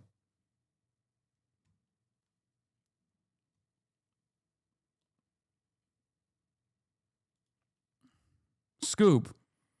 U.S. is stonewalling requests by some Gulf states who came under attack from Iran to replenish air defense interceptors, Western officials and former U.S. official tell me. We have shot several years' worth of production in the last few days.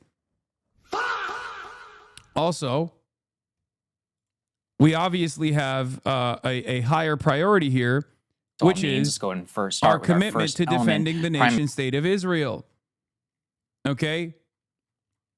bigger picture of what this all means. Let's go ahead and start with our first element. Prime Minister Bibi Netanyahu saying the quiet part out loud. He says, in bombing Iran, Israel has now the assistance of the United States, my friend President Donald Trump, and the U.S. military. This coalition of forces allows us to do what I've yearned to do for 40 years. 40 years, it's a dream that the Prime Minister had, despite all of the alleged pretexts about preemptive attacks, nuclear strikes, ballistic missiles. This is something that has been in the heart of the Bibi Netanyahu project. I just was wondering if you could react to that and frame your general thoughts around this entire regional war that has now erupted. I hadn't seen that quote, but if he said it, what an asshole he is. Bigger picture of what. Professor Jeffrey Sachs reacts to Benjamin Netanyahu publicly boasting that Trump helped him finally fulfill his 40-year dream to attack Iran.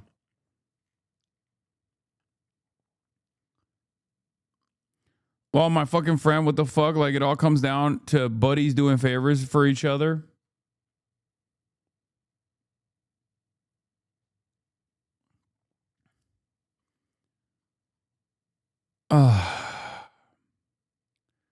State Department is urging citizens to leave the Middle East ASAP. Breaking, the U.S. State Department urges Americans to depart now via commercial means due to serious safety risks. Countries listed: Bahrain, Egypt, Iran, Iraq, Israel, West Bank and Gaza, Jordan, Kuwait, Lebanon, Oman, Qatar, Saudi Arabia, Syria, United Arab Emirates, and Yemen.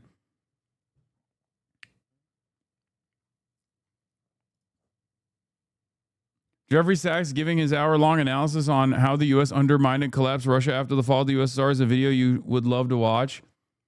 Yeah, Jeffrey Sachs, Mersheimer. These guys are the most vindicated figures, just like I almost said Noam Chomsky. Norm Finkelstein, another figure that was instantly vindicated post-October 7. These guys have been getting yelled at nonstop. And when people yell at me, they're basically yelling at a watered-down version of their analysis as well. Of course, much easier to yell at me because I can be presented as a dumb himbo and don't have the same long-standing like academic pedigree and also personal involvement as well.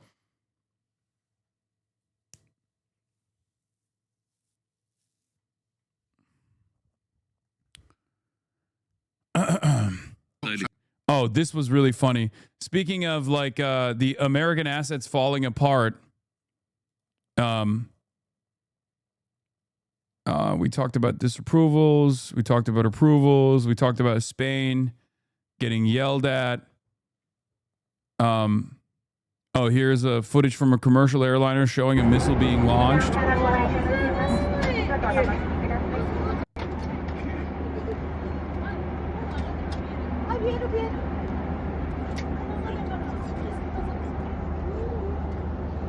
Whoa.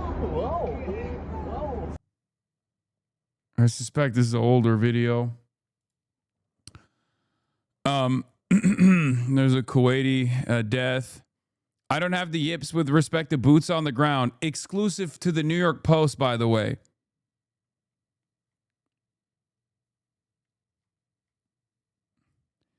I don't have the yips with respect to boots on the ground, like every president says. There will be no boots on the ground. There will be no boots on the ground. I don't say it, Trump tells the New York Post. He's saying he's committing. That's a video from a Japanese space launch. Oh, okay. He's telling the New York Post he doesn't have the yips. He will put boots on the ground if he chooses to, if he sees it to be the appropriate measure.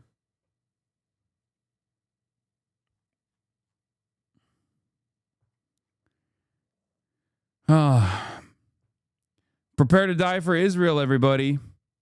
That's so funny that you guys just sent me the Ken Klippenstein article because he just sent it to me as well via text. Why we struck Iran, the machine that all but made the decision itself. We attacked Iran because the target was simply too tempting to pass up, military sources tell me. No consideration was given to what, the so what, or the then what. I'm also told the high-value targets were just too valuable. The Ayatollah Chief of Staff of the Army Minister of Defense, at least 40 senior officials in the total were killed. Trump approved what was all but impossible not to approve. The president is captive to an intelligence machine built over decades that now produces kill packages so clean and seductive that it practically runs itself. As the Pentagon bluntly put it, a large-scale U.S. strike cut off the head of the snake, summarizing its view of a crisp decapitation operation. Trump gets away with all of this by pretending we're not really at war, a falsehood which Congress is happy to play along. Asked if the U.S. is at war with Iran, Senator Lindsey Graham told to Meet the Press, I don't know if this is technically a war. Absurd as that sounds, Democratic leaders are adopting the same framing Senator Chuck Schumer says the strikes are risking wider conflict, as if this already hasn't done that. Representative Hakeem Jeffrey says the operation has brought us to the brink of possible war, as if this isn't already war. If killing a 36-year-long head of state and his deputies isn't war, what is? The United States is at war with Iran, pure and simple. We have been for decades. We supported Iraq in its war against Iran. We've conducted special operations inside Iran. We've shot at Iranian coastal installations and sunk Iranian ships. We've undertaken constant covert operations in the shadows, from actual sabotage to planning cyber viruses. We shot down an Iranian civilian airliner, attacked targets on land, and conducted thousands of strikes against Iranian proxies in multiple countries from Yemen to Lebanon. We've labeled the country a part of the axis of evil. We killed Quds Force head Qasem Soleimani in an aerial assassination and bombed Iranian nuclear-related sites. We've thwarted Iranian attacks on Israel and others, maintained a tripwire ground force in Kuwait, and hardened installations in the region. From Jimmy Carter to Donald Trump, through Republican and Democratic administrations, the United States has frozen countless billions in Iranian assets, sanctioned Iranian companies, cut off Iran from the world banking system, banned Iranian oil imports and exports, and penalized non-U.S. companies investing in the country. We have designated the nation, Iranian organizations, and Iranian individuals as state sponsors of terrorism and foreign terrorist organizations.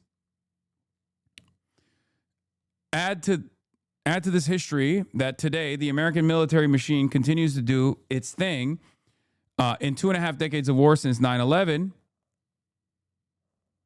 it has perfected the ability to find and destroy a target, any target. I've previously written about the fundamental change that has occurred in the nature of warfare and the practice of decapitation, and we see here in the latest, the U.S. and Israel carried out an opening blow that killed Iran's supreme leader, Ayatollah Ali Khamenei, and dozens of other Iranian leaders.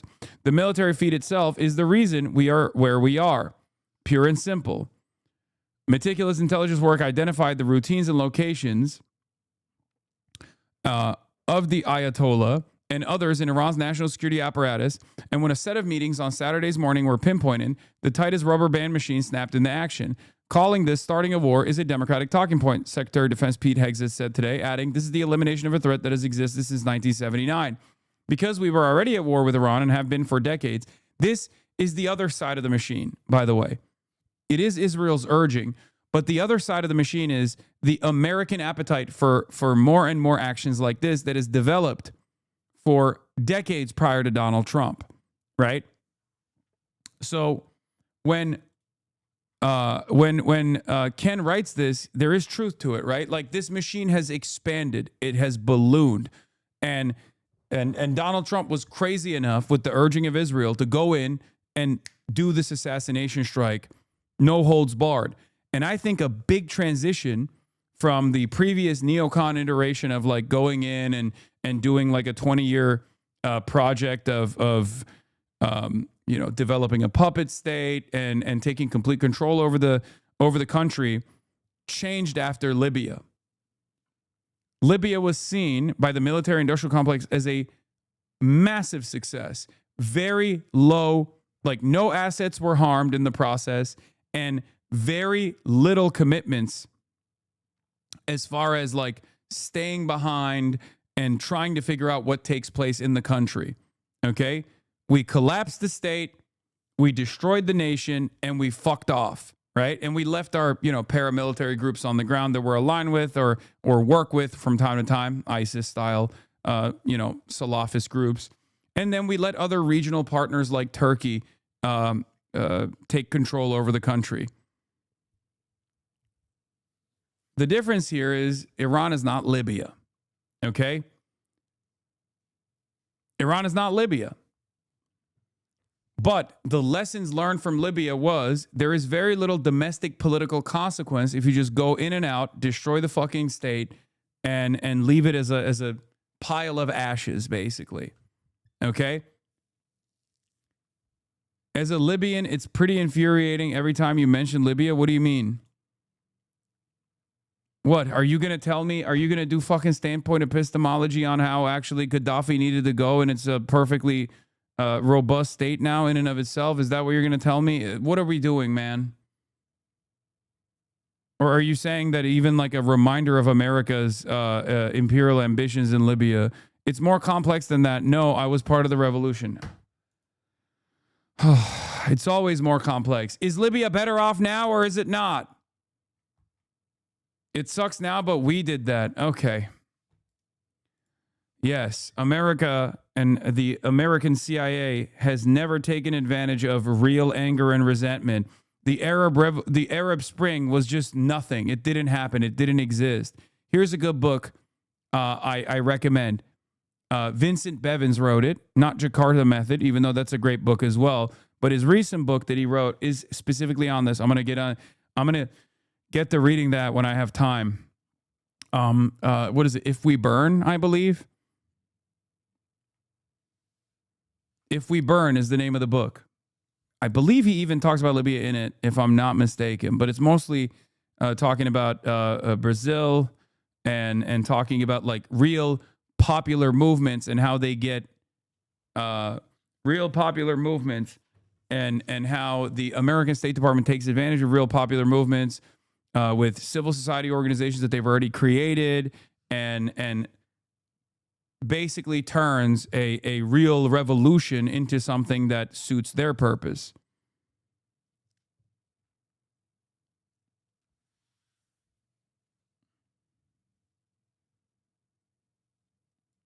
I would love to hear you press that chatter on what part he played in the Libyan revolution, because 99% chance he was supporting from afar as the Libyan in Colorado or some shit. Yeah, I don't know. As a fellow diasporoid, I am to rate your top 5 worst ones. I mean, it's Cuban, Persian, Iranian, Venezuelan. Actually, Venezuelans are not. They're hit or miss.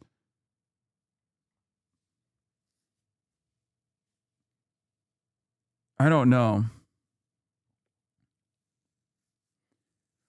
Like, it's hard. I feel like Lebanese are up there too. Well, depends. Because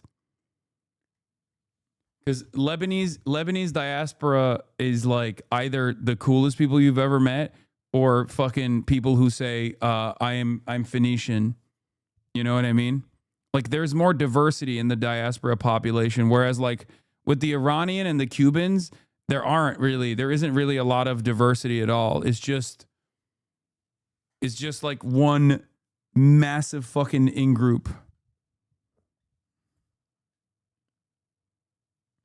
Again, diversity in the Chinese diaspora population as well, but Falun Gong, it's pretty bad.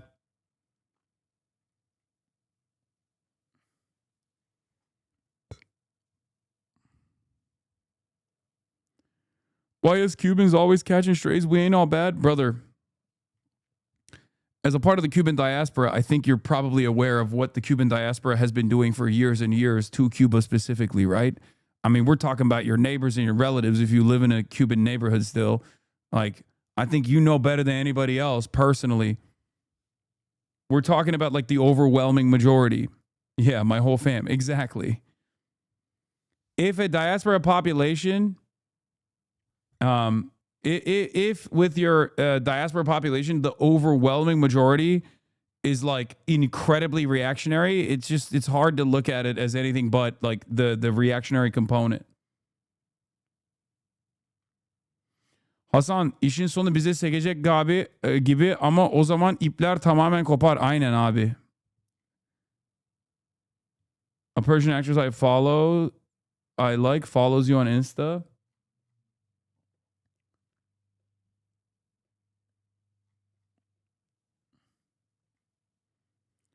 Türkler NATO ülkesiyiz, bize girmez diyor. Arkadaşlar, o zaman öğreneceğiz. Amerika İsrail'in köpeği mi yoksa Amerika hala büyük partner mı, öğreneceğiz o zaman. Okey? Bu kadar basit. Bu kadar basit.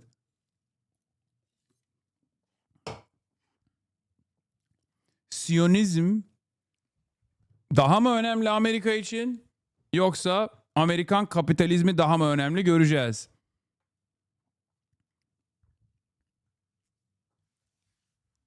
O gün göreceğiz. İnşallah o günü görmeyiz hiçbir zaman.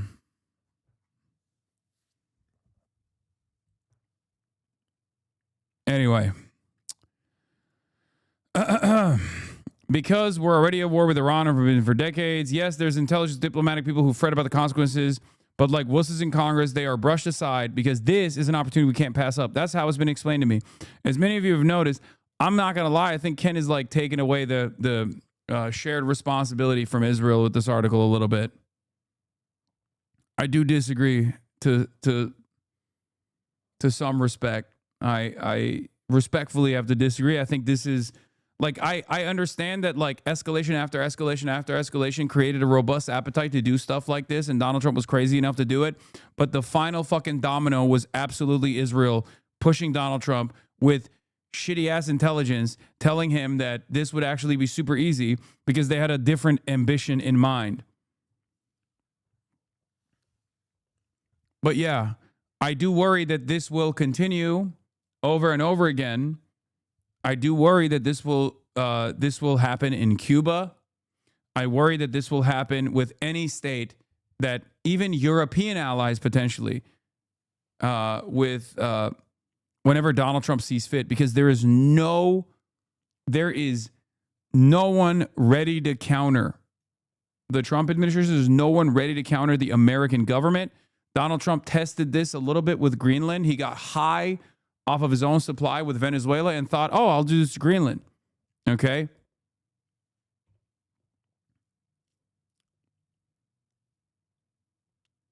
How the first U.S. service members died. The first U.S. service members killed in conflict with Iran died in a direct Iranian strike on a makeshift operations center at a civilian port in Kuwait on Sunday morning local time. A source familiar with the matter told CNN. The source said the strike hit just after 9 a.m., directly impacting a triple-wide trailer used as office space. There were no warning sirens. Parts of the building were smoldering hours later. Well, the number is 6, and we still don't know where the others died. The Israeli military says it's destroyed the Iranian Broadcasting Authority building in Tehran. Why would you do that?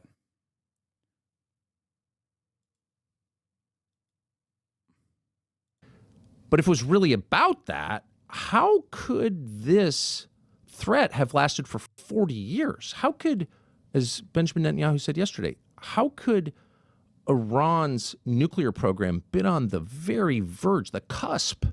If not for the U.S. intervention, then what would have been a better alternative for the Iranians? The Iranians are not factoring into this equation at all, unless you're talking about the smoldering ashes of the Iranians in the aftermath of an impact site from American munitions. Americans do not calculate what happens to its own citizens, let alone what happens to the citizens of foreign nations. Okay? It's crazy. Cut it out. Cut the shit out. Like, oh, what would be the best option for the Iranians? Like, I don't know, maybe not being fucking destroyed by America and Israel in the actions that are already happening, but also simultaneously the actions that will get even worse for the Iranian population as America and Israel keep literally destroying Tehran and all of the other heavily populated civilian sites.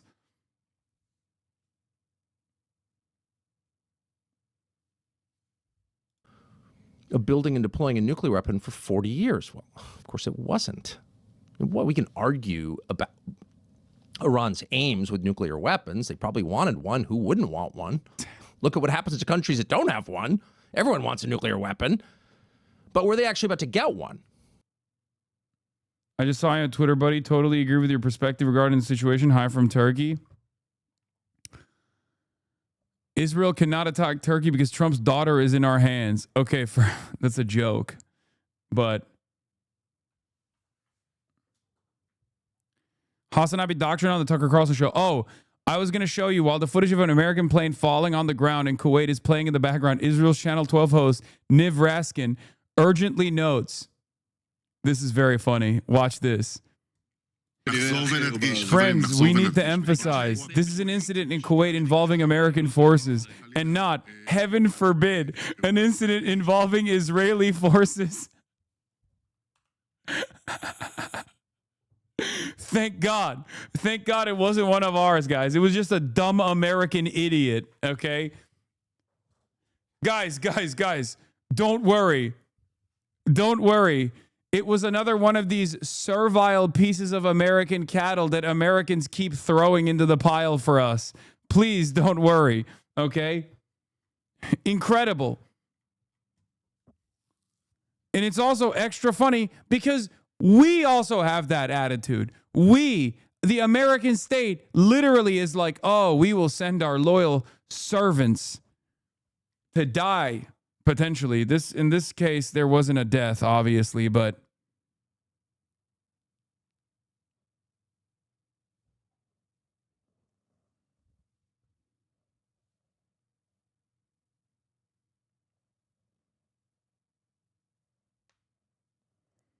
what is this? Khamenei was old as fuck. The government was losing grip on power. The bombing caused Iranians to rally around the flag. I mean, I don't know if that's like... I don't know if that's 100% true. But... the Kuwaiti people that responded to the crash drove the pilot around in their trunk. I know, I saw. It was really funny. Anyway, let's hold on. Where is the fucking CNN Iraq report? force at the Iranian border. Let's now get to Paula Hancock. She's in Dubai. Another key place to be watching right now. What's the situation there? Well, Kate, we have been hearing interceptions overhead. Monday morning, there were at least 2 interceptions we heard here in Dubai. In Abu Dhabi, an hour down the road, it's a very similar situation. And just in the last several minutes, we have been hearing a number of fighter jets in the air. So there is certainly at this point no let-up in the retaliation from Iran when it comes to these Gulf nations. Now, it is interesting. We're having figures through from ministries of defense talking about how much is being thrown from Iran towards these Gulf nations. Oh, they lost Matt Walsh, by the way. I forgot to mention this. I can't take the gaslighting, guys. I really can't. Conservatives are now running around saying Iran has been waging war on us for 47 years. Okay, then why didn't any of you call for an attack on Iran at any point until now? Why didn't you make the case for Trump ending the war, not starting it, until precisely the moment when Trump did it? You and I both know that you are latching on to a talking point you never used until 45 seconds ago. You and I both know that almost every conservative influencer in the business was opposed to war with Iran until just now. And now you're trying to use justifications that stretch back decades. It doesn't make any sense. If you changed your mind, fine, say so. Explain why. You're allowed to change your mind. I've changed my mind about things, but don't try to rewrite history. Be honest about it. There's too much at stake to play these games. Yeah, and then they're fighting one another. The other like conservative loser goes, tell that to the soldiers who were wounded in Beirut. Tell that to the soldiers wounded in Afghanistan. Tell that to the soldiers wounded in Iraq. Tell that to the families who died in Israel. Matt Walsh says, were you saying all this all along and calling for an attack on Iran, or did you formulate this reasoning only after the attack was already happening? Matt Walsh is still too much of a bitch boy to fucking openly say this is Israel's war, by the way, because, you know, Benny boy might come after his ass a little too hard. Well, the cracks have set in. Oh no. Oh no. Ben Shapiro, your boss, had a very different attitude. He was saying Operation Epic Fortnite Chungus is fantastic. Your previous co-host is having on the foremost authority on Bonerbox, the worst Hosbers, to try to justify the war in Iran. Who gives a fuck? Fuck those guys. Yeah, day 3, and Matt Walsh is like, fuck this, I'm out. Let's see if he gets if he gets the whip cracked on his ass. You can actually tell who is sincerely America first, I guess, or on the left, sincerely anti-war, versus who only cares about Israel. This is your opportunity to find out, okay? It's right here in real time, unfolding in front of your eyes, okay? That's it. If you're pro-Israel, if you're Israel first, you're going to sit around and be like, no, this is awesome. Let's kill the American cattle class at the behest of Israel, please. It's fantastic. It's fantastic. It's awesome. We always wanted this. We always wanted this to happen. And it's a good thing that it's happening. It's fantastic. Am Israel Chai. For some, this will be you know, too much. Matt Walsh at least has the foresight to recognize that he might be going independent going forward. Okay? U.S. urges citizens to immediately depart over doesn't. Yeah, we already covered it. Qatar is said to have 4 days of Patriot missiles left for interceptions. I feel bad. I think Qatar is a wonderful country, okay?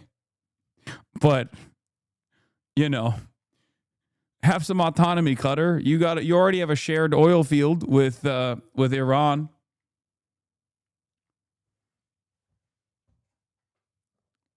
It's crazy. I cannot believe I was there. Like I think about that a lot. Like I could be, if America had moved its assets into the region earlier.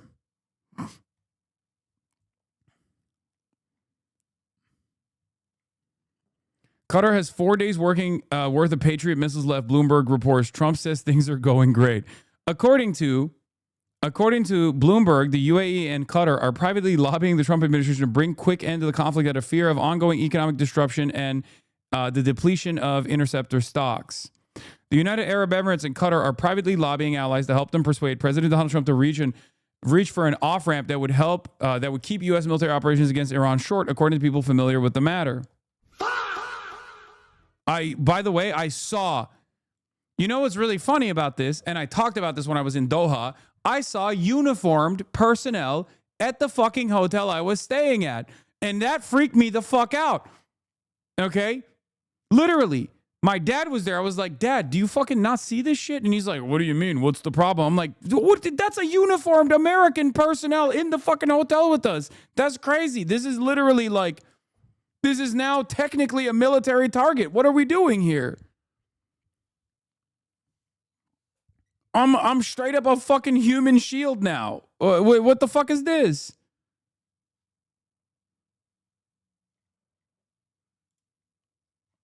That's part of the reason why when I saw the Shahed drones striking fucking hotels in all these different places, I was like, there's probably American soldiers inside of those hotels. They escaped the bases and they're just staying in the hotels now.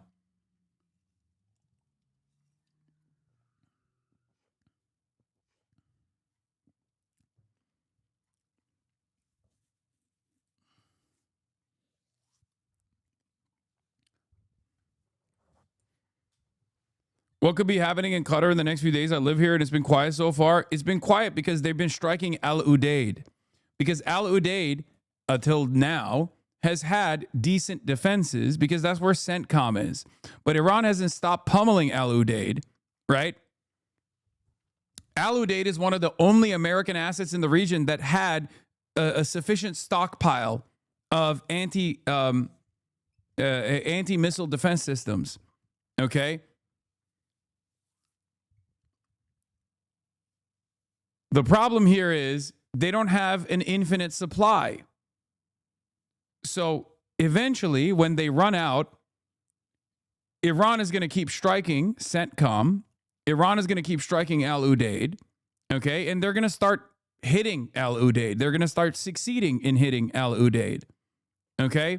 When that happens, that's the major base of operations for all U.S. troops in the fucking region. I don't know if Donald Trump comprehends that or not. I don't know what they're thinking. Okay.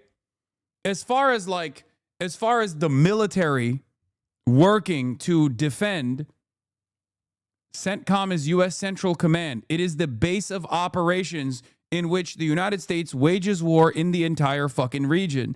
There is no, I don't give a shit about CENTCOM. Okay.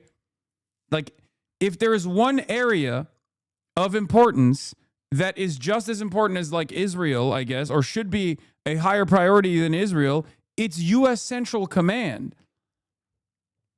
And when those soldiers leave the base, when the evacuation order is given, because like I'm assuming they're already working in a limited capacity right now, but eventually when it's left defenseless, they're going to fucking escape. And those soldiers are not going to be able to fly out of Qatar because Iranian missiles are flying around.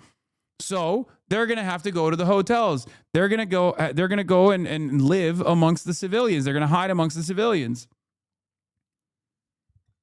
And then what do you think happens? Especially considering that I suspect there is a lot of Chinese surveillance at play here that is giving them, giving the Iranian side strike targets over and over again. You got the Chinese satellites watching American soldiers pick their noses in the fucking Al Udeid Air Base, walking around with their dicks out, pissing outside. And in real time, you get that surveillance to the Iranians, and they're going to start striking different fucking areas in Qatar too, potentially.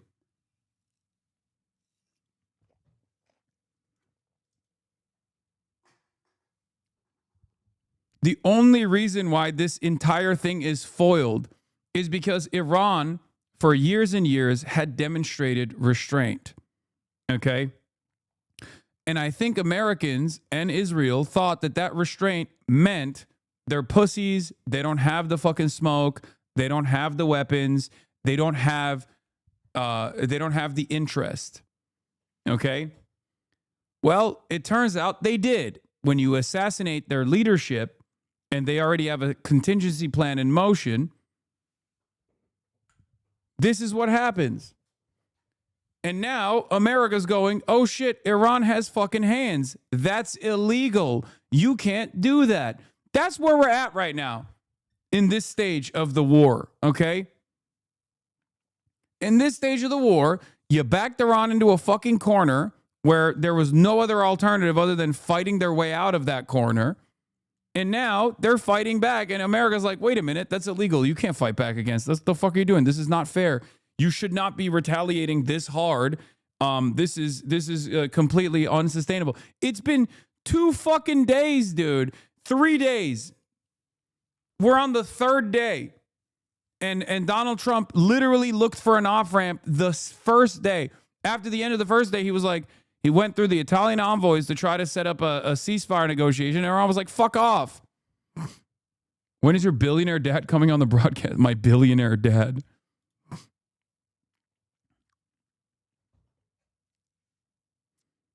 Yo, we're cooked now. Explosions are loud here right now in Qatar. Qatar just got badly attacked. What the fuck? What are they watching the stream? That's crazy. The countries are seeking to build a wide coalition to advance a swift diplomatic end to the conflict. People said, in order to prevent regional escalation and prolonged energy price shock. They were speaking on condition of anonymity, discussing matters that have not yet been made public. A Qatari assessment shared with Bloomberg News warned that if shipping lanes in the region remain severely disrupted by the middle of this week, they would expect to see more significant market reaction for natural gas prices than Monday's sharp spike.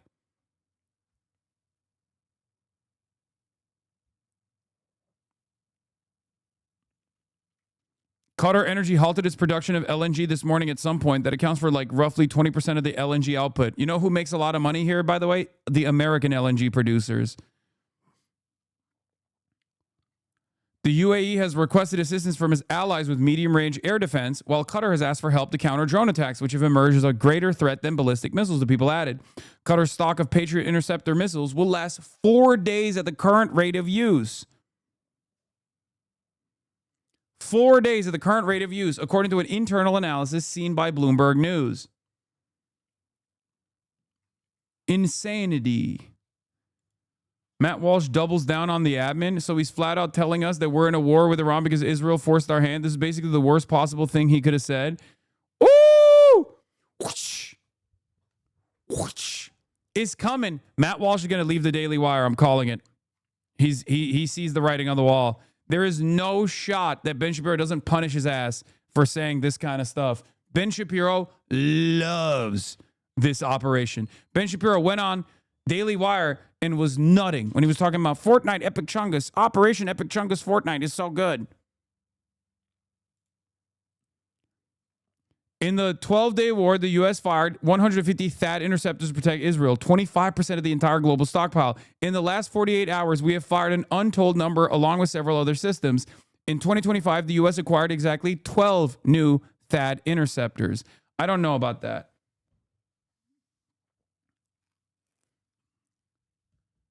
I'm telling you, Iran's technique of overwhelming the systems with whatever the fuck they can is going to yield a much more productive response than the Americans ever could have conceded to, than the Americans could have ever imagined.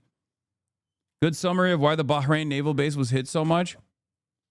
Why is Iran focused on destroying the U.S. Fifth Fleet in Bahrain? This isn't just a fleet, it's a comprehensive database, warfare, intelligence, piracy, politics, and more. Let me explain the importance of this fleet. Okay, this seems like ChatGPT. Thogger does have internal sources, so he might be more knowledgeable. Bro, we spent trillions on defense and we can't even sustain a week-long assault. Do we just pump all that defense spending into crony contractors and McKinsey checks? Yes. Yes. I think a lot of people don't realize that the American military-industrial complex is the most bloated operation of all time, and quite literally hasn't had like the interest of developing munitions and procurement strategies that like are equivalent to, you know, World War II levels or even anything beyond that, even anything that comes close to that for quite a while. Yes, a lot of this money just goes to the executives and is spent. A lot of this money goes to the executives and is not spent on like developing munitions. Iran, on the other hand, has the exact opposite interest. Iran has the least bloated munitions production facilities, because they actually do see this as a way to continue having sovereignty.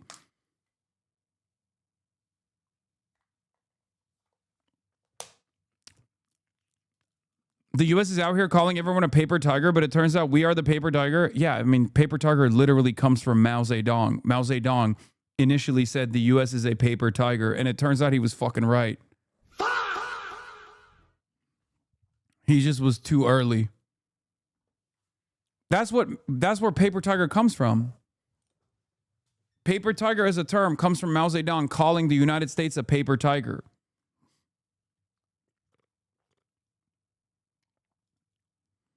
Oil crisis impact, Japan 72%. Hormuz dependency. Strait of Hormuz dependency by country. Japan 72%. South Korea 65%. India 50%. China 50%. Europe average 18%. United States 2%. Shale production made us extra fucking crazy. Energy independence under the Barack Obama administration literally made America the nuttiest country on the planet, because it completely removed us from that kind of dependence anyway. This is what allows us to behave in the insane ways that we do. And we got Venezuela now on top of that too, so.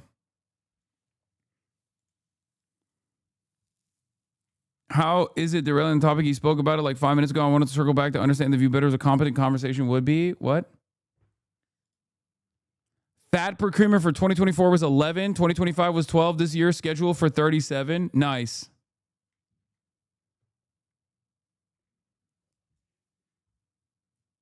And while we're on the topic, big wave of missiles on Israel. Is that what's going on? I've had a pod calls out Western media for not talking about the Israel connection. Why? Rachel Maddow at MS Now propagandizes the American public and her listeners with whom. Dude, I'm going to be honest with you. If Israel hadn't committed a genocide for the last 2.5 years, these kinds of conversations would not be, we would not be able to have these conversations. But because Israel committed a genocide for the last 2.5 years, there was so much attrition on the power of an anti-Semitism allegation that it is no longer an effective counter mechanism. Now, whenever someone says, oh, dude, what the fuck? Why are you so obsessed with Israel? Why are you bringing up Israel? People just look at you like you're funny. People look at you and go, oh, here we go again. This guy immediately with the anti-Semitism allegations. Now, obviously, the other side of that, the damaging side of that is that there are people who are anti-Semitic, like objectively, and take advantage of the situation and dilute the conversation, and it's very frustrating, and it's something that I obviously oppose. Having said that, however, this has been very effective. It's been very effectively neutered, and therefore you have the I've had it ladies who are capable of having this conversation. What's going on, guys? I've had it ladies who are capable of having this conversation and demanding answers for it. Okay? She has so much credibility, and we're not talking about the manipulation and the diabolical intentions of Benjamin Netanyahu. It's just really devastating when you see what little organized. We're going to switch gears in a little bit as Tom Steyer's in the building, and I'm going to be talking to him about running as a billionaire, running for office, or running for California governor. True opposition this country has to all of these for-profit complexes and a diabolical psychotic war criminal named Benjamin Netanyahu. Propaganda is so bad, you guys, that over the weekend, I watched Rachel Maddow, and she goes on one of her monologues, and she doesn't even connect that the reason we're doing this is for... Hello, Mr. Not #1 most watched streamer in Iran. What? What the fuck does that mean? Benjamin Netanyahu, a person who has an arrest warrant. And that causes me great pain as a former MSNBC liberal, a big fan of Rachel Maddow's. The complicity of the Western media and not reporting on this accurately. There's so much deeper information here. And Benjamin Netanyahu, for 30 years, has had... Yeah, let's do it. All right. Yeah. No, it's fine. Tom. Hasan, nice to meet you. Nice to meet you. Let's get you into a seat. You know what? Hold on. I'll put you in the Dolce and Gabbana seat. So happy to hear that. I'm gonna put you in a gaming chair. Here it is. I gotta do this with more of my guests, honestly. Yeah, I normally give them the green chair, but since you're a billionaire, we gotta. And it begins. Yeah, since you're a billionaire, we gotta put you in the Dolce and Gabbana chair, you know? Okay. How do I make it not tilt? Oh, I don't know actually. Hold on, let me see. Does yours tilt? No, not that much. Wait, not tilt as in not move around? Not do that. Oh. Well, that's okay. It doesn't tilt that much. Fuck it. Hold on. Maybe this? That's good. Wait, let me see. Maybe this? Dolce and Gabbana's falling apart, I want to say to you. Yeah. Oh, that's the headrest. You can throw that. Okay. I don't know how that works. They sent that to me. How It's a close Dolce and Gabbana razor collab that they sent to me a while ago. Okay. You're happy with that though? You're happy? Fine. It's not swinging too much? Fuck it. I'm fine. All right. I'm not going to worry about the chair. Tom Steyer, ladies and gentlemen. Tom Steyer is running for California governor. Let me turn this off real quick as well. And we're very excited to have you here. I had a lieutenant governor candidate early on, but I haven't had. This Who is the was that? first. Which one? Ma. Not Fiona Ma. No, not Fiona Ma. No, Alan Ma. Okay. He's the socialist running. So. Or no, Alan Ma. Sorry, Oliver Ma. I messed up his name. I apologize. Okay, thank you, Austin Ox. So we got a lot of questions for you that are lined up, obviously, but these are all being sent in by your. No. I set it up ahead of time, but okay. But I'm sure chat also has a lot of questions as well. But you probably should not read chat. I mean, you won't be able to anyway. It's going a mile a minute. But first and foremost, this is a question that I ask every single candidate that sits next to me on the broadcast, which is the Zoran method. What are your five top line policy positions that you want to be defined by?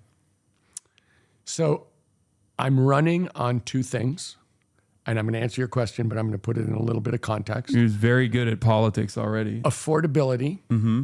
And also I feel like there's a straightforward struggle in this election that is the subtext to every policy decision, which is a struggle between working people and what are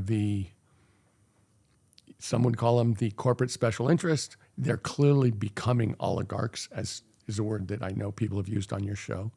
But clearly there's a struggle between the corporate interests that are trying to control our state and have controlled our state successfully, and working people who've gotten the shaft for 45 years. So those are the two overarching issues. And that, I think, subsumes policy, but I'll give you the policies. I mean, number one is housing, to bring down housing costs. And that's also got a multiple, that is not a simple thing to do. I always say to people, it's not a silver bullet, it's silver buckshot. There are multiple things that have to happen for us to build a lot of housing and bring down housing costs. But that's number one, because that's the thing that's most crushing people on a monthly basis. Number two, and this is not in order of importance, but number two is to introduce competition to the electric monopolies that dominate this state. We pay twice as much for electricity. It's important to every family in this state, except the ones that are in municipal utilities, of which there are 3 big ones. But it's also a symbol that monopolies are allowed to rule us, and that no one's ever supposed to say anything.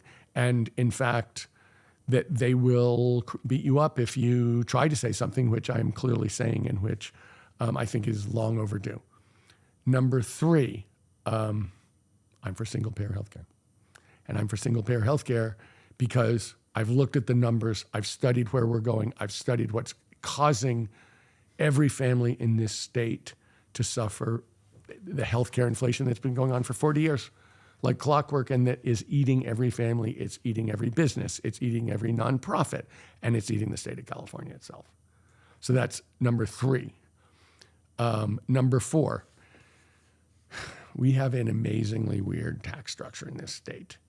And I have gone to the ballot box 3 times to take on huge funded corporate interests to close their loopholes. And that's the oil companies, the tobacco companies, and out-of-state companies that were gaming our state income tax. Number 4 in your list, since you're asking for 5, is to close the corporate real estate tax loophole that's been there for over 40 years, that's worth $22 billion. It's, the thing is, there's no logic for it. It just is. What is the loophole? How does it work? Basically, how it works is this. In 1978, as part of Prop 13, they were given a valuation of their properties that escalates very slowly, 2% a year. Those properties have escalated at multiples of that. They are worth multiples of what they're paying taxes on.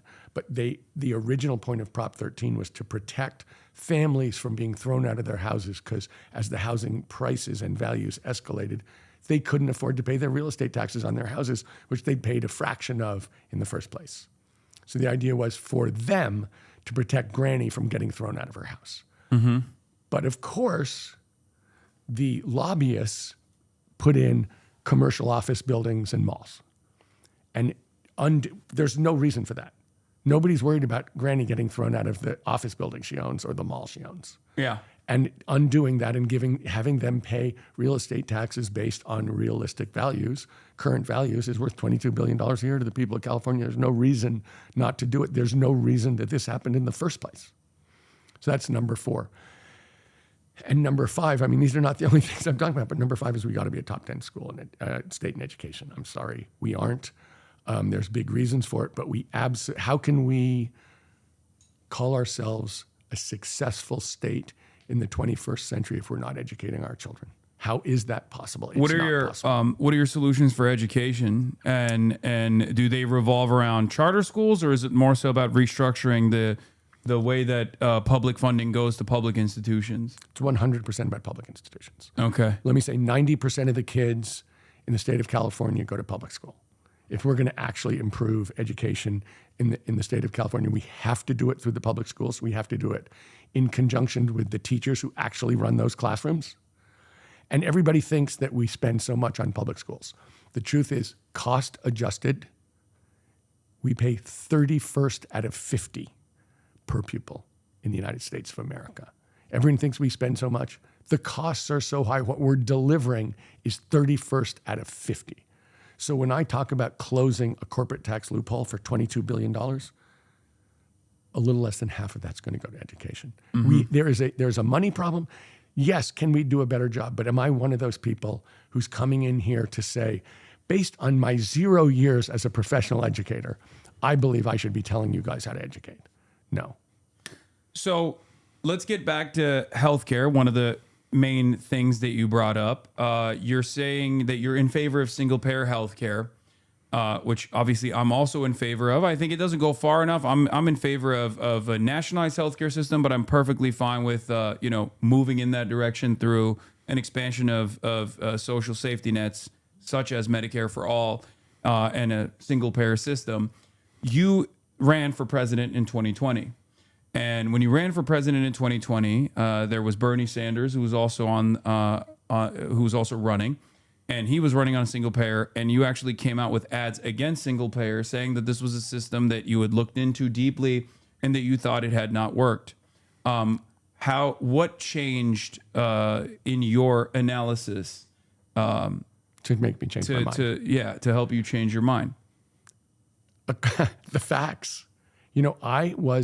So you should know, Hasan, I went to Stanford Business School, and they made this argument consistently, which I believed that basically capitalism and corporations were the way to drive down costs. No. And I want to make a distinction here. And I looked at what was going on in healthcare, and I looked at it over time, and I looked to see if that had happened one time. And, when I was looking at it in 19, and I was talking to all these people who were bringing IT into the system and saying, this is going to flatten the curve, this is going to drop costs, blah, blah, blah. Nope, absolutely not true. So I said, look, this is something that is eating this state. I have to look at the facts honestly, and if I was wrong, I have to say so. And I was wrong. And what made me change my mind was looking at the facts and saying, this was the prediction of what was happening, absolute BS. So, okay, that didn't work. We absolutely have to. And let me get into why I think this is true and why I was wrong.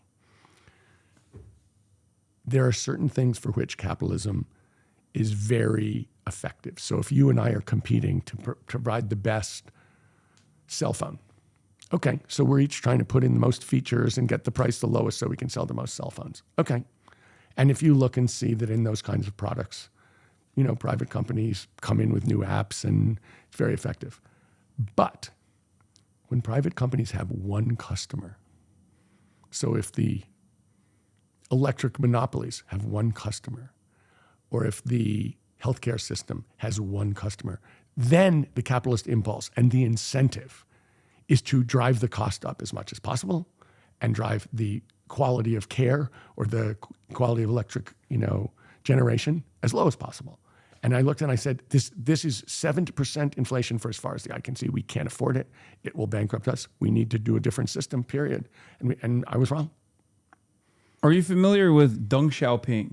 I certainly am. Yeah, because it kind of feels like your attitude around it is, he was approaching it from the exact opposite. He exactly was. Exact opposite side of the equation. But some of the reforms implemented that worked in favor of what we've seen in China as far as Chinese prosperity goes happened for that reason. In the United States of America, we have a complete neoliberal system that is collapsing in and of itself with no viable alternative. And I would say that is part of the reason why there is not really a lot of market competition, as you put it. I think all industries inevitably want to monopolize. It makes sense. Of course they do. And it's up to but the state. But there's somewhere structurally it really happens. It's up to the state to try to hold back that urge to the best of their ability. And it's clear that we are completely captive to corporate interests in this country, as is intended, by my assessment at least, of what is supposed to happen in a capitalist state, or at least under neoliberalism. That's certainly what's happened. You're saying that in the field of healthcare, this simply doesn't work, and the results speak for themselves. America has some of the worst healthcare outcomes out of any OECD nation, and we pay twice as much. Yeah, and we pay that the seems most like, amount of money. Now that helps the GDP, even though that's an unreliable metric to understand the overall health of an economy and certainly overall health of the population. I think that there are a lot of other industries where this exists, mostly, industries that are natural, like have a naturally high barrier of entry, like airlines, industries such as, the public utilities. And there have been very successful examples in places like Tennessee, for example, Tennessee Valley Authority, that have taken over the public utilities and have done a much better job of serving the population. Well, for example, I don't know which electric company delivers your electricity. Is it LADWP? I think so, yeah. Okay, just so you know, that's a municipal utility. The costs to its customers are less than half of the electric monopolies run the state. Yeah. Just so you know, less than half. And the other two big ones, Sacramento's the same. So you got PG&E. Well, the three big ones are SoCal Edison, San Diego Gas and Electric, and Pacific Gas and Electric. Yeah. What is your, how do you intend to break the oligopoly structure that exists in the municipalities as a governor?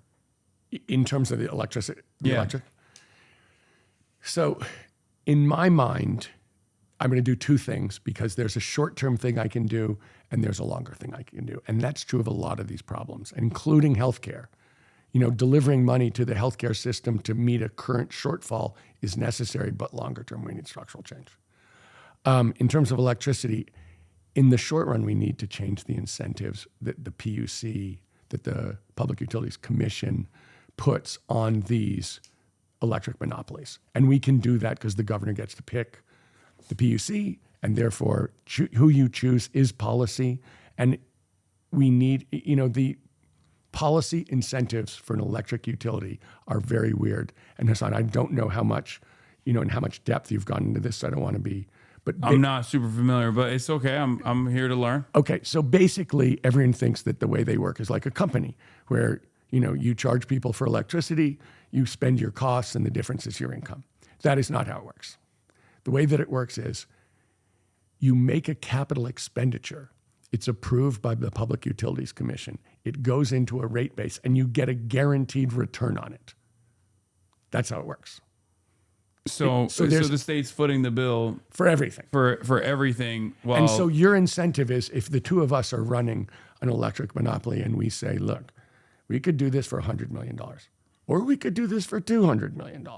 Now, if we do it for $100 million and we get a 10% guaranteed return, that would be $1 million. But if we do $10 million, but if we do a $200 million, we'll make $20 million. Yeah. Now, which do you think we should do, boys? Corporate consolidation yields, it makes it much easier to engage in not price fixing, of course. But which this would is be really illegal, literally how it works. Yeah. No, I mean, this is an aspect of like virtually every facet of existence in America at this point. As we have a cartel structure pretty much for everything. For many.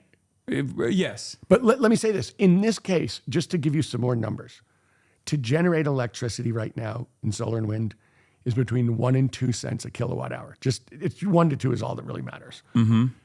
To stick it in a battery and store it is a couple more cents. At PG&E, it's 48 cents a kilowatt hour. Yeah. I mean, think about that. If you put solar on your roof and battery, the vast majority of the electricity that you're going to use is actually being produced for under 4 cents, and you're paying more than 10 times that. So the question is, isn't there a way to introduce competition? And there is, at a local level, to take advantage of the incredible changes and advances in electricity generation, electricity storage, and electricity distribution, and introduce that competition to the state so that it's no longer illegal to compete on a local basis. I mean, hey, look, there's an alternative there too. I mean, I don't have a problem with state-run monopolies at all, as long as they're left accountable to the people. That's the reason why I use the example of Tennessee Valley Authority. So a question I have for you is, how are you going to be different than our current governor, Gavin Newsom? You've brought up a couple examples, but there's one that I obviously have to ask you, since you're a billionaire yourself. There's a wealth tax, or there's a billionaire's tax that's being talked about right now. Governor Gavin Newsom because of his ambitions for higher office, has decided that the successful strategy of maybe one day becoming president is to go against that. And he's actively petitioning against that. What is your assessment on the billionaires tax? So let me start by saying I'm in favor of a different tax structure where billionaires pay more money. And I'm not equivocal about that. Absolutely. I started by saying we have a tax structure that makes no sense. And in fact, I'm specifically in favor of one where the big corporations and the richest people pay more. Full stop. The billionaires tax that specifically people are collecting signatures for, in my mind, has some specific issues with it. And where I feel like if we're going to redo the tax structure, we should do it right because we're going to own it for a long time. This is a one-time fix. What are your issues with the billionaires tax as it stands? This is a one-time fix. It's not, when I'm talking about closing the corporate real estate tax loophole, that's every year. That goes on. It raises more money and it goes on forever, and it's there. This is a one-time tax. Why not both? Well, let me keep going back because there's a way to do this tax that is different. And the second thing that's true about this tax is, I don't know if you've looked at how it distributes the money, but it distributes the money in a way that is, well, I'll say, doesn't include in a meaningful way education, doesn't include a lot of the other priorities in this state. Where is it going in the distribution that you have an issue with? 90% of it goes explicitly to healthcare. And the point is, do we need the money in healthcare? Yes. Do we need the money everywhere else? Yes. And so to a very large extent, what I'm saying is, if it's a question about revenues, which I agree with because we do have a shortfall and we should have this tilted in this way. So you're saying you want to tax billionaires further than this tax goes and distribute it? I'm saying I want to do it in a way that works for the state. And the concept I'm behind, but the way this works, it seems to me, has actual structural issues that we can do much better. And so if we're going to redo the tax structure, which we are, I mean, I'm starting with talking about closing this tax loophole, but we're going to have to I don't know how closely you followed, Hasan, the way our taxes work, but it's very much a yo-yo. When times are good, we take in a ton of taxes. When times are bad, we take in no taxes. And so we go from feast to famine. Well, a big part of that is because I think a lot of people park their assets in the stock market, and therefore most of that is non-taxable, like unless they take it out. And many billionaires and millionaires as well take advantage of the buy, borrow, die strategy, where they just leverage the existing assets that they have at a bank at a super favorable interest rate. Unquestionably true. And so there are a lot, if you look at what they actually pay, what you see is there are a fraction of their completely yearly legal ways for them to avoid paying taxes. And so that and then it's not just, buy, borrow, die. It's also buy, borrow, leave. Yeah. Well, there's solutions to that, like an exit tax. But question for you is some of the repercussions that have been presented over and over again, which is basic econ, I think, which is a lie, is that this will cause, a big exodus. This will cause the wealth to leave the state. I don't believe that. You're a billionaire. You know other billionaires. This is a conversation I'm sure that takes place all the time, but it never actually ends up happening. Famously, some people have left as a result of the threat of this tax. But let me say this, I don't think that's the point, Hasan. I am actually on your side on this. Well, the individuals leave, but the company, the economic activity doesn't go away. My point about this is the best place to start a company. This is the best place to grow a company. This is the best place to invent a company. And that is really important to the state of California. And so to a very large extent, I am, as you are suggesting, I am truly focused on making sure that continues to be true. And I feel as if the people who come here from overseas or from other states to take advantage of that ecosystem, which has taken decades to build, which has been built by working people, all over this state who continue to make this state run, and to come here and rip that off and try and avoid any responsibility to the 40 million other people in this state is completely wrong. And that, that is, it's wrong, and it shouldn't be, we should be protecting ourselves against that. So what's your perspective on, what's your solution to it is what I mean? Because people will say that a wealth tax could never work, right? A wealth tax is impossible to work out, when in fact we already have something similar to that as far as like property taxes goes. Like there's always, there are people that can evaluate your increase in your net worth and try to tax the increase in your net worth year over year in a way that is sustainable, in a way that doesn't actually harm the producers. So let me say a couple things about taxes. Mm-hmm. Closing loopholes seems pretty benign, but that will have to go to the ballot. I've said we'll have a special election. And let me say this, before we write the rules for that, we will sit down with a whole bunch of our allies to make sure that it reflects everybody's interest. And so I am sure that we have other ideas that people haven't talked about as part of this campaign in terms of how to redo the way that we have, the kind of fees and taxes we charge. One of the things I really want to do, Hasan, is do that. You can't pass any of these things just because you're the governor. And I think it's really important in doing this, one of my favorite expressions, if you want me in at the landing, ask me in at the takeoff. That in fact, before we put something out, that we go to all the people who we view as the coalition that is pushing the interests of working people in this state, the interests of justice in this state, to make sure that everybody's on the same page. I think part of the reason why there's a broad popular support for this ballot initiative in the form of billionaires' taxes, regardless of whether it's the most efficient way to tax billionaires or not, is because people just don't care. People are like, I agree. I don't care. It's anger. People are, look, and they're absolutely right. What we have seen is a group of people who come across as reckless, selfish, incredibly ambitious, and anti-democratic across the board. And so, of course, people are furious. And of course, people are furious that they have what seems to be, and actually seems to be, almost limitless wealth, which they're absolutely interested in preserving 100% of. And people feel like, yeah, they're angry and they're right to be angry. It's absolutely right.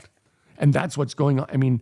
When you had people on here talking about the oligarchs, if you see what's going on in this election, there is as much as there's what you're describing as the anger of working people at a system that seems rigged and unfair, with people who are extremely selfish and extremely obnoxious, trying to have their way. And on the other side, people are absolutely furious about what they feel is unfair. And they are going to push for all the things that I just said people are seeing to a further degree, to a much greater degree.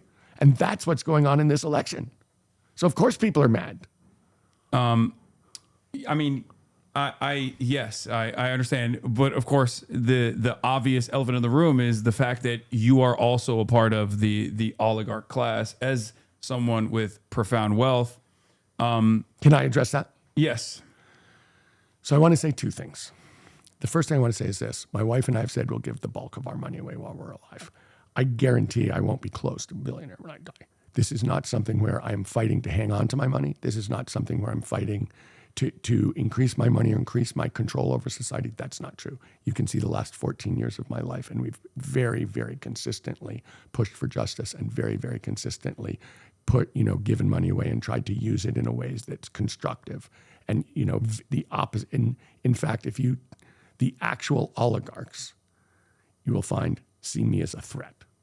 And in fact, the things that I've done have been very directly result-oriented to push back against that whole move. So, from my standpoint, and, that is not what I stand for in my life. That's not what I care about in my life. That's not what my parents cared about. That's not what my wife cares about. That's not what my brother cares about. We have a long history of caring about what is your positive impact on society. And that's what I care about. Mm-hmm. And that is different from all the people who you see in the press consistently doing things where people are furious about their selfishness. Yeah. I mean, there are ways in which a lot of super wealthy people also engage in charitable contributions.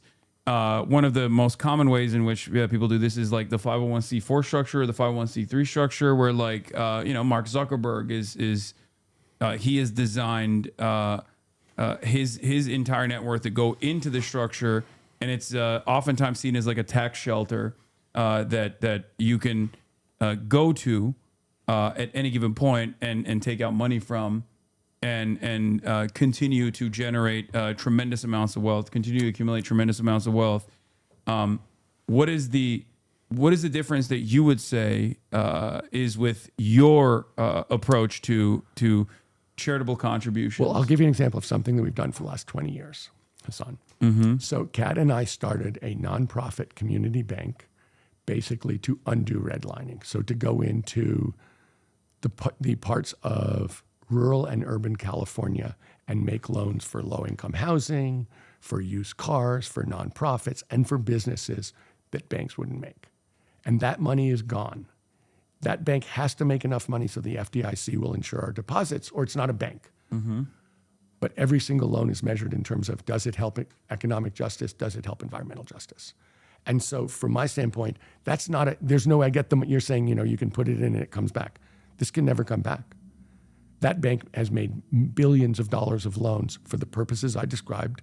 It makes, as an example, when we do used car loans are one of the places where people get ripped off the most, just so you know. It's usually people who aren't that financially sophisticated, who need a ride to work, and who have a used car salesman writing the terms of that loan. The average loan we rewrite is 21%. Our average starting point is 11, and it goes down from there if you meet your payments. And our whole goal is to make enough money, just enough money to please the FDIC, but to basically take people out of being ripped off by the system, and basically to undo the structural racism that's existed in the finance system for as long as anyone can remember. And so there's no gimmick there. That money's gone, but the work is incredibly, I look at it and I say to everybody, you get 10 times leverage on your money, and then you get to reuse it and do it again. And you can measure the results year in, year out. That's not a gimmick. That's a thing. No, it's not. But to me, it kind of feels as though, as society has moved in a specific direction. I mean, let's talk about that actually. 23% or 33% of Democrats now call themselves Democratic Socialists. Is that right? It's up to 33? Yes, 33%. Is that just California, or is that nationwide? No. That's nationwide from what I understand. I mean, these polls are... I know. Who knows? It's okay, it's a poll. And it's also, still a really high number. Who knows if people even fully understand what that even means? There's a lot of... there's a lot of disagreements within the movement as well. But the reason why I ask that is because... like, what does that say to you? What does that say to you living in the United States of America as a billionaire about the way people feel about the current system, capitalism? Failed. Look, I don't think there's any question, Hasan, and I say this every day. We have to reinvent democracy in this country, and we have to reinvent capitalism. And there's no doubt about it, because 33% of Democrats are saying we need to change structurally. That structurally, this is not working. And that is, I don't know what Democratic Social. One of the things I thought about before I came on here was for you to tell me exactly what the implications that are. But there's no doubt about the basic point, which is not working. And I think if you think about why is the billionaire tax popular? Because people are so damn mad. Of course they're mad. And if you look at the popularity of the two parties, it's incredibly low. Are you familiar with stakeholder capitalism and numerous other initiatives that were implemented in the early stages of like post 2016 election, where a lot of wealthy people were like, the pickaxes are out, people are going to riot. We need to find a reasonable solution to this problem. Okay, so let me say this. We have seen in the last 14 months a pretty straightforward attack on human rights in America, and on sort of electoral politics, electoral democracy in America, and it's just starting. And what we've also seen at the same time is complete silence from this community.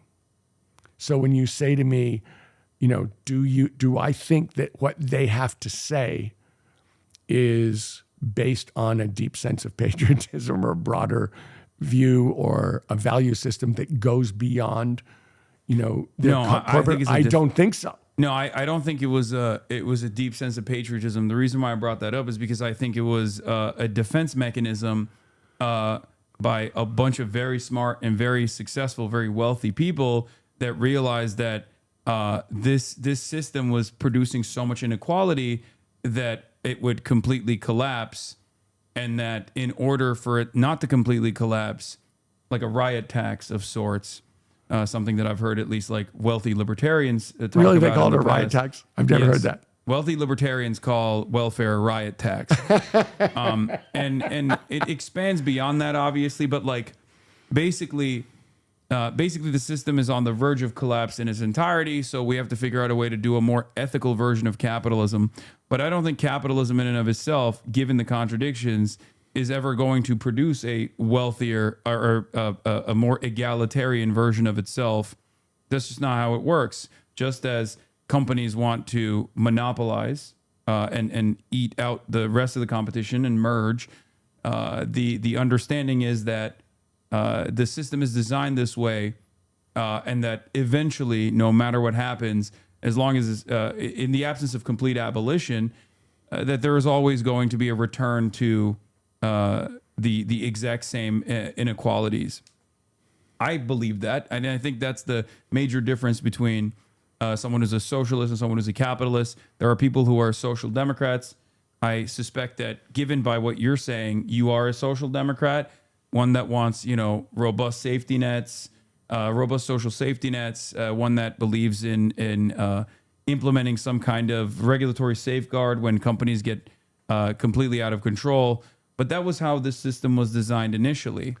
And there's a reason why there's a point of failure, and that's because of it's not because of like too much greed necessarily, but it's more so that the system is designed to produce these results eventually because they've taken over the government.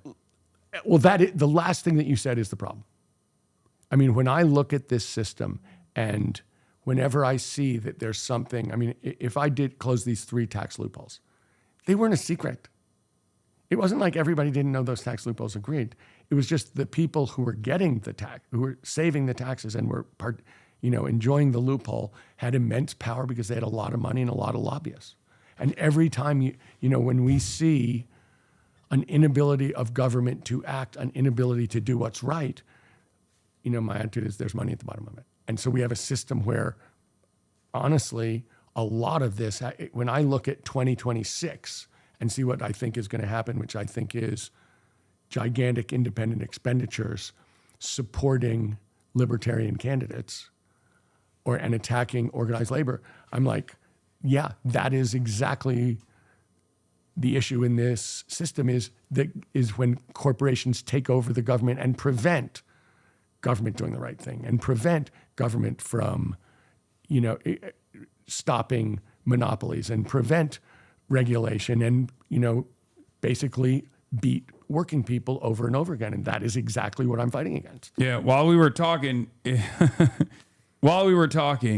a new poll came out that says, which is a better economic system amongst all Americans, with 59% saying capitalism, 41% saying socialism. Among Republicans, 74% say capitalism, 26% say socialism, which is strange enough. It's in and of itself. And among Democrats, the majority at 54% say socialism and 46% say capitalism.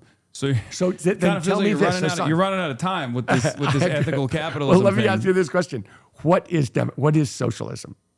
So, what does it look like? Socialism is an economic organization that changes changes the mechanism of control, simply put, from the hands of the dictatorship of the capital owning class to the dictatorship of the proletariat. There's many different versions of it. There's decentralized versions of it. There's centralized versions of it. Give me an example of one. I mean, like which is one? China would be a transitional socialist state, for example. That's like a very that is one of the modern examples of at least success.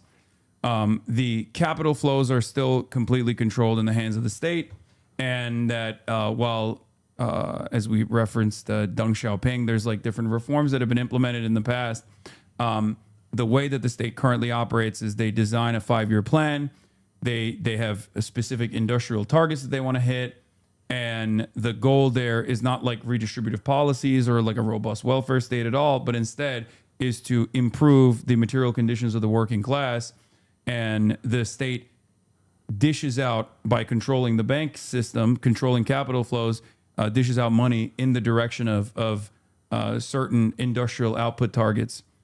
And, but still has control has tons over of private companies. Yeah. That are actually like lighter industry is still predisposed to like like what looks like a private market, but like the stock market in China is not necessarily a real thing. It's just it's the function of like gambling for the most part. There's heavy I mean, stock market is gambling here as well, but you see what I mean? There's not even like any sort of fundamentals that like that people rely on. Ultimately, socialism at its root means workers owning the means of production. That it is. And what I was saying about China is, to a large extent, their big companies, there is a much heavier governmental control aspect to it. And there are 5-year plans. I completely agree with that. They control capital flows. But the big companies are private. Yeah, but it's not. I like to describe what China's doing, which is only I just asked you that because I'd like the one that you think is the best. Yeah, I say that China wears capitalism like a sleeve, and at the end of the day, while there is a private enterprise inside of the state, which creates a system of competition for innovation, which fosters innovation, ultimately it's still controlled by the government, and it's at the directive of the government. There is like a lot more emphasis on centralized control, central planning and central control over all of the outputs. They want to build more housing.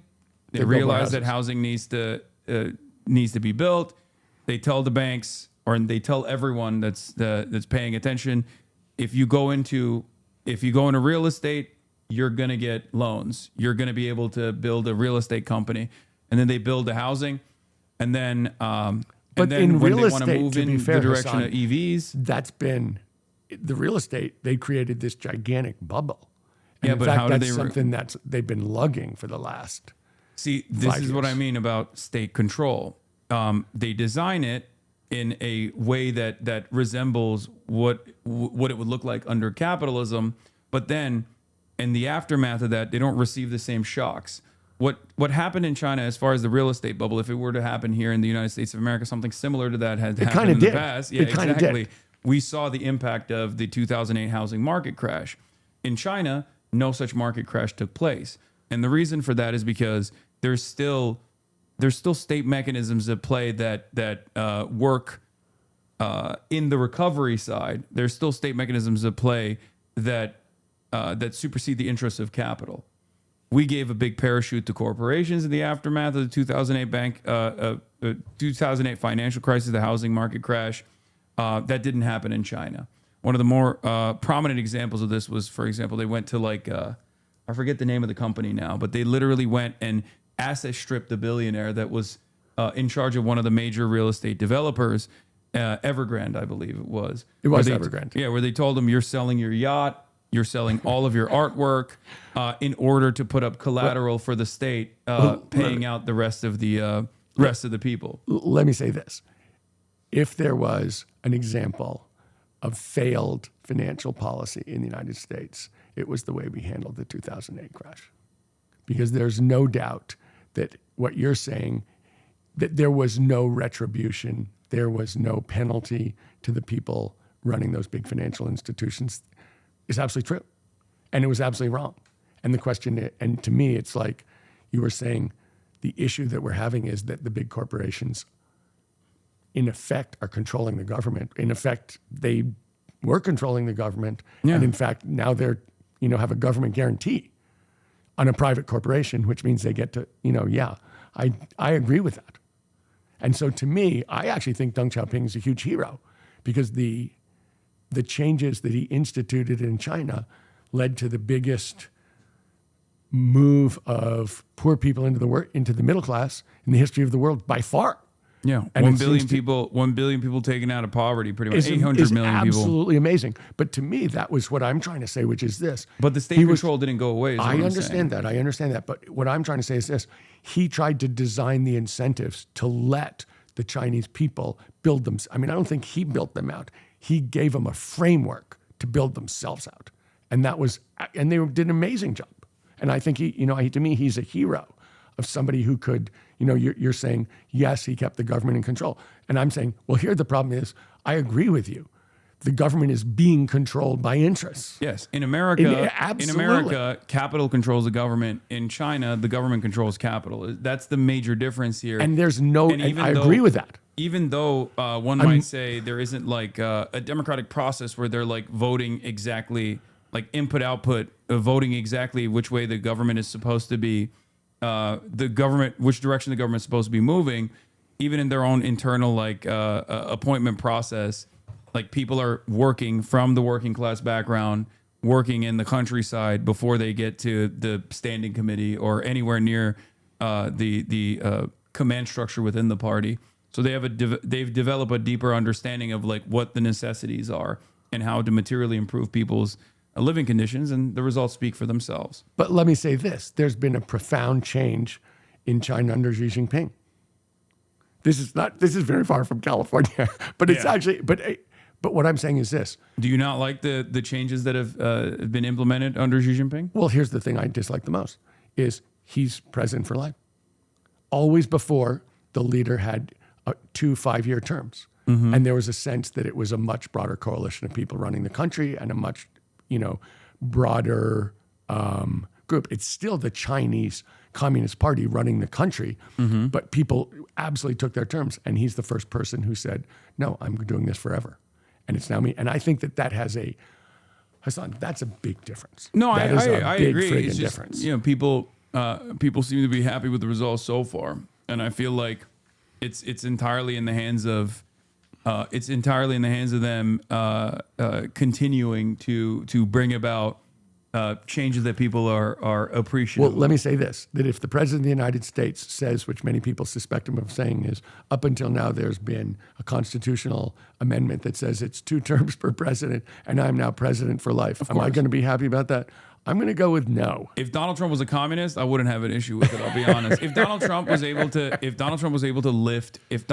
improve people's living standards to the same degree, or if Donald Trump was able to bring about like national prosperity to a similar degree, it's like the FDR equation. I wish I wish there was a better line of succession for FDR, I guess, but FDR was able to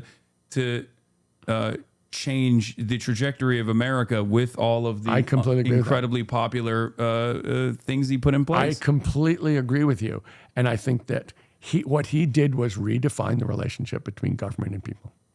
And, he said, we have a real responsibility to each other, and this government is going to make sure that we do this. And it's not, kind of a free-for-all. It's not an open competition. In fact, everybody has rights. In any case, so that's one of the reasons why I'm not even defending the term limit structure within the term limits changes under Xi Jinping.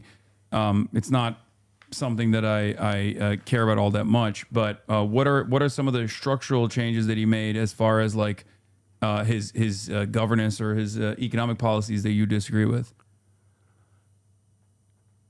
Well, it is more about governance, that he has very much cleared out everybody who doesn't report to him. And it's very much gone from, a broad-based group to basically, his control and making sure that people report to him. And that's been a consistent policy over the last 10 years. And the reason I care about that is it scares me. It scares me that you may like their system, and I think there's certainly, it's been incredibly successful. So yes, I hear you. And I'm someone who's saying I change my mind when the facts change, or when the facts are clear. But the one thing that I think is also clear is that when you get into a situation of someone taking control, the idea that doesn't change them. It it does. always changes. Certainly. As far as Xi Jinping goes, it's actually the opposite of the way that is presented in Western news. He has been his main structural change in China was to somehow rein back in a lot of the corruption that had come from, Dengist reforms that were very helpful initially in terms of, developing Chinese prosperity. And not only that, but he's also literally purged the ranks of some of his closest allies as well, including the ones in the military. So famously just fired the head. Yeah. So the way that it is a lot of stuff is interpreted in the Western media is very different. This is beyond the term limits, of course. The term limits thing you do have a decent point on, but as far as what he has done in terms of anti-corruption has been very popular in China. Let me say this: I don't think we're going to a permanent governor of California. No, and I don't think we're. Yeah, we don't. And we I don't think need to we keep have. talking about it. The other thing that's true, I was just Hasan, wondering is what your when we assessment think is. about where we're going, we're starting from a place. We're not starting from scratch. We're starting from here. Yeah. And so when we think about change, it's like we don't have a blank slate. In the state of California, you have a couple hundred years at least of history and a couple hundred years of expectations and institutions that are built here. So when we think about change, we, believe it or not, introducing competition into the electric system is structural change. Yeah. Talking about single-payer healthcare is structural change. All the things I'm talking about, to a large extent, are, we have a short-term problem, but we need structural change in the long run. But the idea that we're going to get away with the system that's been here whole hog, in one fell swoop is, I just don't think it's going to happen. I don't think it's going to happen either. I believe in a system of reforms and building a robust base of pressure. Agreed. Through organized and that labor, is what I'm trying to organized do. labor through years and years of organizing until it gets to a point where there are workers' councils and there's a lot more autonomy for the working class that they can actually have the political education, the political will, and be able to make these sorts of decisions that benefit them as opposed to benefit the capital owning class. But before we get there, we were talking about monopolies. Yes. There is, by the time, if you were elected in office, the Paramount, Yes. Skydance, Warner Brothers Discovery merger would be coming across your desk. What would you do as a governor to tackle this very obvious, monopolistic merger? It's worse than that, because obviously, one of the things. What are you going to do about the Ellisons? I was about to say that was my point to you. Yeah. It's like you're talking about this just in terms of the number of jobs that are going to be destroyed by this, the reduction in the quality of entertainment, and how bad this is for Los Angeles, California. All true. Yeah. But that's not all that's bad about this. Obviously, what we're seeing is I don't want to use the term all the time oligarchs, but let's just use the term oligarchs. They're trying to buy all the means of communication, right? Mm-hmm. They're buying. They already have. It's not true that they've bought all of them, but Trump is trying to intimidate every of the other ones by threatening to sue them for gigantic bucks and do all these things that he can do to punish them if they actually try to tell the truth. No, I just meant every single one of these organs of media. They're trying to buy and shut down. Or entire social media platforms Yes. owned by a billionaire. I'm agreeing.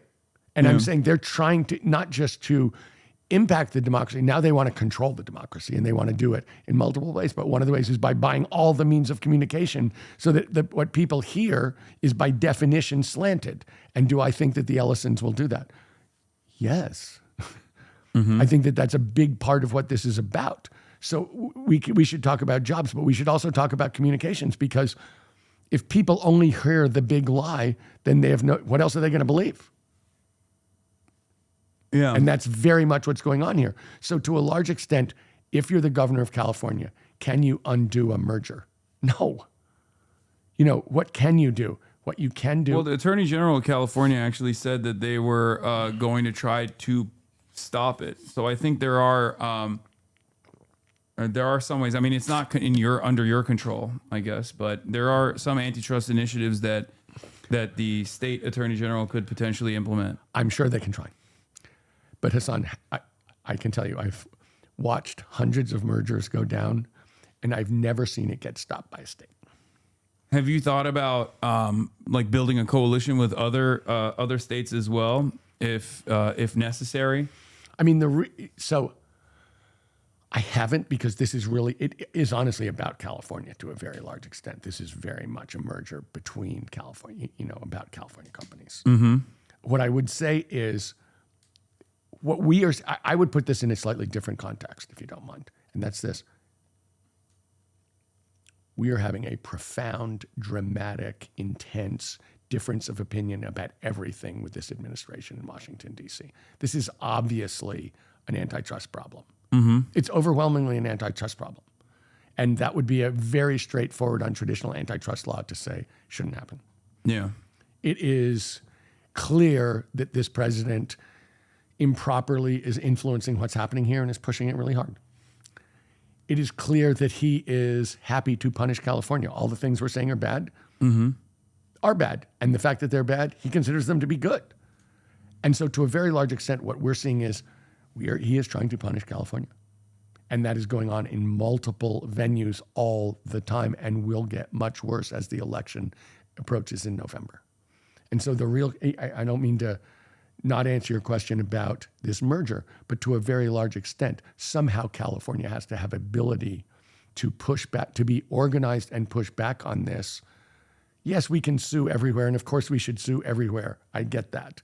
And, Rob Bonta is a good attorney general, and he will sue, and I'm sure he will continue to sue. But you have noticed that when the Supreme Court said no tariffs, Trump's answer was, okay, no tariffs, here's my answer, tariffs. Yeah. He's not someone who obeys the law. So but the question is, how are we actually going to make our case? How are we actually going to back this guy off? How are we actually going to support? And to me, that is about organization. That is about working with organized labor. That is about feet on the street. And it's also a vision of something different. Because the real way, the last time we saw a corrupt, violent government suppression of people just living their American lives was the civil rights movement. And they did not, the way they backed them off, yes, there were legal things, but to a very large extent, it was about being organized, being in the street, having a different vision, and showing the world the difference between right and wrong. There's also there was an armed vanguard component to what we're talking about as well that certainly played a role in this pressure, in this pressure campaign. Yes. The Black Panther Party. I mean, the state of California, as a matter of fact, under Ronald Reagan, was the I think last time that Ronald Reagan took action against of gun ownership, the Mulford Act, if I'm remembering it correctly, after the Black Panther Party protested using their legal right to demonstrate with their arms, but. It's everyone plays a different role in stuff like this. I do want to ask you about ICE. Okay. So when you were a hedge fund manager, your firm invested $90 million in private prisons and detention centers. And I want to know how that aligns with your current stance on ICE, because from what I understand, you're in favor of ICE abolition. So that happened 22 years ago, and it was a big mistake. And I realized it was a big mistake and sold it over 20 years ago. Okay. And the reason I sold it was for the reason you're saying. And it was more than a mistake. And it was this. It was a wake-up call that I was in the wrong place. I mean, people wonder, why did you walk away from a big business that you'd started that was worth a ton of money? And the answer is, because it didn't align with my values. Okay. And so if you look at the last 20 years, and that was a real wake-up call, we have pushed on every justice-related thing about incarceration and the justice system itself for the last 20 years. We have a group of 20 people in Sacramento, and we have pushed on every one of those. And in fact, I think that I am endorsed by Smart Justice, which is a very much about rehabilitative justice organization. And so, my wife spent 10 years going into San Quentin. My mom taught in prison. It was a mistake, but it also was a chance for it absolutely is a wake-up call. I mean, you're sitting here saying, and I hear you, Hasan, the capitalist system has real contradictions and problems in there. And that's really why I walked away from my business, was I felt like this is taking me to places that are absolutely antithetical to what I believe in. And that's why I did it. And that's why I spent the last 14 years working on this. What are some of the other avenues that you felt like was deeply unethical?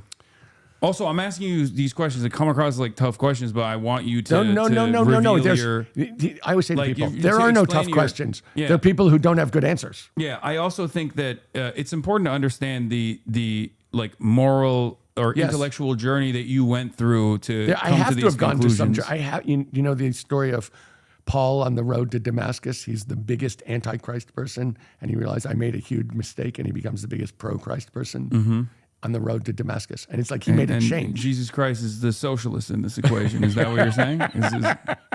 Okay. But I'm saying justice is, and I will say this, I felt like, and I'll give you a perfect example. People are always saying to me, you've spent a ton of time in environmentalism, but your firm had invested in fossil fuels. And the answer is, sure. Everybody invested in fossil fuels. It's a huge part of the economy. We invested less than our share, but we invested in fossil fuels. And I decided I can't invest in fossil fuels. We need to divest. We need to get out of all these things. And I felt like I can't change, even though I started that firm, I couldn't change that firm's culture because that was not what people were there for. And so I very much had to leave and, basically go and work on the things that I cared about. And I've spent, I could go into immense detail to you about how I think about energy and how I think we're going to actually do it in a clean way and what it's going to take as governor to make that happen and why it's such a powerful role. And that's true. But I was coming from a place that was completely different and I had to make a change.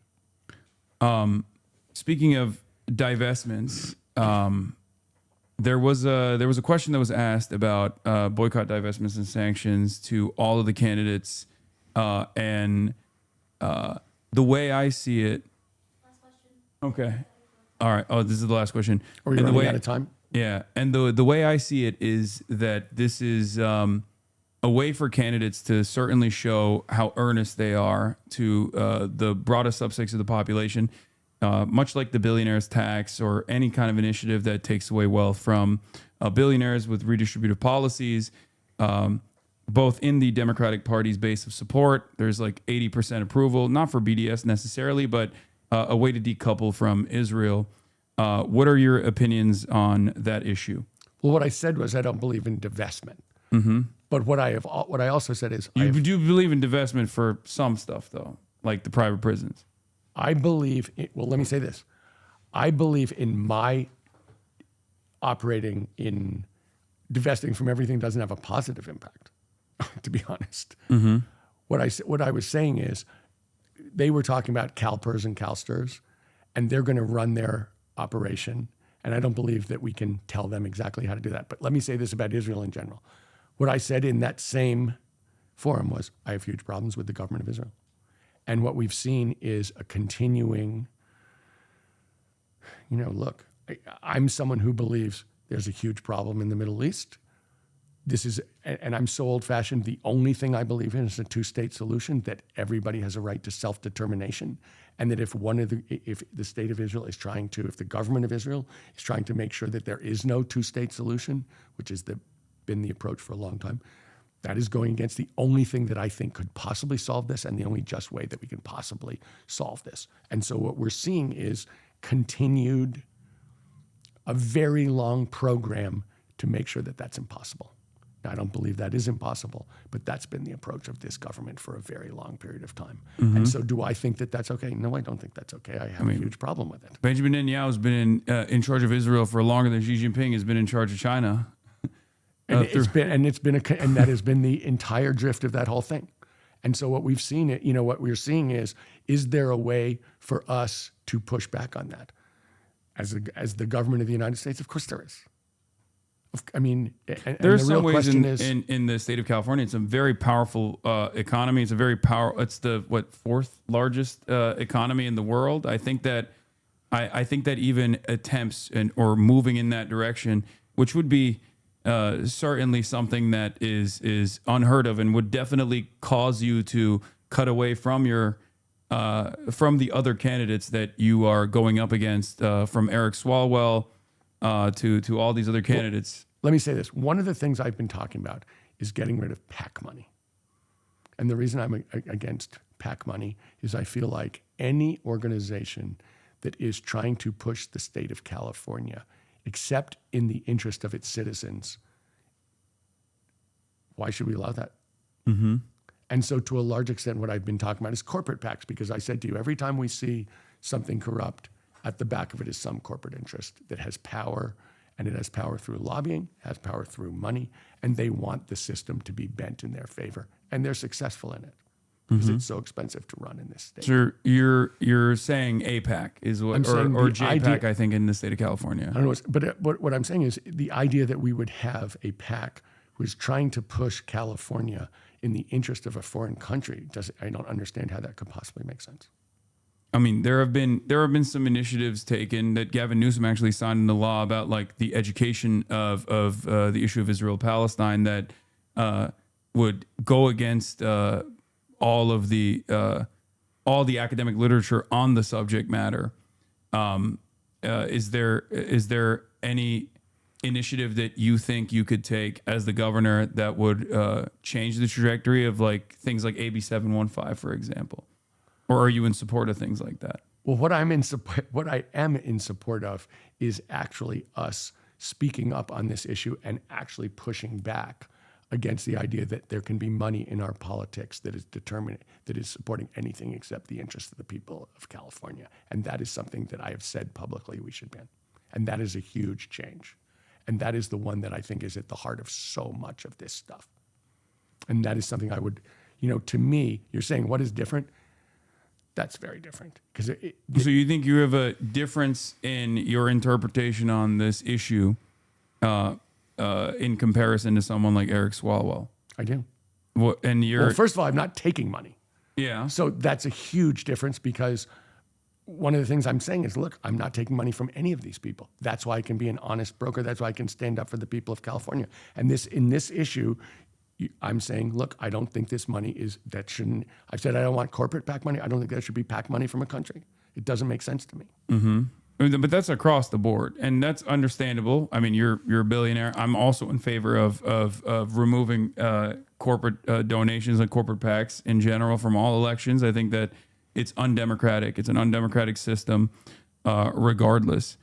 But the reason why I'm asking you about this specifically is because this is the one area where, with the exception of some of the other candidates like Butch Ware or who are not really no one is talking. No one's really standing up on this issue. Yes, this is not and I know for a fact that while California has a lot of wealthy donors who are very much invested in the continued state of Israel behaving in the ways that it does, as far as, like, the broad base of support goes, I've been out there.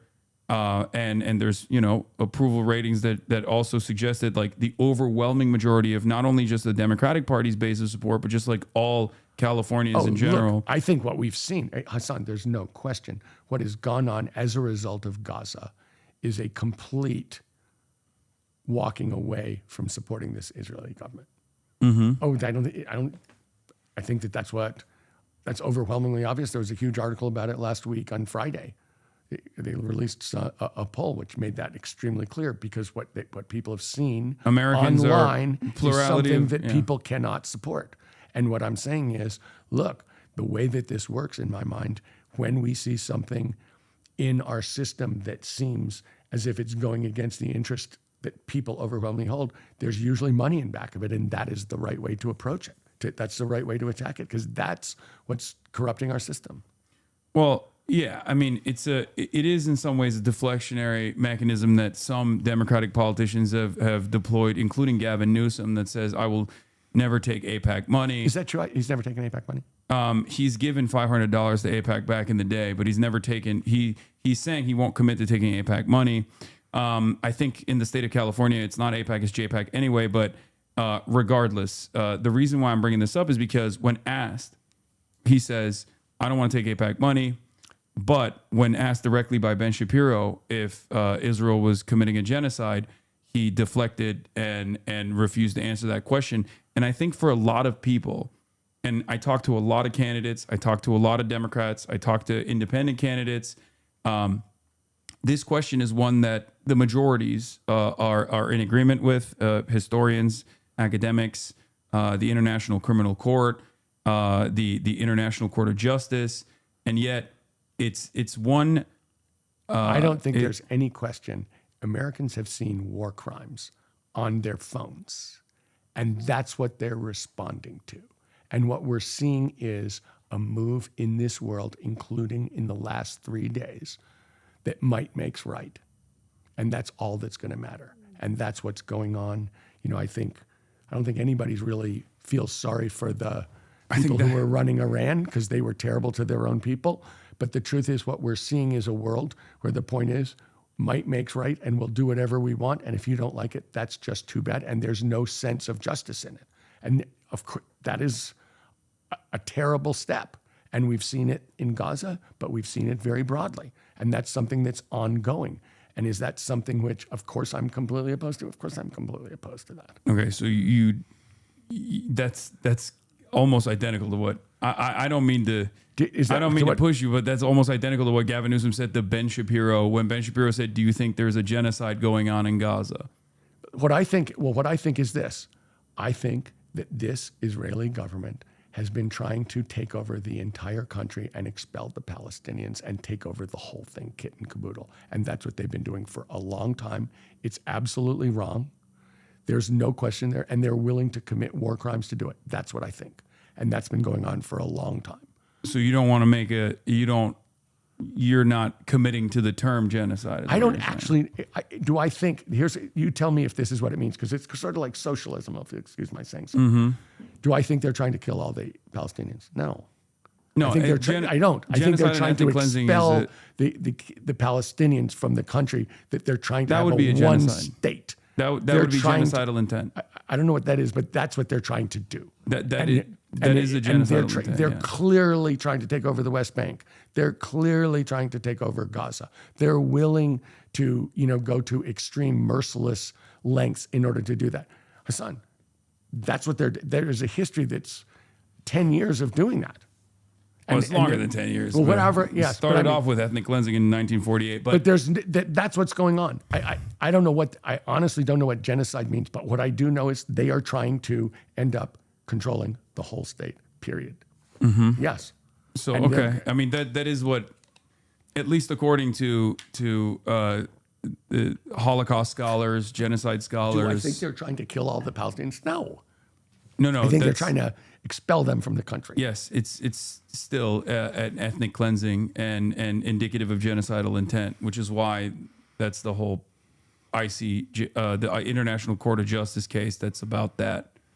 But that is what it is. Yeah, you can do it in part as well, similar to what took place in Bosnia and Kosovo, and that's, and I look at that and I say the exact same thing. How did they actually end all the fighting in Yugoslavia, the former Yugoslavia? They bombed the crap out of Yugoslavia. But America they also gave everybody their own territory and their right of self-determination. And that's what's got to happen here. I think it might have been better if Yugoslavia stayed intact, but that's neither here nor there. But it didn't happen, and it did solve the problem. They're no longer killing each other. Yeah.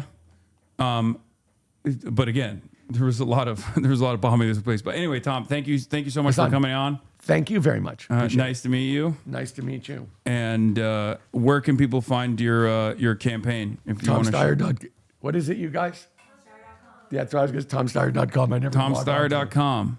Yes. And can I say one more thing, Hasan? Yeah. I think I am the practical progressive in this race who can actually make the changes that you want. And am I going to use all the language that you want? Maybe not. But am I going to try and make the changes that you actually want? I think so. I really do. And I think that working people have been screwed, and they need someone who will fight with them, and they need someone who's not going to owe anybody else anything, and who's going to stand up and do the right thing. And that is me. All right. Thank you for coming on. Thank you. All right.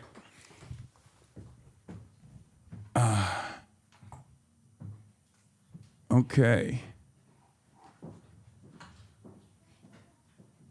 Bye, guys. Nice to meet you. What's up? What's up? I think you were just saying bye. Oh, okay. Nice to meet you guys. Okay.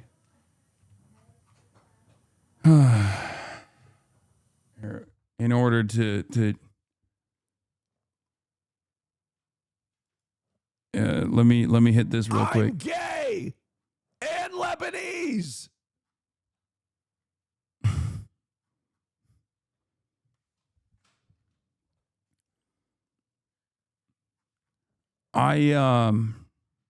Look, I didn't have a lot of I didn't, you know, I think I came into it pretty open-minded as one can be, right?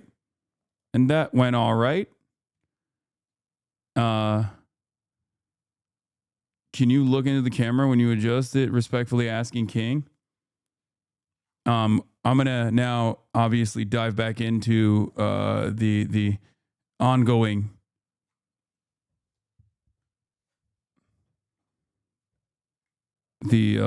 ongoing issues that are happening in the world as it pertains to the unlimited bloodshed quagmire that we have found ourselves in at the direction of the nation state of Israel in Iran.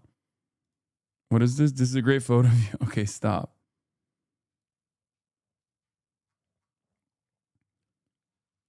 There's a fire at the U.S. Embassy in Riyadh, which apparently this link is not showing us for some reason. Please do not look at me. I do not wish to be perceived. There were more questions that I wanted to ask as well, but I'll be honest. I think as far as like the viability, as far as like the viable candidates at the top, you know, he's Tom Steyer has better positions overall. It's just that I wish you had a better answer for Israel. It's just it's such a solid litmus test. It's such a solid and reliable litmus test in general. It's just, I don't know why it stumps people. Thank you. Reagan Reese with the Daily Caller. 2 questions for you. The president said yesterday in his video message that we will leave Iran when we complete all of our objectives. What are our objectives? And can you share more information on how the soldiers who were killed were killed? Well, I laid out the objectives, as did the chairman. They're completely nested. I mean, Iran has an ability to project power against us and our allies in ways that we can't tolerate. So whether that's ballistic missiles and drones, so offensive capabilities, effectively their navy, which would attempt to set other terms and impose different costs, drone capabilities, which we laid out there, and ultimately, though this tying it back to Midnight Hammer, the president has been willing to make a deal. You can't have a nuclear bomb. Radical Islamists can't have a nuclear bomb that they wield against the world. He gave them every single opportunity. Korean media reporting that the U.S. is planning on moving the THAAD system meant to protect U.S. allies in the Far East from China to the Middle East. Oh my God, they're running out of THAAD. They're running out of THAAD. And also, as predicted, their next move is to try to start a Kurdish uprising, as I fucking called it. Oh my God, they're moving the THAADs away from fucking Korea. Bro, they're so cooked. By meeting all in it's one place. It's over, dude. They thought they were undetectable. They weren't undetectable. We were shocked by it. They don't even know who's leading them now. We went down 49, he said, meaning 49 leaders on the leadership chart there. We don't know who's leading the country now. They don't know who's leading. It's a little like the unemployment line. The president said that they tried to make a deal with the Iranians, but we couldn't make a deal with these people. He said every offer was met with a walkback of a previous offer. They had all that enriched stuff, he said, referring to uranium. They looked at redoing it there. This is after the strikes last June. But it was in such bad shape, the mountain had basically collapsed. The president said, this is the way to deal with Iran. We don't have to worry about agreements. He talked about all of the years, decades of killing and IEDs and all the destruction that Iran has wreaked on the United States and other countries. He said people in the military walking around with no legs, walking around with no arms, their faces shattered. He said that today's military operation was of a piece, part of a larger campaign. We took out Soleimani last time. That's referring to the Iranian general Qasem Soleimani. He was an unbelievably violent, vicious general. Hitting him, he said, was a big move. If that didn't happen, then you might not have Israel today. Israel might not exist. Then he referred to Midnight Hammer, the strike against the Iranian nuclear facilities last June. They were a month away from having a nuclear weapon. He criticized Obama's nuclear deal with Iran. He said it gave all the power to Iran. They would have had a nuclear weapon 3 or 4 years ago. They would have used it against Israel. They maybe would have used it against us. In the latest talks, he said the Iranians, quote, weren't willing to give us what we asked for. They should have done it.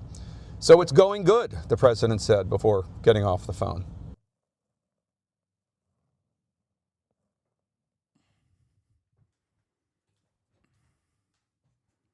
It's going great.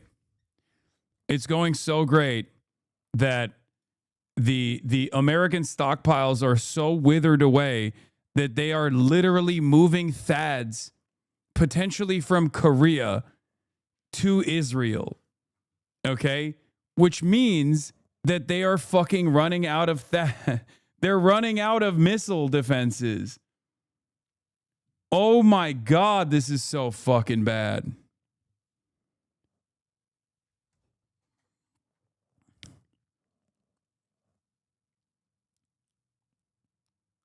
CNN says running out of THAAD and SM-3 interceptors. The U.S. expects a major uptick in attacks on Iran within 24 hours. After an initial round of weakened Iranian defenses, the next phase will target Iran's missile production, drones, and naval forces. The U.S. is also running low on some missile stocks, including Tomahawks and SM-3 interceptors. Yeah. U.S. must destroy Iranian launches before Israel and U.S. run out of interceptors is right. That is crazy. Breaking fire at the U.S. Embassy in Riyadh after blast, 2 sources say. Holy shit. Guys, it's going really good, I think. North Korea has the opportunity to do the funniest thing. Well, last week, the South Korean president wanted to restart talks with North Korea. Ironically enough. What is this? Oh, what the fuck? That's...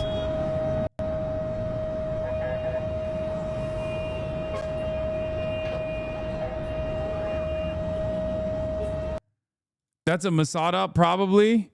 Tucker Carlson, last night, both in Qatar and Saudi Arabia, authorities arrested Mossad agents planning on committing bombings. Standpoint. I can see that. I can see that. That was the point. That was the point. They wanted to diminish the Gulf, and in 2 days they have. And I think anyone who likes decency and order and cleanliness is hoping that the Gulf will recover. The Gulf is not a threat to us. We have military bases in these countries. These are some of our closest allies. All of them are closer allies than Israel, by far.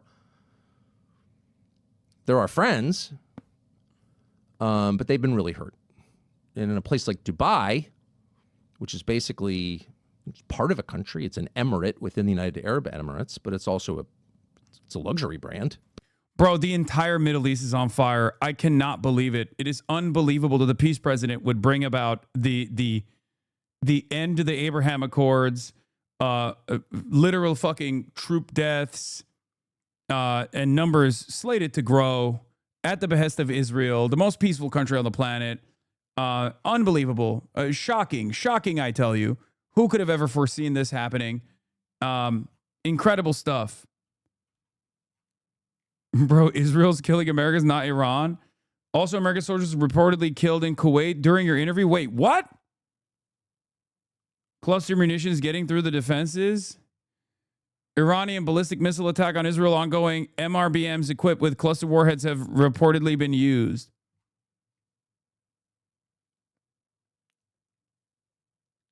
U.S. soldiers killed in Kuwait? What? Local reports confirm American soldiers were killed in the Iranian attack in Kuwait. The rescue team helicopters apparently did not reach them in time. Okay, is there any...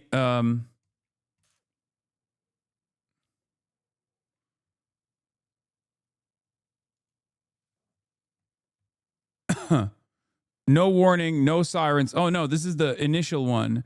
6 U.S. service members killed in Iranian strike that hit makeshift operation centers in Kuwait. This is from the first round.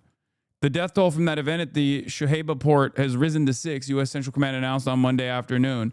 Yeah, no, this is when they blew up that container. There's apparently there is a new statement from the IRGC. The one I'm looking at right now, actually. During a drone attack by the IRGC Navy on one of the gathering places of American terrorists in Dubai, UAE, and more than 160 terrorist riflemen were present. According to field reports, American casualties in this combined drone missile strike by the combat units of the IRGC Navy are estimated to be more than 40 killed and 70 wounded. Okay, that's a bit of an overestimation, I think.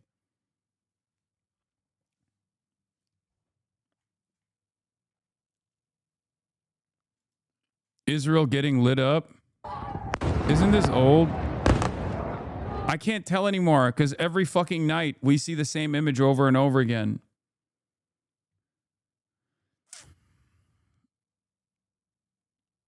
Wait, drops I heard reports that the numbers are way higher. What, from the Iranian side? The Iranian side's always going to overestimate the casualty numbers on the American side. That would be insane. Yeah, of course, Israel is saying that cluster munitions are being used. It's illegal, is crazy. Tampa, as of 4 p.m. Eastern, March 2, 6 U.S. service members have been killed. Major combat operations continue. The identities of the fallen are being withheld until 24 hours after next of kin notification. No, this is older. This is the first one. This claim from the IRGC is recent, from literally an hour ago. Okay? This happened during my interview. Breaking visual confirmation of an interceptor failing and impacting in Jordan near Muwafaq Salti Air Base. The power in the area can be seen going out immediately after the strike. Whoa, what the fuck?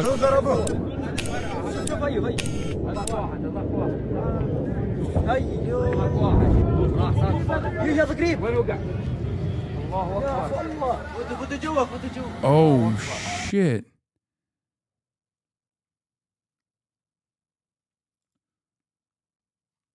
Looks like another possible cluster has struck Israel.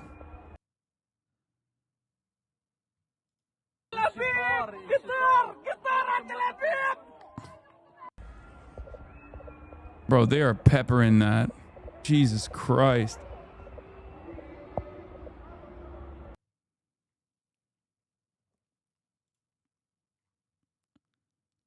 The United States is preparing for a major uptick in attacks on Iran over the next 24 hours, heavily focused on destroying the country's missile production. Yeah, this is what they said that they were going to do. What the fuck were you guys doing the first 2 days then, is my question. Oh, sorry, that's right. They were too busy murdering school children. That's what they were doing in the first couple of days, assassinating, trying to do a decapitation strike on virtually every IRGC general and the fucking head of state. That's what they were too busy doing. And then for the last 48 hours, that was the first 24 hours, they killed 100 plus little girls between the ages of 7 and 12. And then in the last 48 hours, they've just been literally pummeling Tehran for no reason. I'm a Kuwaiti and they don't put on sirens until after the fucking bomb. I hear the bomb before the sirens. Absolutely crazy. Impact reported near Tel Aviv. Oof. I didn't even... What the fuck? Where'd that come from? Oh, right there.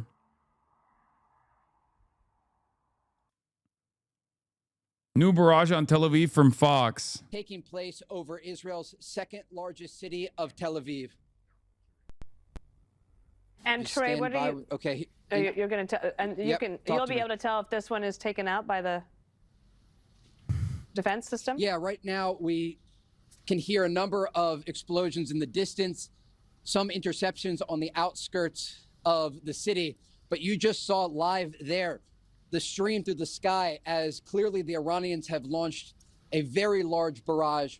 And some of these missiles appear to have made it past Israel's missile defense system, the Iron Dome. Remember, the Israelis have a tiered missile defense system. They have at the lowest level the Iron Dome, then they have David Sling and the Arrow 2 and 3 systems. Now, the Trump administration was aware that the Iranians would launch a counterattack. They provided the Israelis with additional air defense, including the Patriot and THAAD systems. But still, this is not a perfect layered defense. Bro, if it actually comes out that it was Israel that bombed Aramco, okay, and it comes out that Israel is the one who's doing, like, Mossad is doing the fucking embassy strikes, which I don't even think that it'll come out. I just don't, like, but it's the most insane thing that any state could do in this moment.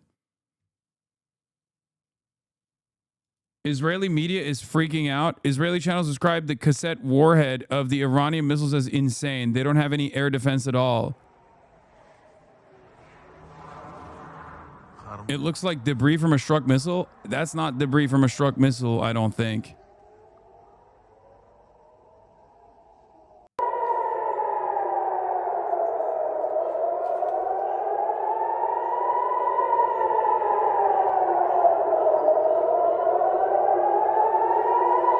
That is the missile. Can you explain why the embassy is a bigger deal? Because the American embassy in Riyadh is literally U.S. soil. It is debris. Clusters wouldn't glow.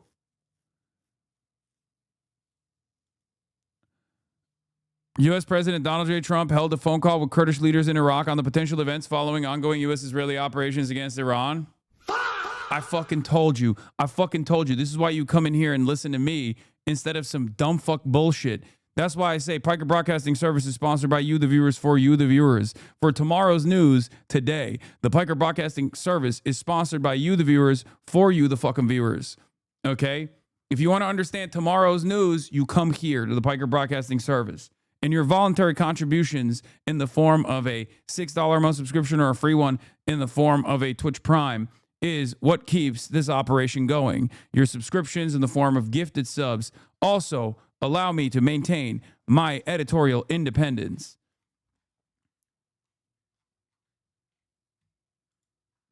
John Carlo, thank you for the 5 gifted subs. Subscribe now if you like the continued utilization of the soundboard as well. Axios confirms the attack. A senior U.S. official confirms the U.S. Embassy in Saudi Arabia was hit in an attack likely carried out by a UAV, according to Axios' Barak Ravid.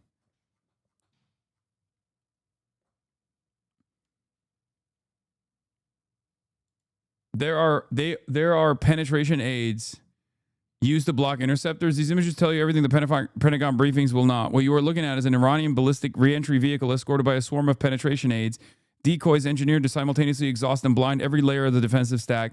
Patriot in the terminal phase, THAAD in the upper atmosphere, Arrow 3 in space. This is a purpose-built solution for a specific problem. This is fucking ChatGPT.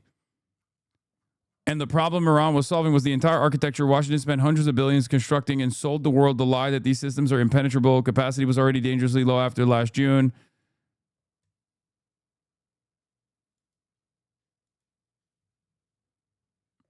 Don't know if you saw both of the Clintons' depositions have been released or as of 3 hours ago. Yeah, I can't focus on that right now. There's also riots taking place in Bahrain. Bahrain, the majority Shia population, is very frustrated, not with the strikes necessarily, but using this as an opportunity to basically fight back against the state itself.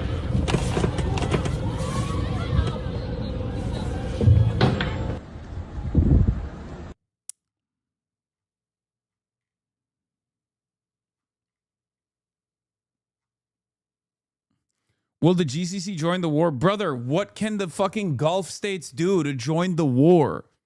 They don't, with what army? I mean, literally, with what army?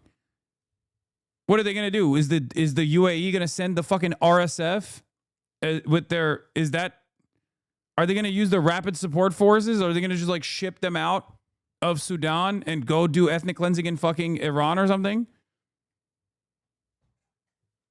Can't they hire PMCs? They can, but you know, there's fucking limits there. Yeah, the Dubai is gonna send in Aiden Ross, Andrew Tate, and numerous kick streamers to fucking annoy the Iranians. They're gonna do a war of attrition. They're gonna do a war of attrition by simple nuisance, like nuisance streamers. They're gonna send an army of Eastern European models with the worst Botox job you've ever seen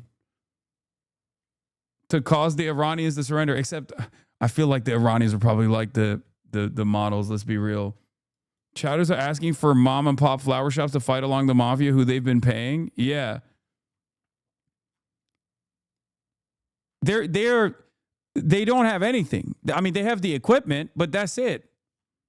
At most, they have equipment that they can use on their own population when the population rises up. Okay? You think the Kurds will answer Trump's call? Fuck yes. That's not even a question. It's not a matter of if, it's a matter of when. And now we know, okay? Now it's confirmed, pretty much. It's all but confirmed. Why do you think the American-Israeli strike teams have been peppering Border Patrol on the Iran-Iraq border for the last 76 hours? What do you think is the reason for that? The reason for that is so that they can send in the Kurdish militias because they don't have any popular ground forces to destabilize the country. And then they can like propagandize as like, this is a real revolution taking place. Look. Scoop, President Trump spoke by phone with Kurdish leaders in Iraq on Sunday to discuss the U.S.-Israel war with Iran and what might come next. 3 sources of my knowledge of the call told Mark A. Capito. I told you that they were going to do this. From day one, I told you that they were going to do this, and they're doing it.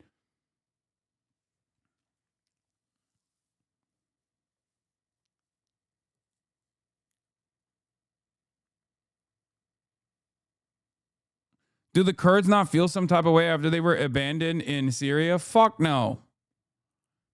Brother, that's the expectation.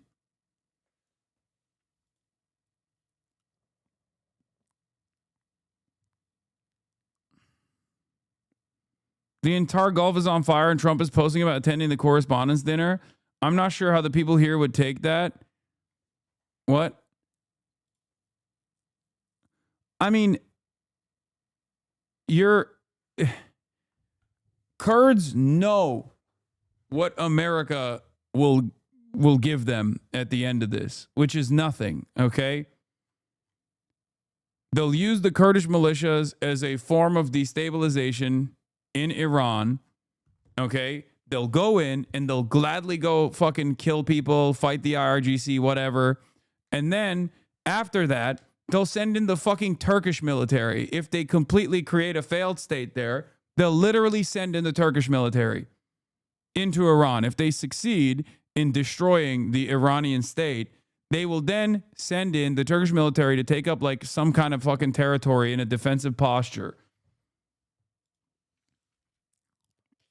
Yeah, Trump spoke to leaders of 2 Iranian Kurdish factions in Iraq, Masoud Barzani and Bafel Talabani, day after he authorized the Saturday bombing campaign, 2 of the sources said. A source with knowledge of the call said they were sensitive and declined to give details on their content.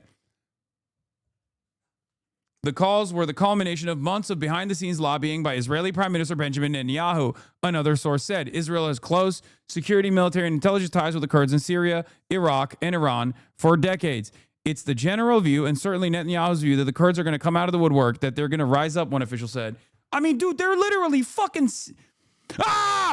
Israel runs the show. Israel runs the show. It's so fucking hard for me to say anything but that. Oh, my God.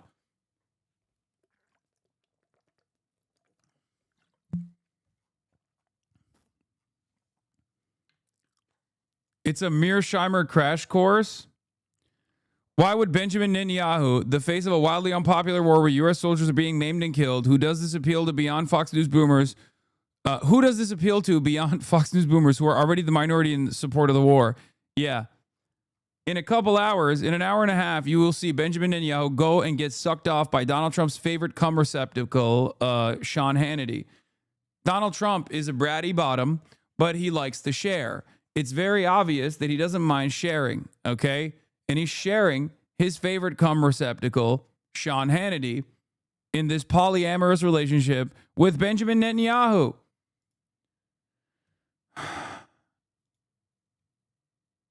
Yeah, I know Rubio basically all but admitted that Israel fucking forced their hand into going into this military quagmire.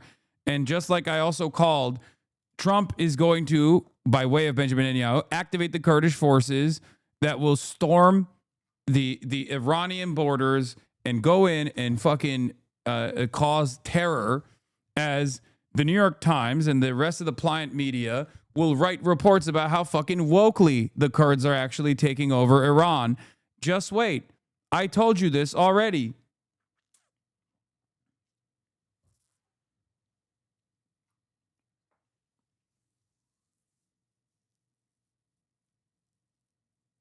Bernie talked the drop site. Ask you really quickly about Secretary Rubio's comments earlier today. He spoke with us.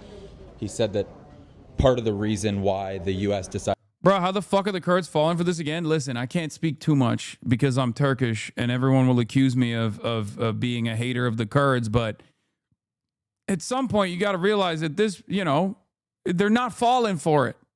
Okay? They're not falling for it.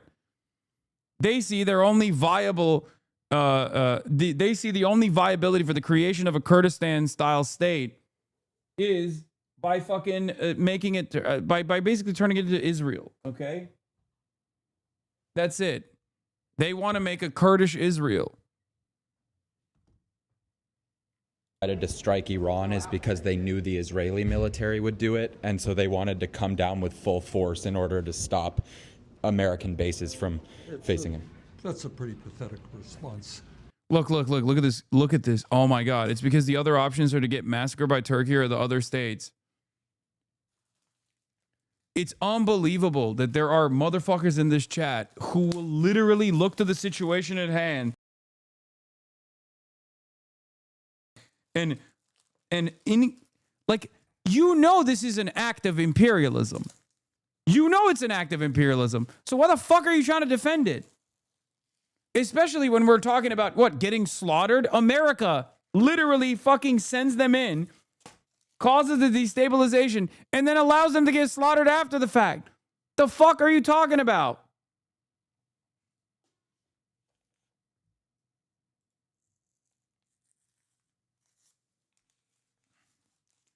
And then, of course, the Kurds will say that argument makes no sense. Kurdish lands have always been Kurdish. We have been occupied by oppressors for centuries. Okay, then build fucking, go ahead, dude. Build Kurdish Israel, okay? Good luck. This will be the way to do it. Do not talk with the regional, do not talk with any of the fucking regional powers and only use yourself like a fucking sleeve for American imperialism. It's crazy because, like, Kurdish revolutionaries for the longest fucking time before America slaughtered them were communist. Like, actually fucking communist. No friends but the mountains. Yeah, okay, keep LARPing, big dog. Anti-imperialism and communism was within the framework of the Kurdish revolutionary movement. And now they're literally America's most loyal servants. And you're over here talking about, like, oh, well, you know, we're from there. 35 million diaspora with no with no home. So I guess that's okay then. Okay, you can just like fucking destabilize and play a formative role in America's plans every single time. Even if they fuck you over like they did in Syria.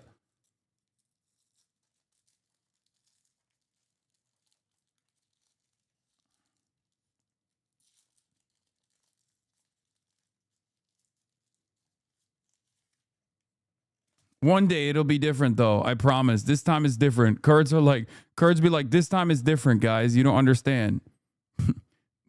This time is different. Hate this guy. Okay.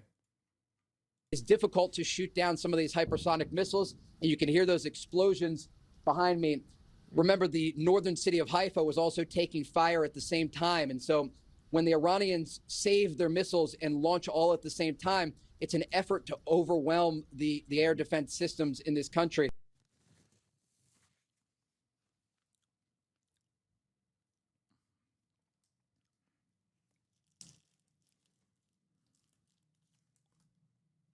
If you collaborate with the oppressors, you will never find peace. Kurdish populations are fucking stupid and brainwashed. I'm Kurdish, by the way, so no ban.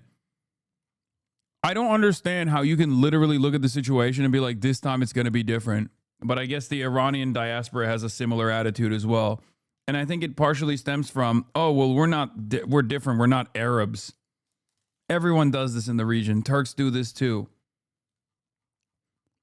Everyone does this there. Everyone does this thing where it's like the Persians think they're not Arabs and they're smarter, so it won't happen to them. The Kurds say the same. The Turks say the same.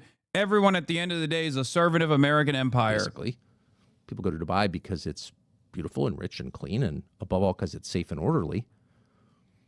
It's got the busiest airport in the world. You start seeing video on Instagram of smoke in the Dubai airport, and you're like, I think I'm going to Cabo this year. Oh, sorry, drug cartels. Whatever. Maybe you go to Sedona this year. It really, really hurts these countries. And Israel wanted to hurt these countries. That's the point. Wanted to hurt these countries. Wanted to sow chaos and disorder because they are rivals of Israel. So it's probably not, hasn't been reported, but it's a fact that last night in Qatar and Saudi Arabia, authorities arrested Mossad agents planning on committing bombings in those countries. Now, that's weird. That doesn't make any sense.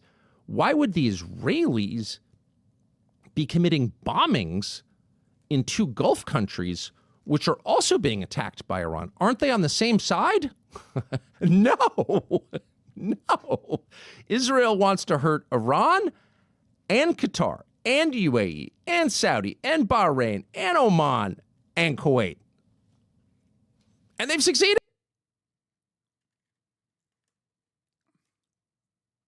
I don't know about the accuracy of the Mossad bombing attempts or whatever. I don't know about that, but now the fucking U.S. Embassy in Riyadh exploded.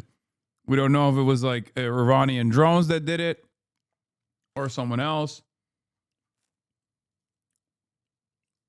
But there is just no positive outcome out of all of this. It's just not. It's just negative. All negative. No upside. All downsides, baby.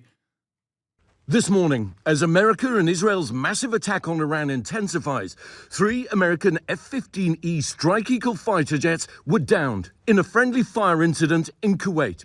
One jet seen with smoke and fire coming from the back as it falls from the sky in a spin.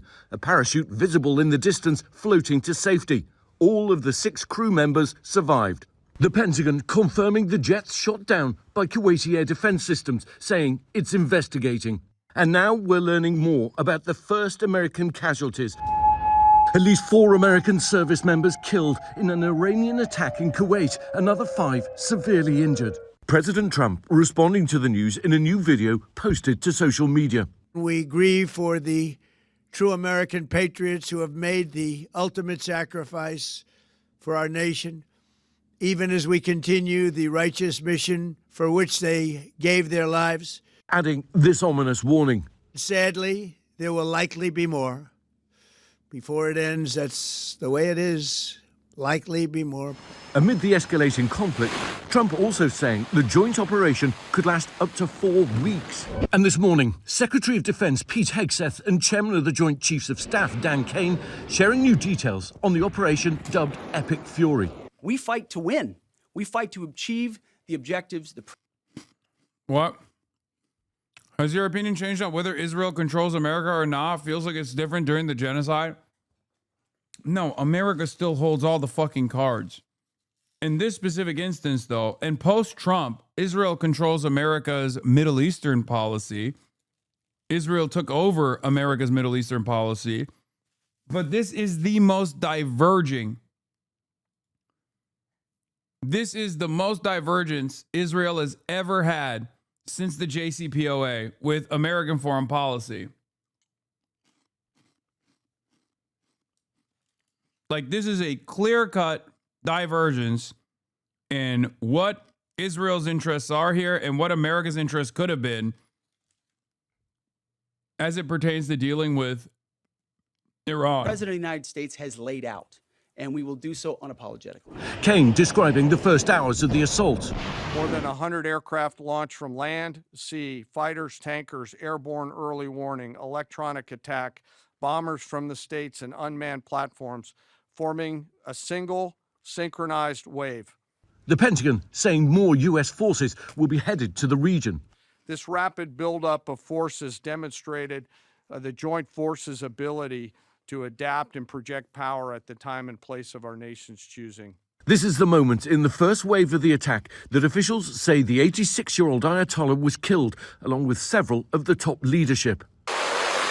The US deploying an array of high-scale military assets, including B-2 stealth bombers armed with 2,000-pound bombs. The president saying multiple Iranian Navy ships were also destroyed, sinking into the water, claiming Iran's top military leaders want to surrender. The entire military command is gone as well, and many of them want to surrender into saving their lives. They want immunity. Iran saying at least 555 people in the country have been killed, and the death toll rising. More than 150, according to state media, in an airstrike on a girls' school in the southern city of Minab. Verified videos also showing damage to a hospital in Tehran, shattered glass strewn across the floor. Iran's promised retaliation immediate and furious, launching a fierce assault on US bases around the region, including Bahrain and Israel. Meanwhile, inside Iran, some celebrating the Ayatollah's death, while thousands take to the street, some chanting "Death to America." Questions now mounting about what's next for Iran's people and the regime. George asking Iran's foreign minister on This Week. Who's in charge of Iran right now? There is a procedure set in our constitution that when we lose the supreme leader, there would be a new one elected by the Assembly of Experts. And now we have started the procedure. Well, a couple of developments. Firstly, Israel opening up a second front in Lebanon after strikes by Hezbollah. Many feared that. Secondly, inside Iran, you now have this leadership council effectively running things. Although the structures of power have been disrupted, they are still intact. And despite President Trump saying the Iranians want to negotiate, Ali Larijani, the head of the Supreme National Security Council, today saying very explicitly, we will not negotiate with the United States. George? And the strikes have expanded. Okay, and thanks very much. Deep down, I think Iran should have a nuclear bomb. You know, every other country has. A lot of countries have it. Iran signed the NPT. There are 4 countries that never signed it, including Israel. How many nuclear bombs has Israel got? Why is nobody questioning this? Well, hold on. I'll tell you who might want to question your conversation. Don't go Som. Michael in Sittingbourne. What would you say to Som and his suggestions? Morning, Michael. Good morning, Nick. I think you need to sit down and take some reality pills. Tell him why. What do you mean by that? He really is quite happy about a bunch of terrorists having a nuclear weapon. Oh, come on. So, Som? Israel is not. You don't count Israel a terrorist state. No, Israel is not a terrorist state. It's not. Oh, wow. You're something else. I need a reality check. Is that what you really think? I need a reality check. Have you seen what Israel has done to Palestine? Israel is still bombing Palestine after all the hostages coming back. Som, the only democracy in the area is Israel. I'm not seeking to justify all its actions. I am not seeking. But if you had the kind of... Oh, so they democratically committed a genocide, you fucking doorknob?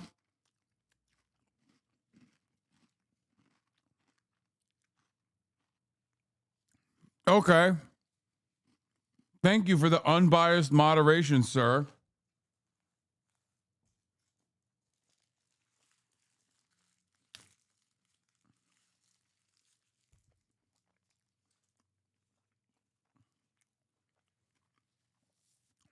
What is this notion like, oh, well, there's a democratic process,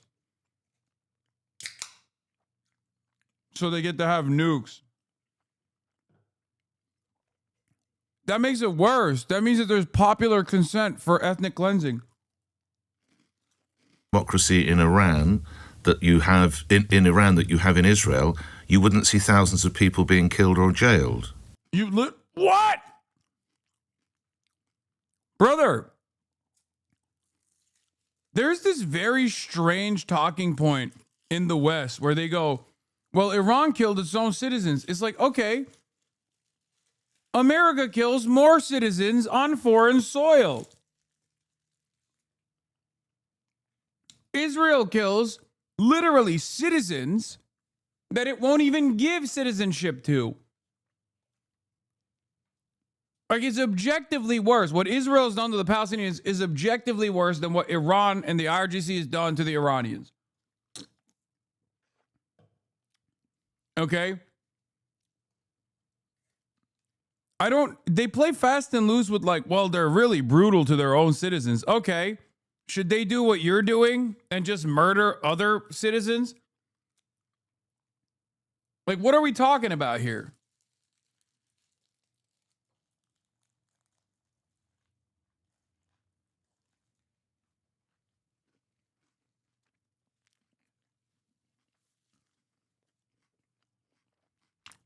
Would you, Son? Iran had democracy, Nick.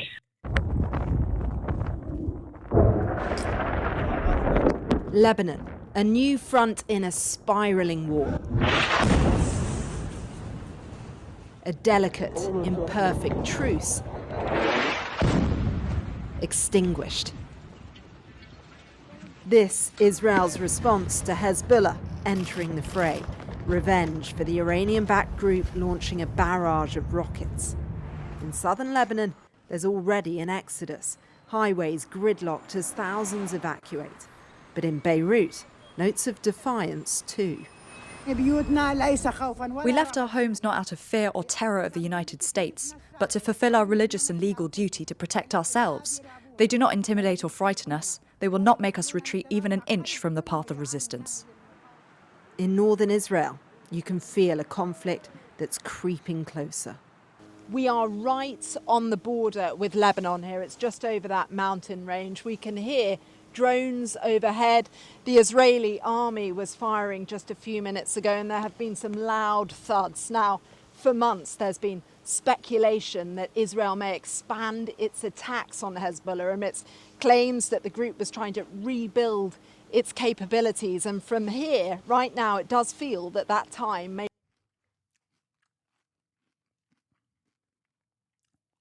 Israel has never stopped bombing Lebanon. Like, literally never. This shit's not new. All it took was for Hezbollah to lob one missile for Israel to go, oh, you see? Israel has killed hundreds of people in Lebanon. What is this? The feigned confusion in this clip was amazing. We just heard it from Speaker Johnson, and I think Marco Rubio said something similar, that the actual preemptive strike was because Israel was about to attack Iran to destroy its missiles. And because, and we had learned, the U.S. had learned that if Israel did that, Iran was then going to attack U.S. bases in the region. Is that right? Do I have that right? Is that what they're saying? That's what they said this time. Does that count as? That's not the definition of preemptive. If you are taking an action that creates someone doing something, then you're preempting a theoretical. And it also, I feel like it's very interesting that this is all based on the idea that, number one, we can't control Israel, and number two, our entire war with Iran is because of what Israel is doing. In other words, Israel is the tail wagging the dog.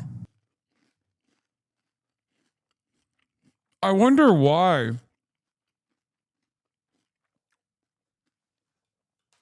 The funniest, oh my God. Oh my God. The funniest thing that could happen here is if they say that's anti-Semitic. Marco Rubio is being anti-Semitic. They're going to hit the Noam Chomsky, Israel is an unsinkable aircraft carrier line, dude. They're going to be like, listen, this is quite anti-Semitic, sweetie. Israel obviously is a loyal servant of empire and totally not controlling the Trump administration right now. It is the fucking tail wagging the dog, man. What are we doing? It's just an odd. So I don't get that. It's not also what we had been told by lots of other people, including President Trump, starting Saturday, but then also today and on and on. Do you make sense of this for us? So, Jake, it is confusing. I've been confused several times along the way. The more I listen to them, the more confused I get. But let's start from two principles. First, this was a war of choice, not a war of necessity. A war of choice is one that you do when you are not about to be attacked preemptively. They're trying to generate that thought. You could have made that argument perhaps in June. Scooby, U.S. is stonewalling request by some Gulf states? Yeah. We already covered that.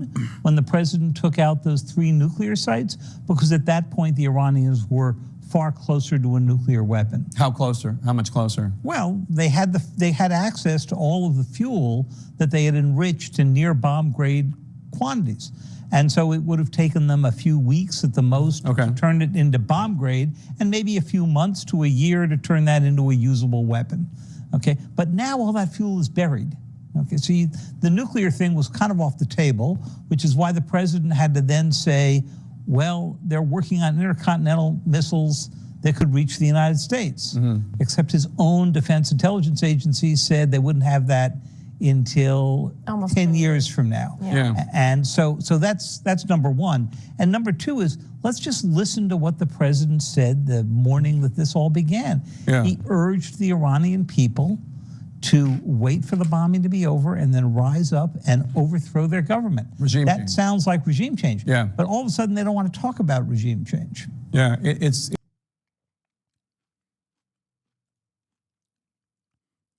3 days ago, it was an anti-Semitic conspiracy to say Israel was dragging the U.S. into war with Iran. Today, the Secretary of State said Israel was going to strike no matter what, and the U.S. had to join the war.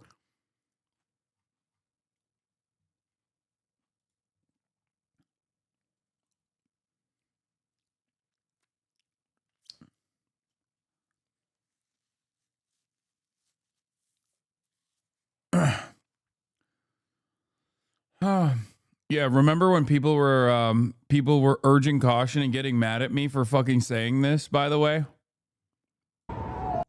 Like, people were getting mad when I was like, Israel is literally directly responsible for this.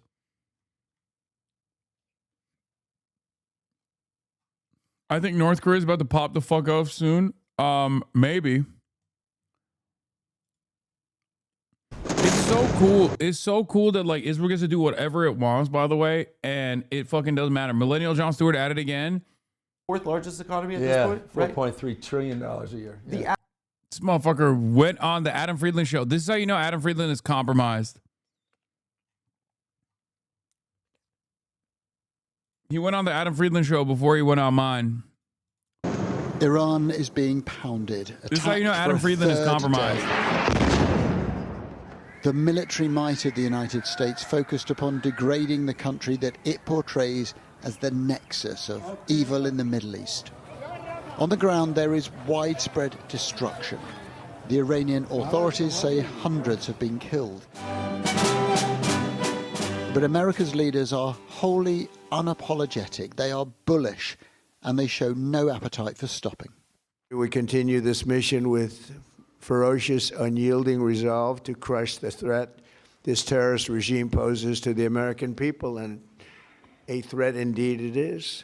Right from the beginning, we projected 4 to 5 weeks, but we have capability to go far longer than that. We'll do it. Iran insists that it is the innocent party here, that the war against it is unjust and illegal. The ongoing unlawful military aggression against Iran exemplifies the dominance of raw. Yeah, no, it's not Iran admits or Iran claims. It's just the truth. What are we talking about? Dude. Like, this is how propaganda works. Where you just like blow up Iran, assassinate the fucking leader of a sovereign state, and then when they turn around and go, hey, that's illegal, why did you do that? The media goes, Iran makes an argument that it believes that it's not worthy of being struck. Power over the principles of human rights. Iran has responded with attacks of its own. This a strike on the Israeli town of Beersheva. Israel's air defense have coped with almost everything, but not all missiles can be stopped. The country is still shaken by the attack that killed 9 when a missile hit a bunker in Beit Shemesh. Today, the Prime Minister visited the site. When I stand here in a place that was bombarded by the terrorists in Tehran against innocent civilians, you see the difference. The tyrants of Tehran target civilians. We target the tyrants of Tehran to protect civilians. Well, that smoke trail up there is what's left of the Israeli... That's so funny. I'm sorry. That's fucking hilarious. Benjamin Netanyahu, the war criminal. Oh, do you see? The tyrants of Tehran, they target civilians. Not me, though. I would never. Except for all the civilians I targeted in Tehran not that long ago. And also the genocide I conducted in Gaza. Air defense system intercepting an Iranian missile, part of a wave that is coming into Israel as we speak. But it isn't just this country that is being attacked. Iran's tactic is to try to embroil this whole region into a conflict.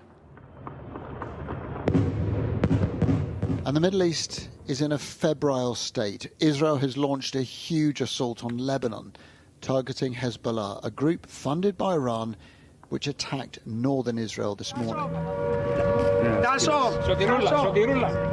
In Cyprus, the UK's Akrotiri airbase was hit by a drone attack. In Kuwait, 3 American fighter jets were shot down accidentally by Kuwaiti air defences. The crew all ejected safely. The conflict has touched Saudi Arabia for the first time, debris sparking a fire next to a giant oil refinery.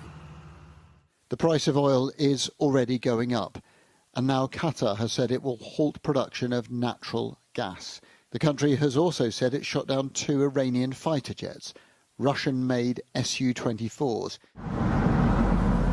Iran has launched attacks in Bahrain, in Dubai, and in Abu Dhabi. There are interceptions of missiles in the sky over Jordan. This is a conflict that is widening and which may escalate. Donald Trump says it will last at least 4 weeks, but the effects of this war may ripple for generations to come. Adam Parsons, Sky News, Jerusalem. Oil prices are skyrocketing above $70 a barrel, and that feeds directly into what consumers pay at the gas pump. Just how high oil and gasoline prices go will depend in large part on what happens next in the war with Iran. If significant oil supplies from this critical region are derailed, or even if the market just fears major disruptions are imminent, prices could go much higher. Key red lines to watch include whether Iran blocks the Strait of Hormuz, the most critical choke point for oil on the planet. While the strait has not been officially blocked, maritime traffic has effectively stopped. Another, perhaps even bigger danger is that Iran successfully attacks oil facilities in Saudi Arabia, knocking them offline for a significant period of time. Either of those events could bring back a return of $100 oil, something that we haven't seen since 2022 after Russia invaded Ukraine.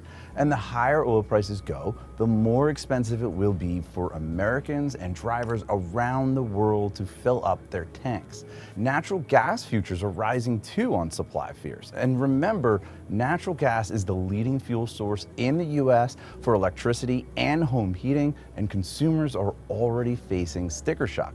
Diesel futures. I mean, the price of the oil goes up. China has to lean into Russia. This is beneficial for Russia. Low Kirk.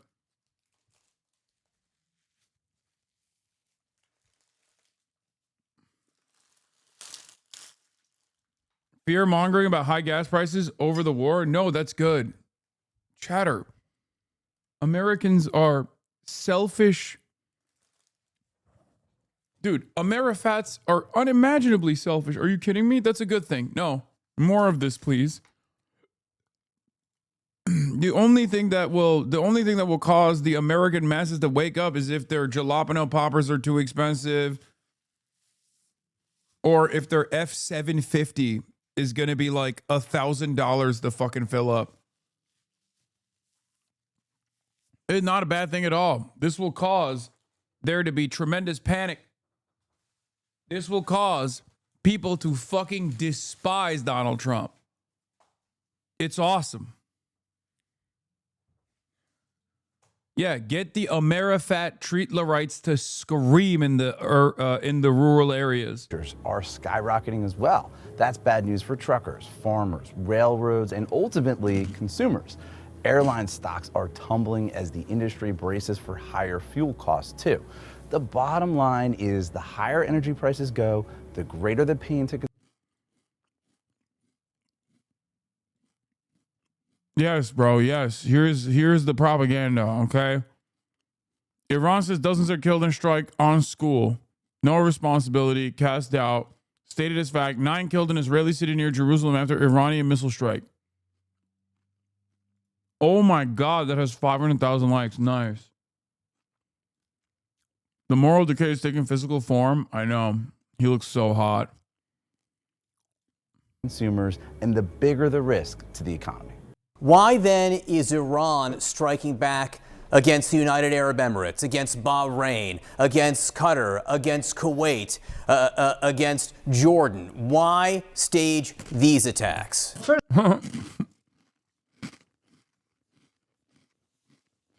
When they debate, Lord, the Iranian guys, it's always so funny. It's like, what do you think the answer is? Like, what do you think he's going to say? Because we hate them? Like, what do you think the answer is? It's because they're American bases, dude. First of all, we have good relations with our neighbors. Our policy towards our neighbors is quite clear. We want best of relations with our neighbors. At the same time, before the aggression, we informed our neighbors that if the America or Israel engages in animosity against Iran, definitely we will be in self-defense mode, and we will target the American assets, the American military bases in the region, wherever they are located, because they are legitimate targets in accordance with Article 51 of the UN Charter. Why is a hotel in Dubai? Iran's parliament destroyed? Wait, what? The regime's parliament has been destroyed? Are you guys fucking stupid? The answer is yes. This has nothing to do with the Ayatollah, man. That's so dumb. They're doing that. They did this with fucking Gaza too.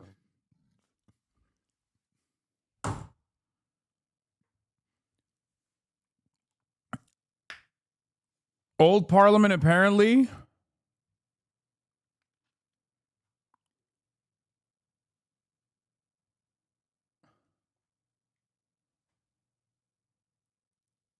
Not a trustworthy source.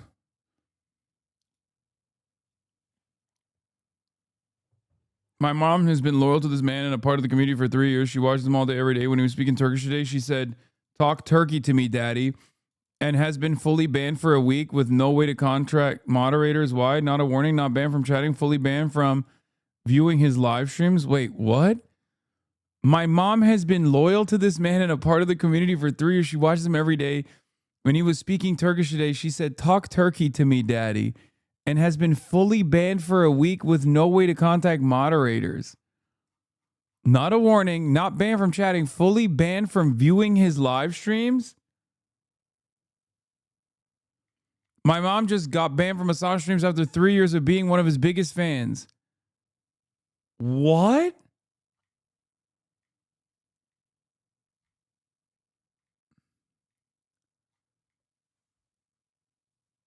What?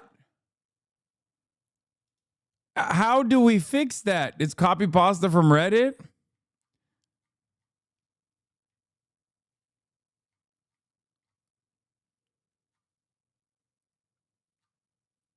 What's the username? Also, we don't have the capability of banning someone from viewing the stream, as far as I understand. No?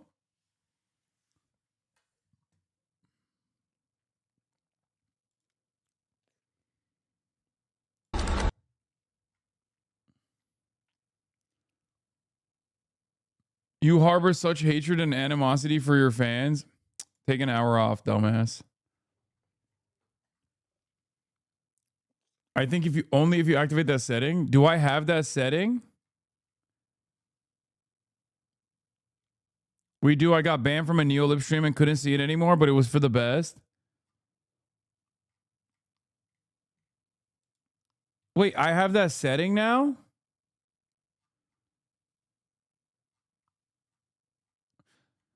Was she so people banned here still allowed to view the stream? We didn't activate that setting? Yeah.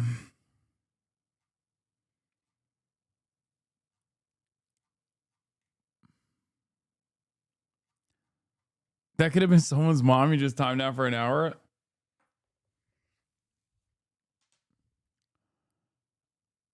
White House statement on radical left Democrats. These crazy sick demented America despite bigger, better, stronger. The radical left Democrats, a party that's completely lost its way, are complaining bitterly about the very necessary and important attack by the United States and Israel on Iran. What most people understand is that they are only complaining because I did it. And if I didn't do it, they would be screaming, why didn't Trump attack Iran? He should do it immediately. There's nothing surprising about this. It's the same people that the other night at the State of the Union address wouldn't stand for anybody. Yeah, no, definitely, dude. Hitting this as a partisan. I got suspended on main from Twitch itself, and I can't view streams or chat. Yeah, we don't have the capacity to suspend you on Twitch. That means the platform suspended your main account, which you are now like openly admitting you're ban-evading on. But good luck.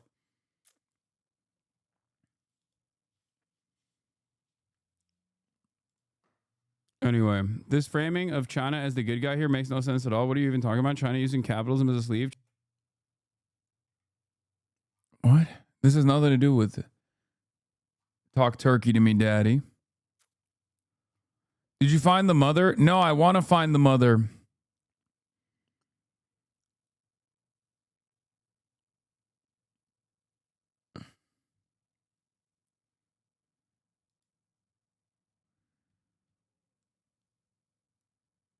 Just got a permit for calling daddy in chat after 3 years of watching. Literally made me cry. I felt like I had community a long time. I'm so sad now. Peace out, y'all. Wait, what?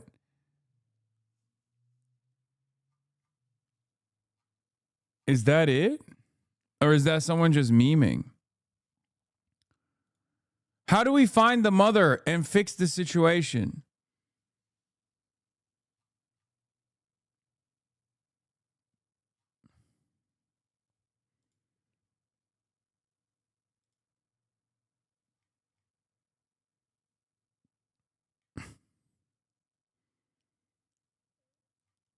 Try motherfinder.net.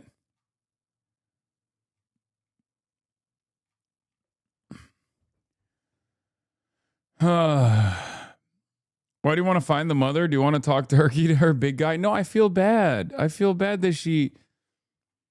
I want to understand, first of all, what happened. Like, if we're just like randomly banning viewers that can't watch the stream, I don't like that.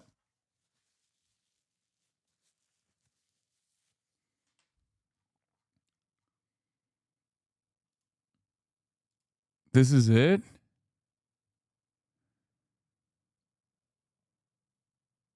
Yubi. Okay, I'm on timing out this person. Kaya is a beautiful golden goddess. Maybe that is the person, actually. Kaya is a beautiful golden goddess. Chat's extra funny today. Speak turkey to me, daddy. Okay, I unbanned the mom.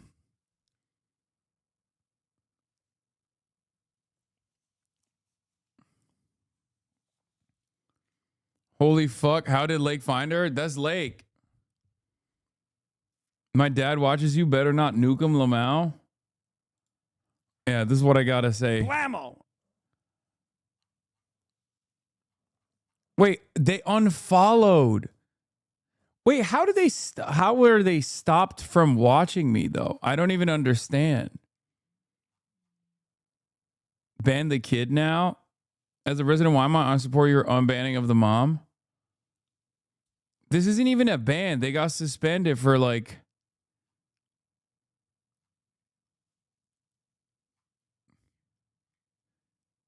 You think she like accidentally unfollowed and that's why she couldn't find the stream and thought she got banned? I can totally seeing that. I can totally see that being the case. I did not block this person.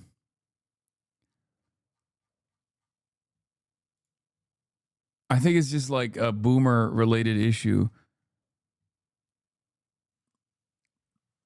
She was too busy gooning. All right, we've solved the problem, but this is such a funny copy pasta. I love moms.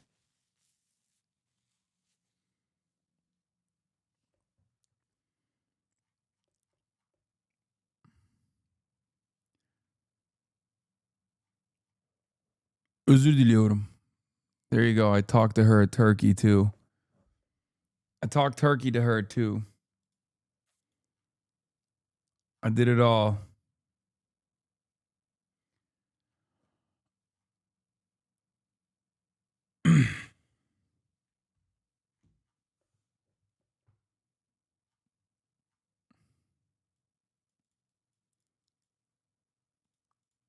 A legitimate target. You know, our policy remains the same. As I said, we attack military bases and military assets. If they remove from one base to another, that is not our problem. Nobody was expecting a knockout blow. But as Tehran's skyline smouldered, America warned this is just the beginning in its quest for regime change in Iran. Already there are parts of the capital that look like a pummeled war zone. So kind of Trump to let the Chinese get a free round of target practice at our troops so they can prepare for future conflict. That's not even happening, okay? Ryan is like seemingly China maxing, but that's not even happening. Like how much of the munitions that they're using are like directly Chinese? Maybe, I don't know. Maybe there's a lot more Chinese involvement, but like no, they're just giving. As far as I understand, the cooperative, their cooperation is just around surveillance. They were talking about potentially offering these hypersonic missile systems that are carrier killers, but I don't think that's the case.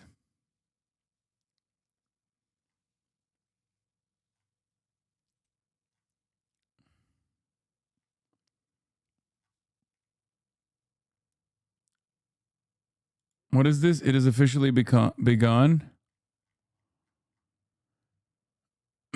Oh my God. Mahir Tusi, bomb Iran. Can't get a hold of any of my family members in Tehran. Bomb Iran more. Yes, they need to continue bombing Iran. It's a war. Man up. Bomb Iran more. Dude, we're friends like these, man. We're friends like these with a diasporoid population like this, bro. Who needs enemies, dog? Brother, Iran, I did not know it was like that, dude. This is psychotic. Like, he's literally going, yeah, kill my parents, please. Like, what? Do you hate your parents? Do you hate your relatives? How can you behave like this? Oh my God, dude. When I hear shit like this, I'm like, maybe Iran is a little bit better off with some of these guys leaving Iran. You know what I mean? Holy fuck. CNN with the propaganda, please bomb us. I want to die. I mean, I jokingly said this is like a positively Shia attitude, a positively Shia approach to the subject, to be like, unnecessarily suicidal for no reason. It's like, nah, this is somehow it's going to be worth it if I die. If I die, I'm okay with it. If that leads to the destruction of this regime, this terrorist, I'm okay with it. As U.S. and Israeli bombs started raining down on Iran, a woman who says she's in the southeastern city of Kerman shared this rare audio recording from inside the country. The U.S. strike. Do you understand why we can't have peace and democracy in the Middle East with a behemoth breathing down our necks and traitors everywhere? I just don't understand how, like, I genuinely cannot comprehend it. I'm Turkish. I live in America. I'm Turkish American. Like, I'm not like a particularly nationalistic nor patriotic person for either of these two countries that I am from. I grew up in Turkey my whole life. I talked about this already. I can't go back to Turkey. And let me tell you something, okay? I cannot comprehend how these people behave like this. I just don't understand it. I do not understand it. It is so outside of my scope of reasoning. It is not even in the same realm of existence that I'm in. Iranian diaspora is unhinged, true, but materially every diaspora has the same disproportionate power to dismantle the systems which forces their displacement in the first place. But instead of zeal to integrate into imperialist structures and become the exploiters and reap the benefits of travel and good, at best they make enough to send remittances while working at like Raytheon or the financial equivalent of Raytheon.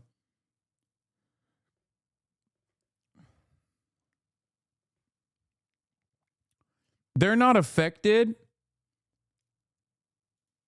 Your childhood, you have almost had half your life in America. Yes, for the first 18 years of my life, I grew up in Turkey. And still, more than 50% of my life, I've lived in Turkey. But I don't think that's going to change magically when I turn 36. And I'm going to be like, hell yeah, brother, go do regime change in Turkey. You know what I mean? Son giving an update on the mom. Update, thank you guys so much for getting my mom unbanned. Actually insane, I never expected that. However, she says she feels like she got broken up with and she needs time apart from him. Sad. So it may be a day or two before she refollows him. Lomel. What the fuck?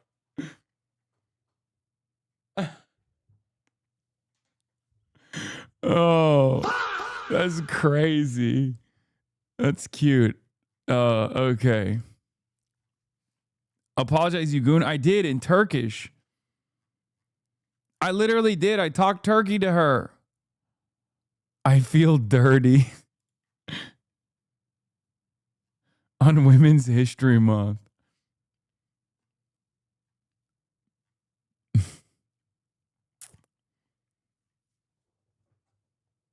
Okay. Enough. Come on. We're watching the world fall apart. Begun, and I felt like I should record a video to say that thank you, Mr. Trump. First of all, thank you, Benjamin Netanyahu and the people of Israel.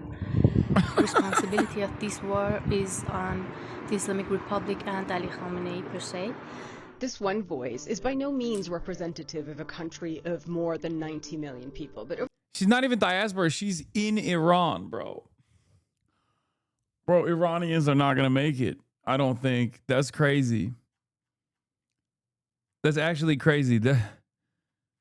I mean, this makes a lot more sense as to why so many people join Mossad in Iran. You know what I mean? God damn, dude. We're friends like these. With citizens like these, who needs enemies, man? The graves dug for 153 Iranian female school children who were killed by an Israeli airstrike beyond awful. Good news. Following the U.S. and Israeli strikes on military intelligence sites in Marivan, prisoners in the city central prison were released. Since the beginning of January, the Islamic Republic has arrested more than 50,000 protesters. Prisons across the country have been operating beyond capacity ever since. The majority of those detained are political prisoners, people are arrested for simply protesting. Yeah. Good news.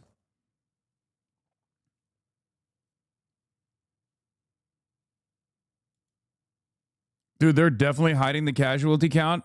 Trump, response to the attack on the U.S. Embassy in Riyadh and the killing of U.S. military personnel is coming soon. Oh, shit.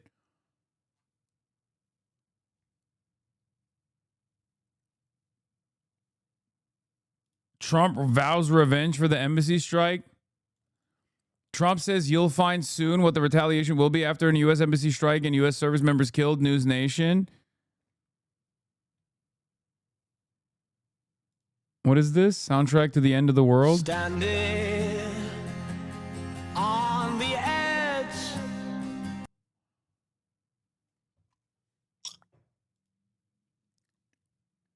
IRGC says it launched a new attack on the U.S. bases at Camp Arifjan in Kuwait using 10 drones, claiming they hit their targets.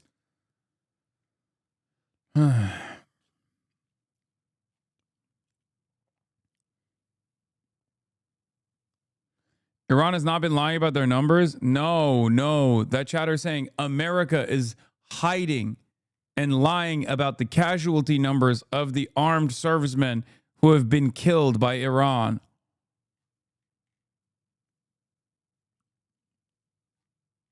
How much tariffs is he going to do to Iran? I don't think he's going to do tariffs. But I also don't know what more they can do. At least 17 U.S. Air Force tankers are en route to the Middle East. This is yesterday, isn't it? I guess 20, at least to be exact. 3 were over the Atlantic at the time of the screenshot.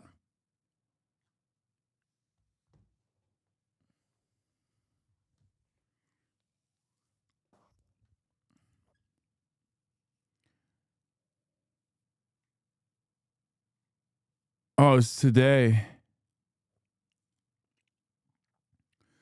Was Trump going to do call on NATO? I mean, this is NATO anyway. NATO is America. NATO is the United States of America. America is NATO. And America is already attacking Iran. So I don't know what he means when he says, I'm going to show him. Like, what is he going to do? Kill more civilians? I mean, the answer is yes. Because, like, they've literally decapitated the fucking entire state apparatus. So they can't punish the state. And obviously, if they had the capabilities of taking out all of the missile systems, they would have done so by now. So what? Is he going to nuke Iran? Sources tell Reuters that 2 new explosions have been heard in Riyadh's diplomatic quarter in the last few minutes following an Iranian drone attack. Oh my God, they're pummeling the Iranian, the American embassy in Riyadh. Holy fuck. What the fuck? They're turning it into Bahrain. They're calling it Bahrain Betty. What the hell is going on? The last time I saw Iran with this much smoke, it was the American military base in Bahrain. What is happening? What the fuck's going on in the Riyadh embassy that they're just like, they just keep pummeling it?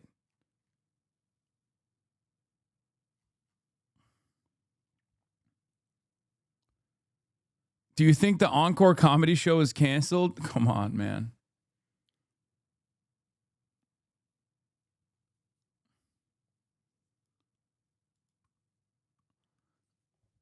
Dude, U.S. soldiers are getting focused. Islamic resistance of Iraq. We have carried out a drone attack on the hotel where American soldiers are staying in Erbil.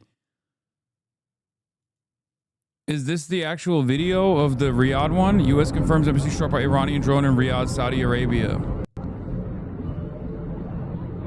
I don't think this is... I would assume that the embassy would be empty at this point, right? Moments before an Iranian Shahed kamikaze hits a building and military personnel in Dubai. No, this is Dubai. Allahu Akbar, Allahu Akbar, Allahu Akbar, Allahu Akbar. Can you talk briefly about the midterms, what the midterms are going to look like with this war underway for the Republicans? Will there be a midterms election, you think? I think when Trump is done with this shit, when Trump is fucking done with this, if he is done with it at all, he's going to move on to Cuba. He might actually do Cuba while he's doing this as well because he wants to get a quick W or something. I don't know. I don't know if we're getting the midterms. I mean, I have no idea. Bro, I'll be honest with you. This is like, I'm worried about Trump deploying a fucking nuke. When I asked POTUS on who's in control of Iran right now, he told me you'll be finding out very soon. I just spoke to the president, and he said you'll find out what the retaliation will be for the attack on the U.S. Embassy in Riyadh and the U.S. service members killed. He also told me he doesn't think boots on the ground will be necessary.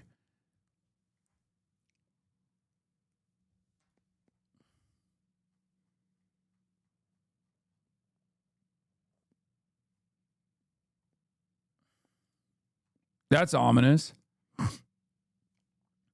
What's stopping a nuke, honestly? I think the moment that America deploys a nuke in Iran, Russia deploys a nuke in Ukraine, we're in a very different world. I mean, it's never, the world will end.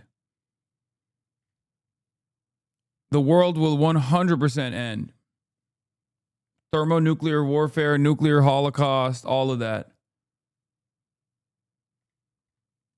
Because at that point, it's like, you kind of have to nuke us. You know what I mean? Because, like, how does the rest of the world react to that? You know, like, we're dead. We're done at that point. Because there is, once there was mutually assured destruction with nukes, if one party is the first to deploy, the other parties have to respond. Because if they don't respond, then what's to stop America from nuking them? Or what's to stop America from nuking anyone else?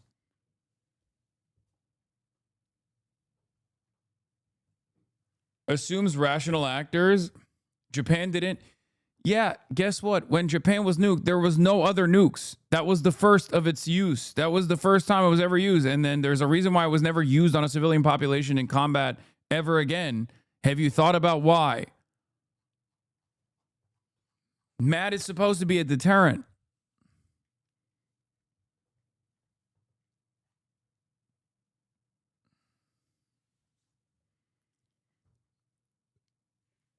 I mean, I thought that they deployed a Moab in Tehran yesterday. So that's why I don't understand what the fuck he's saying.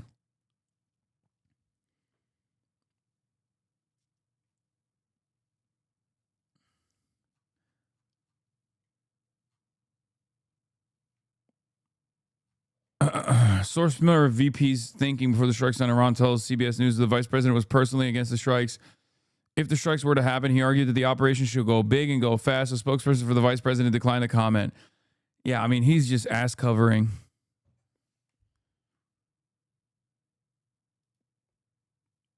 Okay, dude.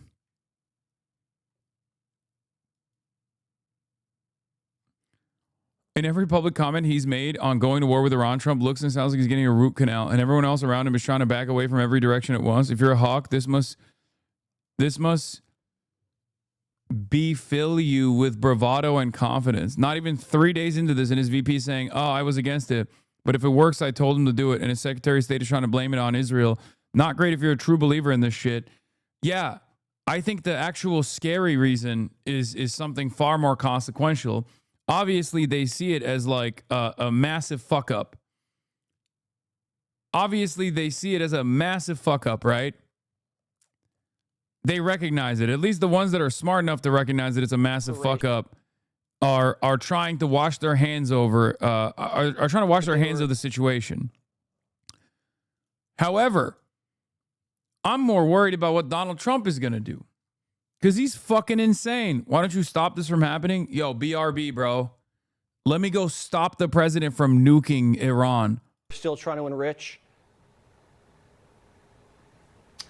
Not just that they're trying to enrich, Jesse, and this is one of the almost comical elements of the diplomacy that we've been engaged in for the past month, the past year, I should say. You know, Steve Witkoff, Marco Rubio, Jared Kushner, they did such a good job, such a deliberate job. But the Iranians would come back to us, Jesse, and they'd say, well, you know, having enrichment for civilian purposes, for energy. Zoran should tell Trump he's a Shia. Actually, probably best to not have that conversation. Then he might hate him. Zoran should be like, listen, Mr. President, we've developed a close enough bond with one another. And I should tell you I'm a Shia Muslim. And I can explain to you the beautiful culture of the ways of, you know, Shia Islam. And perhaps Perhaps you won't nuke Iran if that's the case. Purposes is a matter of national pride. And so we would say, okay, that's interesting, but why are you building your enrichment facilities 70 feet underground? And why are you enriching to a level that's way beyond civilian enrichment and is only used? Dude, you've been the vice president for 2 years. At this point, I mean, you're Yale educated. I know you got CIA reports. You know what the reason is. It's not to fucking build a nuke. It's to have a better leverage negotiation position when you come to the negotiations table to demand a release of some of the sanctions. You know why they're doing it. Like, I hate this dumbass song and dance that these people play all the time where it's like, oh, there were any moment now they were going to fucking develop nukes. It's not even about like nuclear sovereignty, which they should have done, in my opinion. Useful if your goal is to build a nuclear bomb. Nobody objects to the Iranians being able to build, medical isotopes. The objection is these enrichment facilities that are only useful for building a nuclear weapon. Even some international organizations that usually don't agree with the United States were very clear that Iran's only purpose in building these underground, highly enriched facilities was to build a nuclear weapon. It just doesn't pass the smell test for you to say that you want enrichment for like medical isotopes, while at the same time trying to build the facility 70, 80 feet. Another way to relieve the sanctions was to not enrich uranium past that point. You have no idea what the fuck you're talking about, do you? You fucking idiot. They already did that. It was called the JCPOA, dumbass.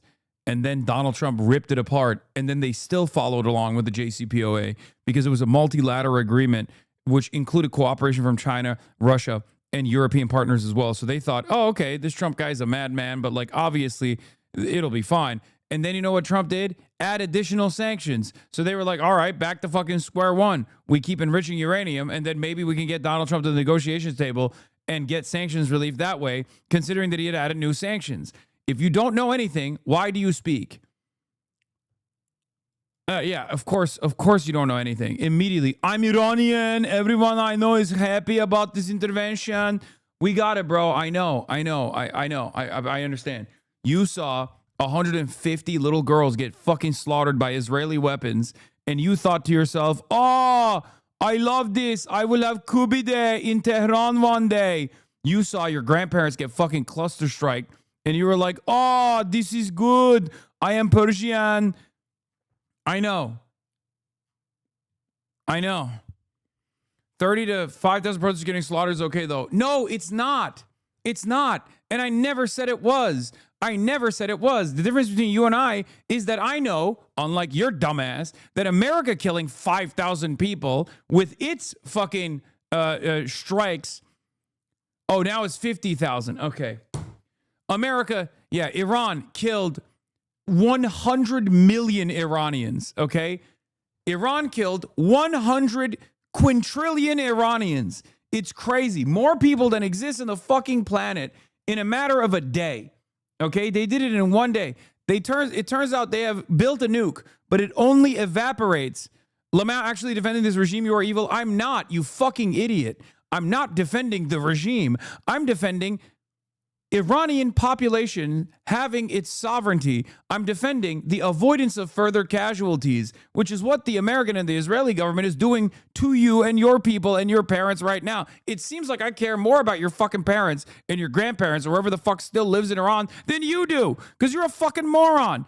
You're a suicidal moron. Do you know how many times I heard this shit? Do you know how many times we have heard this shit? We heard this from Iraqis. Oh, Saddam is brutal. He's ruthless. Yeah, thank you for talking about this since day one. You're a real one. You're a fucking idiot. Yeah, exactly. Asmongold is a defender of the Iranian people. Oh my God. You don't understand. I'm Palestinian and Hamas is the true oppressor, not Israel. I'm Iranian and the only solution here is fucking thermonuclear war. Trump is like moments away from dropping a fucking tactical nuke in Tehran, and you're like, oh, actually, this is good. Why is it that I have to straight up deal with all of the fucking dumbest diasporoids every single time? I'm like, maybe we shouldn't be starving Cuba. Excuse me, have you thought about the fact that I'm literally Cuban and I think we should starve the Cubans on the island? I don't give a fuck what you are. I don't care. What the fuck?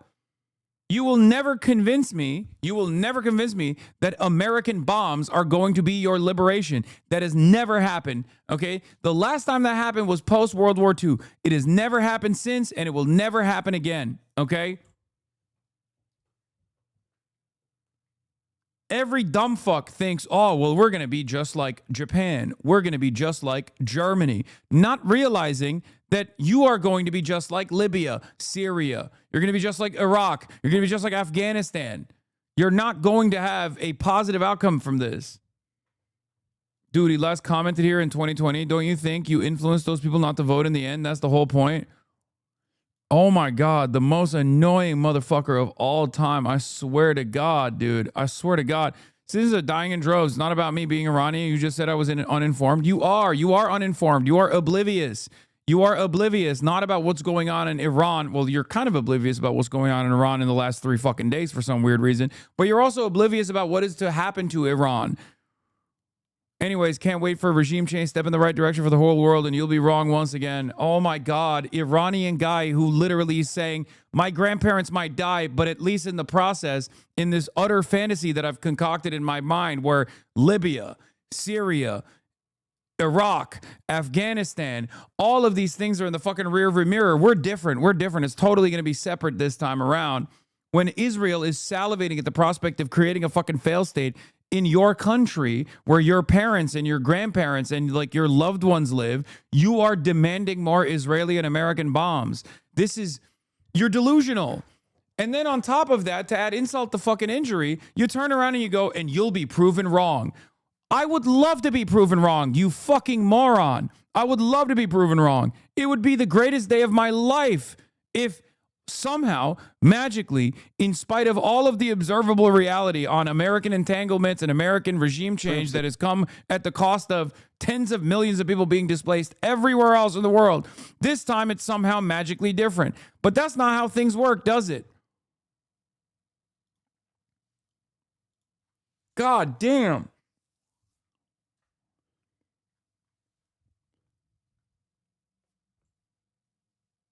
So Iran broke the Obama deal only after further sanctions? Yes. Hello? Yes. And they didn't even break the Obama deal initially. Trump violated the deal, ripped it apart. Iran still continued along with the provisions of the deal. And then the only reason why they started enriching uranium again beyond civilian usage levels was after Trump added secondary sanctions on top of the secondary sanctions that already existed. Oh, it's so crazy because I literally, I literally had the guy that wrote the fucking deal sitting next to me before we started bombing Iran. He was here. It's not like I'm speaking out of my fucking ass. I mean, I'm decently well read on the subject matter, but I also literally had the guy who wrote it. He was here.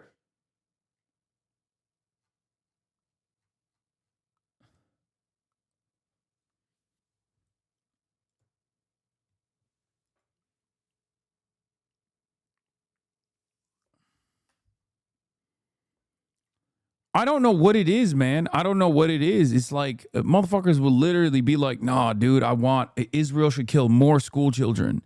Israel should kill more school children.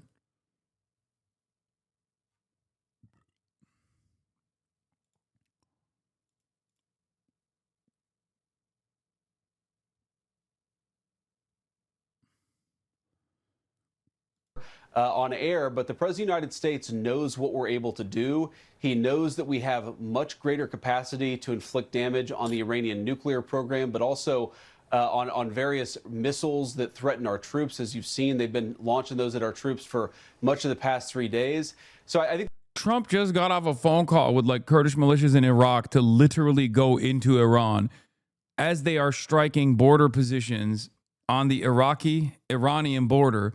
And there are literally chatters in here being like, you don't understand. They're going to do regime change and it's going to be fucking awesome. No, it's not. It's going to balkanize Iran in the best case scenario where all of the different ethnic groups are going to constantly fight over territory for the rest of your life. Iran is going to turn into a fucking backwards country way beyond what you think is backwards right now under the leadership of the fucking Ayatollah. Okay? I promise you, there is a worse alternative out there, and you're about to receive it, but you'll be excited at the prospect of it. I understand hating the fucking regime. I understand it. Okay? I understand it. But America is far more evil than the IRGC ever could be, and you are about to find out. Here's the even worse alternative via John Kirauku. So Reza Pahlavi is the son of the... I mean, this is not going to happen. Reza Pahlavi is not going to be the fucking leader of Iran unless America literally puts him in charge with boots on the ground, military warfare. The other thing that diasporoids don't fucking understand is this weird notion where they think they're white, okay? Iranian diaspora thinks they're fucking white for some reason, and I don't know why they think this. But once there are tens of millions of Iranian refugees trying to fucking escape Iran, some of which that come to the United States of America, some of which that come to Europe, you will definitely find out that you are not white at all. Okay? Let me fucking tell you. Like, you're going to be the talking point. You can just keep going, I'm not Shia, I'm Persian, I'm not Shia, as they fucking do a hate crime on you, okay? I know. Jewish, Persian, Zionist, anti-IRGC people, okay? People who love Reza Pahlavi.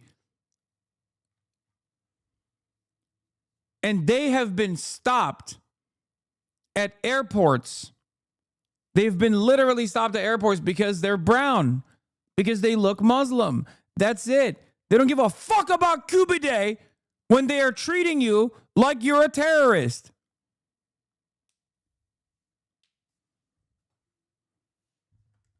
It's so strange, brother. It's so fucking strange. I'm not Shia, I'm Persian. Okay, the good Shah luck. of Iran, who was thrown out of Iran in early 1979, February of 1979, came into exile briefly in the United States. That led to the Iran hostage.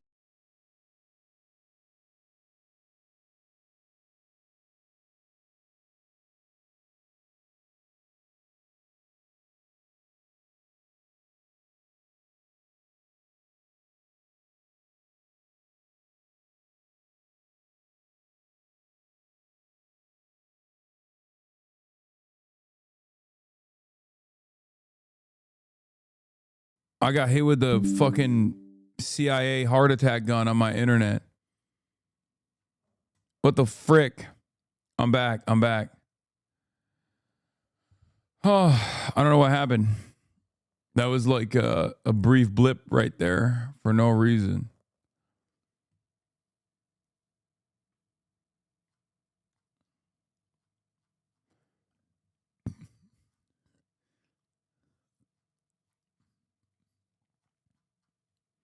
Anyway, let's continue.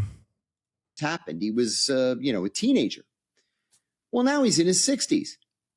And he's never been to Iran since the 1970s.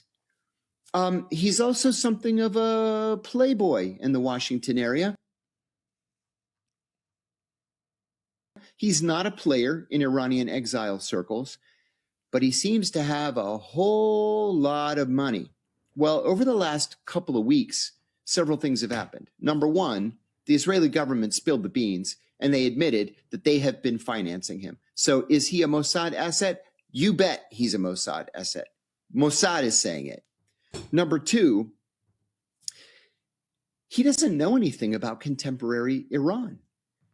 Patrick Bet-David, the big podcaster, invited Reza Pahlavi to go on his podcast a week ago. And Reza never called him back. Never even attempted to, get his name out there, get his picture out there, talk about his view of a future Iran. He's not interested.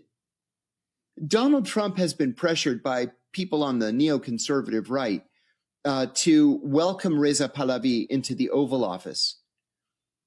He would be the person that the United States would announce is going to be, the guy that we're interested in. And Trump said no, he's not interested. I'm going to give you my own admittedly biased view. My own view is Reza Pahlavi is a joke. He's a caricature, a cartoon character. He lives in a mansion all by himself in Potomac, Maryland. Nobody pays any attention to him except these really rich Iranian exiles, most of whom are in Beverly Hills. The only people who really, really want him to be the leader of Iran are the Israelis. I'll add one other thing. As I said, the guy is a non-entity in Washington. He's a non-entity even in Iranian exile politics. But the Washington Post, which is owned by Jeff Bezos and is the mouthpiece of the 1% of the 1%, ran an op-ed last week that Reza Pahlavi wrote. And he said that he wanted to go. Yeah, it's Israel. Israel is writing the op-ed. That's it. There's two competing forces within the diasporoid communities. There's MEK, which has even less of a popular base in Iran. MEK is just like a suicide terror cult, okay? Except they have a fairly robust lobbying arm in America. And that's why, like, Rudy Giuliani is constantly chirping and John Bolton is, like, critical of Donald Trump's Iranian intervention. Because John Bolton, Rudy Giuliani, and a bunch of these other people are MEK supporters because they've been getting paid by MEK. Okay? Reza Pahlavi is Israel's guy. And so obviously he gets a lot of motion, but the reality is he has a little bit more support in Iran, but not that much. Neither MEK nor Reza Pahlavi will ever be the actual fucking leaders of Iran unless America came in with full force and installed him as a puppet. Go back to Iran to usher in a period of democracy. Like, what do you know about democracy? Your father was a fascist dictator who slaughtered his own people and who stole billions upon billions of dollars from the nation's treasury. So you think it should be you who goes back to Iran after 50 years and brings in a period of democracy? Come on, I'm insulted by that. So yeah, this guy's not going to be, I made a comment today kind of offhandedly, and the more I think about it, the more I believe it to be true. He wouldn't survive the walk from the plane to the terminal if he were to fly back to Iran. So he's not going to be. Yeah, 100%. Yeah, Reza Pahlavi and the future of Iran, 800,000 fucking views in one day. Praying for the Iranian people in a bright future. Really impressed with his ability to answer these tough questions. He didn't even want to. The funniest thing is, like, I don't even think he wants to do it that much.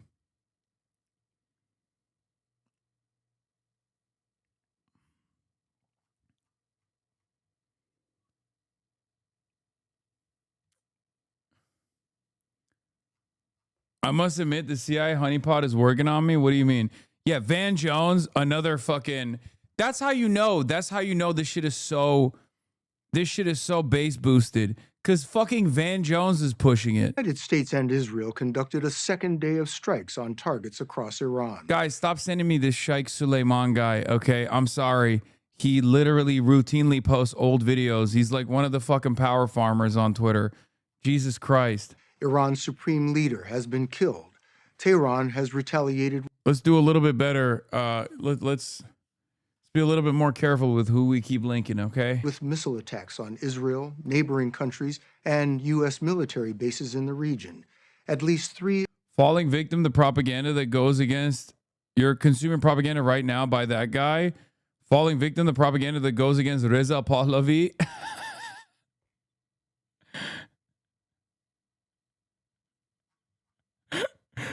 Yeah, well, here, I'm watching the pro-Reza Pahlavi propaganda. Let's take a look. American service members have been killed. Scott Pelley is in Paris following events, including what Reza Pahlavi didn't even fucking say a single thing about the 100+ schoolgirls that Israel and America slaughtered, only to then come out and be like, oh, the 6 beautiful soldiers that died, or the 6 beautiful soldiers that were killed. That makes me so sad. I'm so apologetic about the beautiful American soldiers that were killed. It's crazy. It's crazy. could be next for Iran.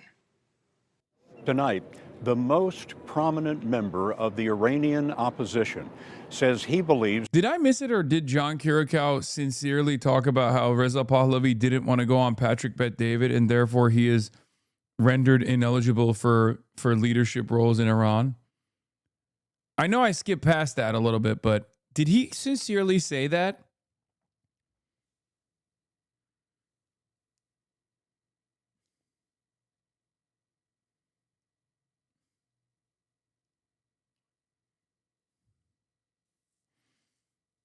Maybe he's not CIA, actually. No, honestly, I don't think he's CIA any longer. This is the most... I'm gonna be honest with you. This is the most, like, there is no shot that motherfucker is still CIA for saying stuff like that. This is... The Iranian regime is collapsing. He said we need to move away from his government. Do you want him to stop because of war casualties? Ugh, dude, I respect you less than... I respect you. My respect for you is non-existent, okay? Like, if I stepped in dog shit, I would have more respect. Like, have some decency, man. Stop trying to justify this shit. Jesus Christ. Like, you can't literally tell me, hey, I want regime change in Iran. I don't think it's going to happen with American bombs. Like, you can't say that sincerely. Like, it's so far beyond your scope of comprehension. Because you came in here and said that, I'd be like, yes, I agree with you 100%. Okay?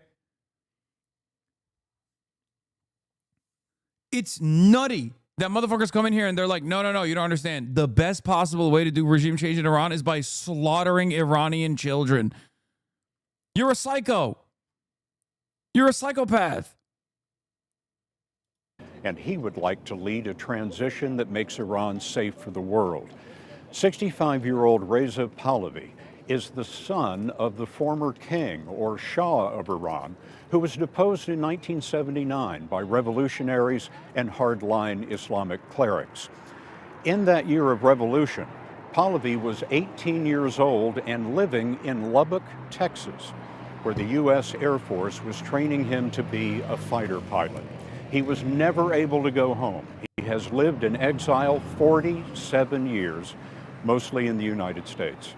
But tonight, he's in Paris, where we asked him if he wants to be king, what Iran's policy should be toward Israel and nuclear weapons. We started our interview with the news that the supreme leader of Iran, Ayatollah Khamenei, had been killed in the opening hours of the war. It is definitely a sort of earth-shattering event in the sense that when people identify the entire monstrosity of a regime that is depicted ultimately. King equals bringing democracy to Iran. Guys, don't ask questions like that, okay? Yes, it doesn't make sense. Does it even have to make sense at this point? Does it even have to make sense at this point? No, it doesn't. Just shut the fuck up. Just shut the fuck up and let Israel dominate the fucking region and also this country's foreign policy as it pertains to the Middle East. Okay? How about that? By the chief monster of these monsters. When he's gone, the minute such a personality disappears, it's like elation. It was like, oh my God, it has finally occurred. Maybe this is it. This is our chance now. You call him a monster. What do you mean? Well, I mean, ever since this regime has taken over, how many Iranians' lives have been lost? I don't think you can have an example of such level of atrocity ever in the history of Iran, or at least contemporary Iran. Now thinking more in deep, I don't even care about your opinion on Iran leader. You are not even being invited to Patrick Bet David. True. Patrick Bet David, he has avoided having me on. Because he's worried I should be the leader of Iran, okay? That's why he's worried. Has occurred under this regime. And this is all because of Ali Khamenei's insistence and persistence to keep himself and his mafia regime in power at the expense of the Iranian people. I don't know how else can you depict it other than being true monsters in the real sense of the word. This past January, Iranians poured into the streets. Pahlavi urged them on, and hundreds of thousands marched. The regime gunned down an estimated 20,000 citizens. The massacre was a prelude to war. This is video overnight after the announcement of the death of the Ayatollah in the city of Isfahan. What does that mean to you?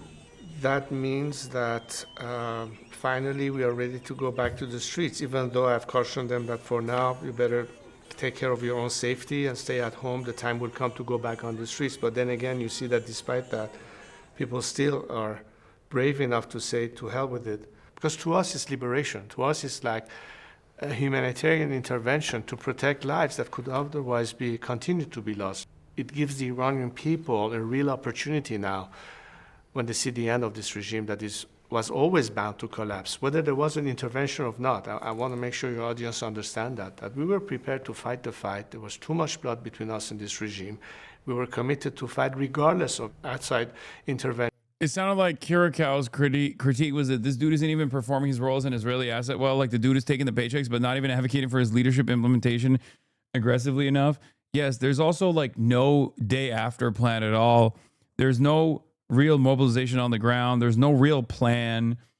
Like normally, if you really want to be the fucking leader of a country with 93 million people, you should have at least thought about like what you're going to do.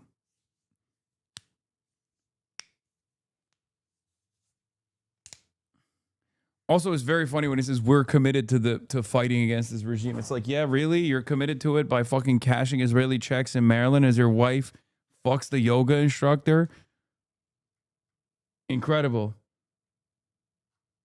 They're thanking President Trump for actually standing on his word and acting upon his word.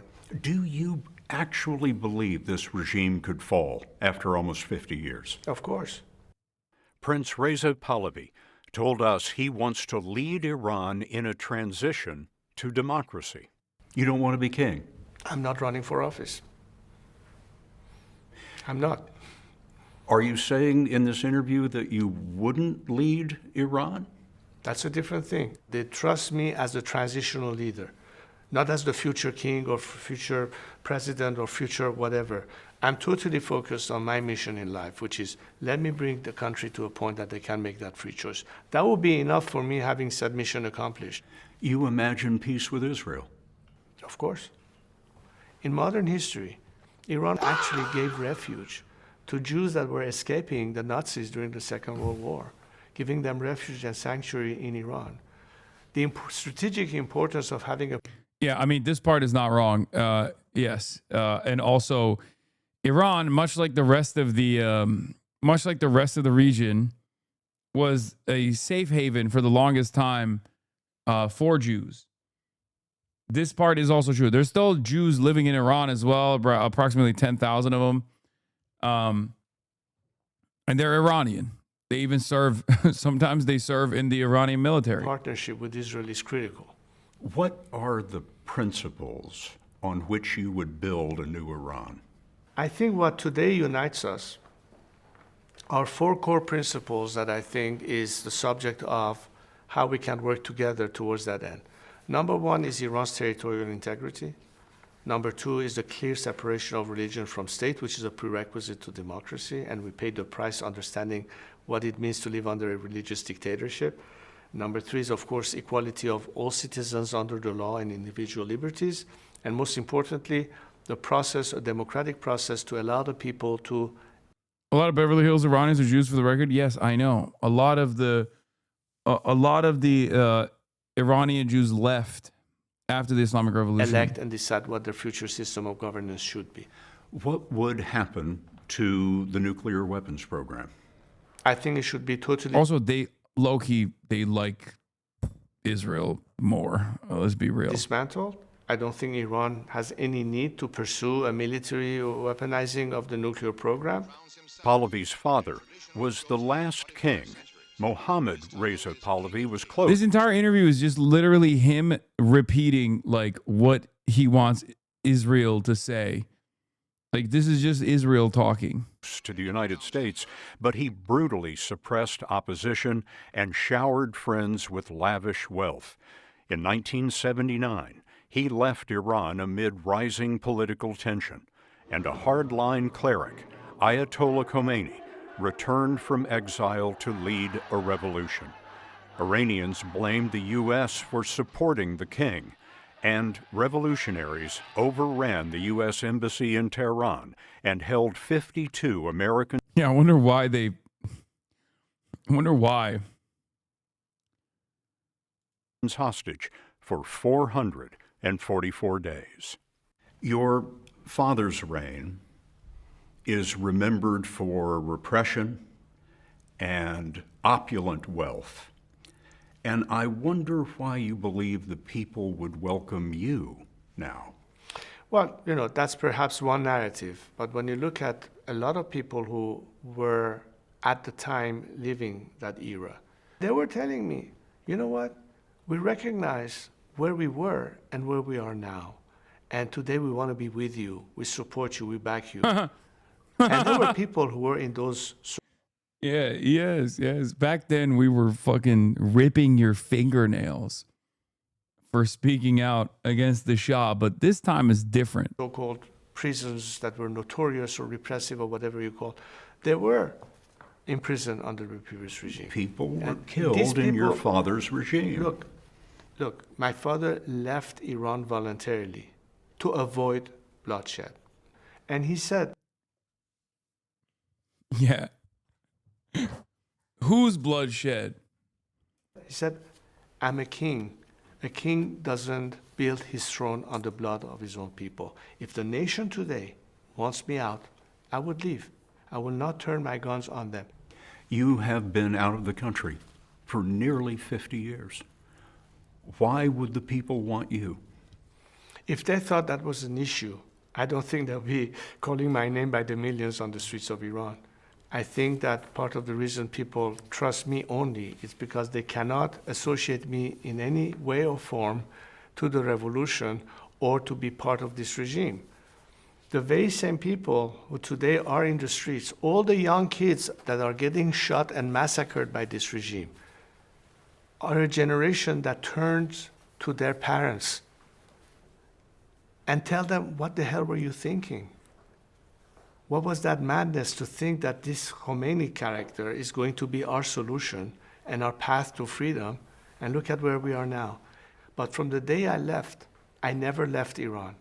Iran had been on my mind every single year of my life, when I wake up in the morning, the first thing that is in my mind is Iran.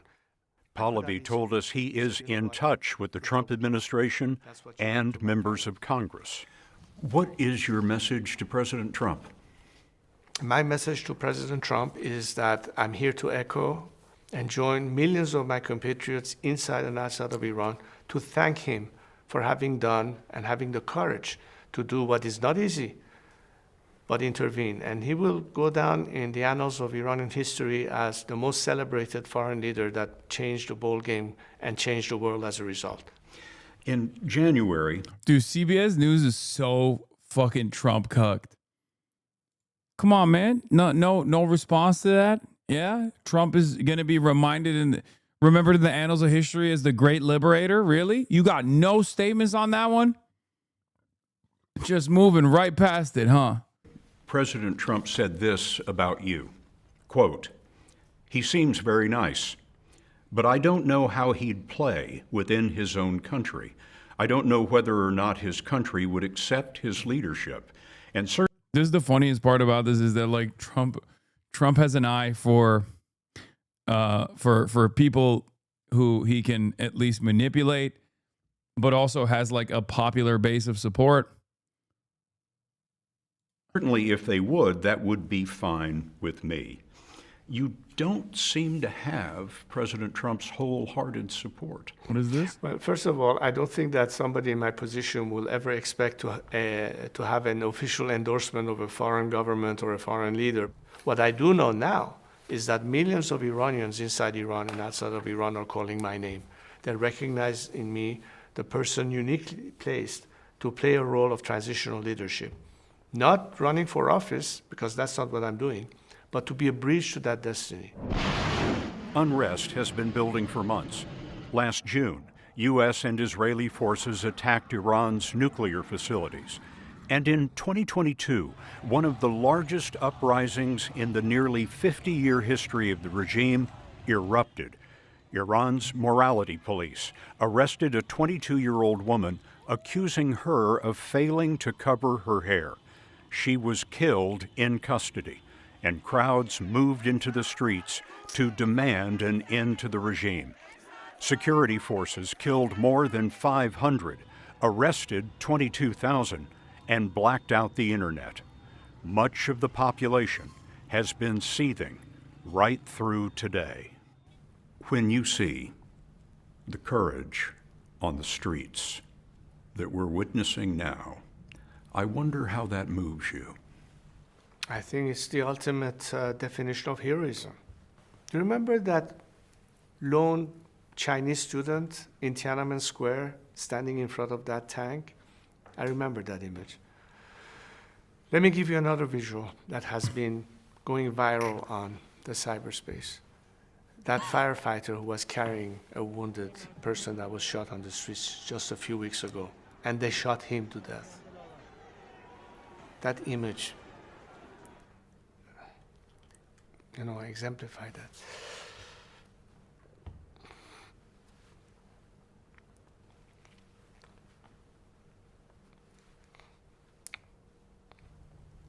It's a tremendous thing to witness. Pahlavi told us there are units in the military and police who have signaled to him that they would turn on the hardline government. Where they at, bro? Where they at, though? He says many, but not all troops could be given amnesty in a process of national reconciliation. And in fact, it will be a clear indication that this is the time for them to make a decision. Do you want to join this time with the people, or do you want to stand with the sinking ship? Yeah, good thing. It's possible that this... Good thing the Israeli strikes are making that distinction, by the way, by fucking blowing them up. Interview will penetrate the internet blackout, and I wonder what you say to the Iranian people. Have faith in yourselves. You are a nation with an ancient civilization. I know how proud you are of your heritage, how important Iran. All right, enough. The real Shah of Iran is talking. History.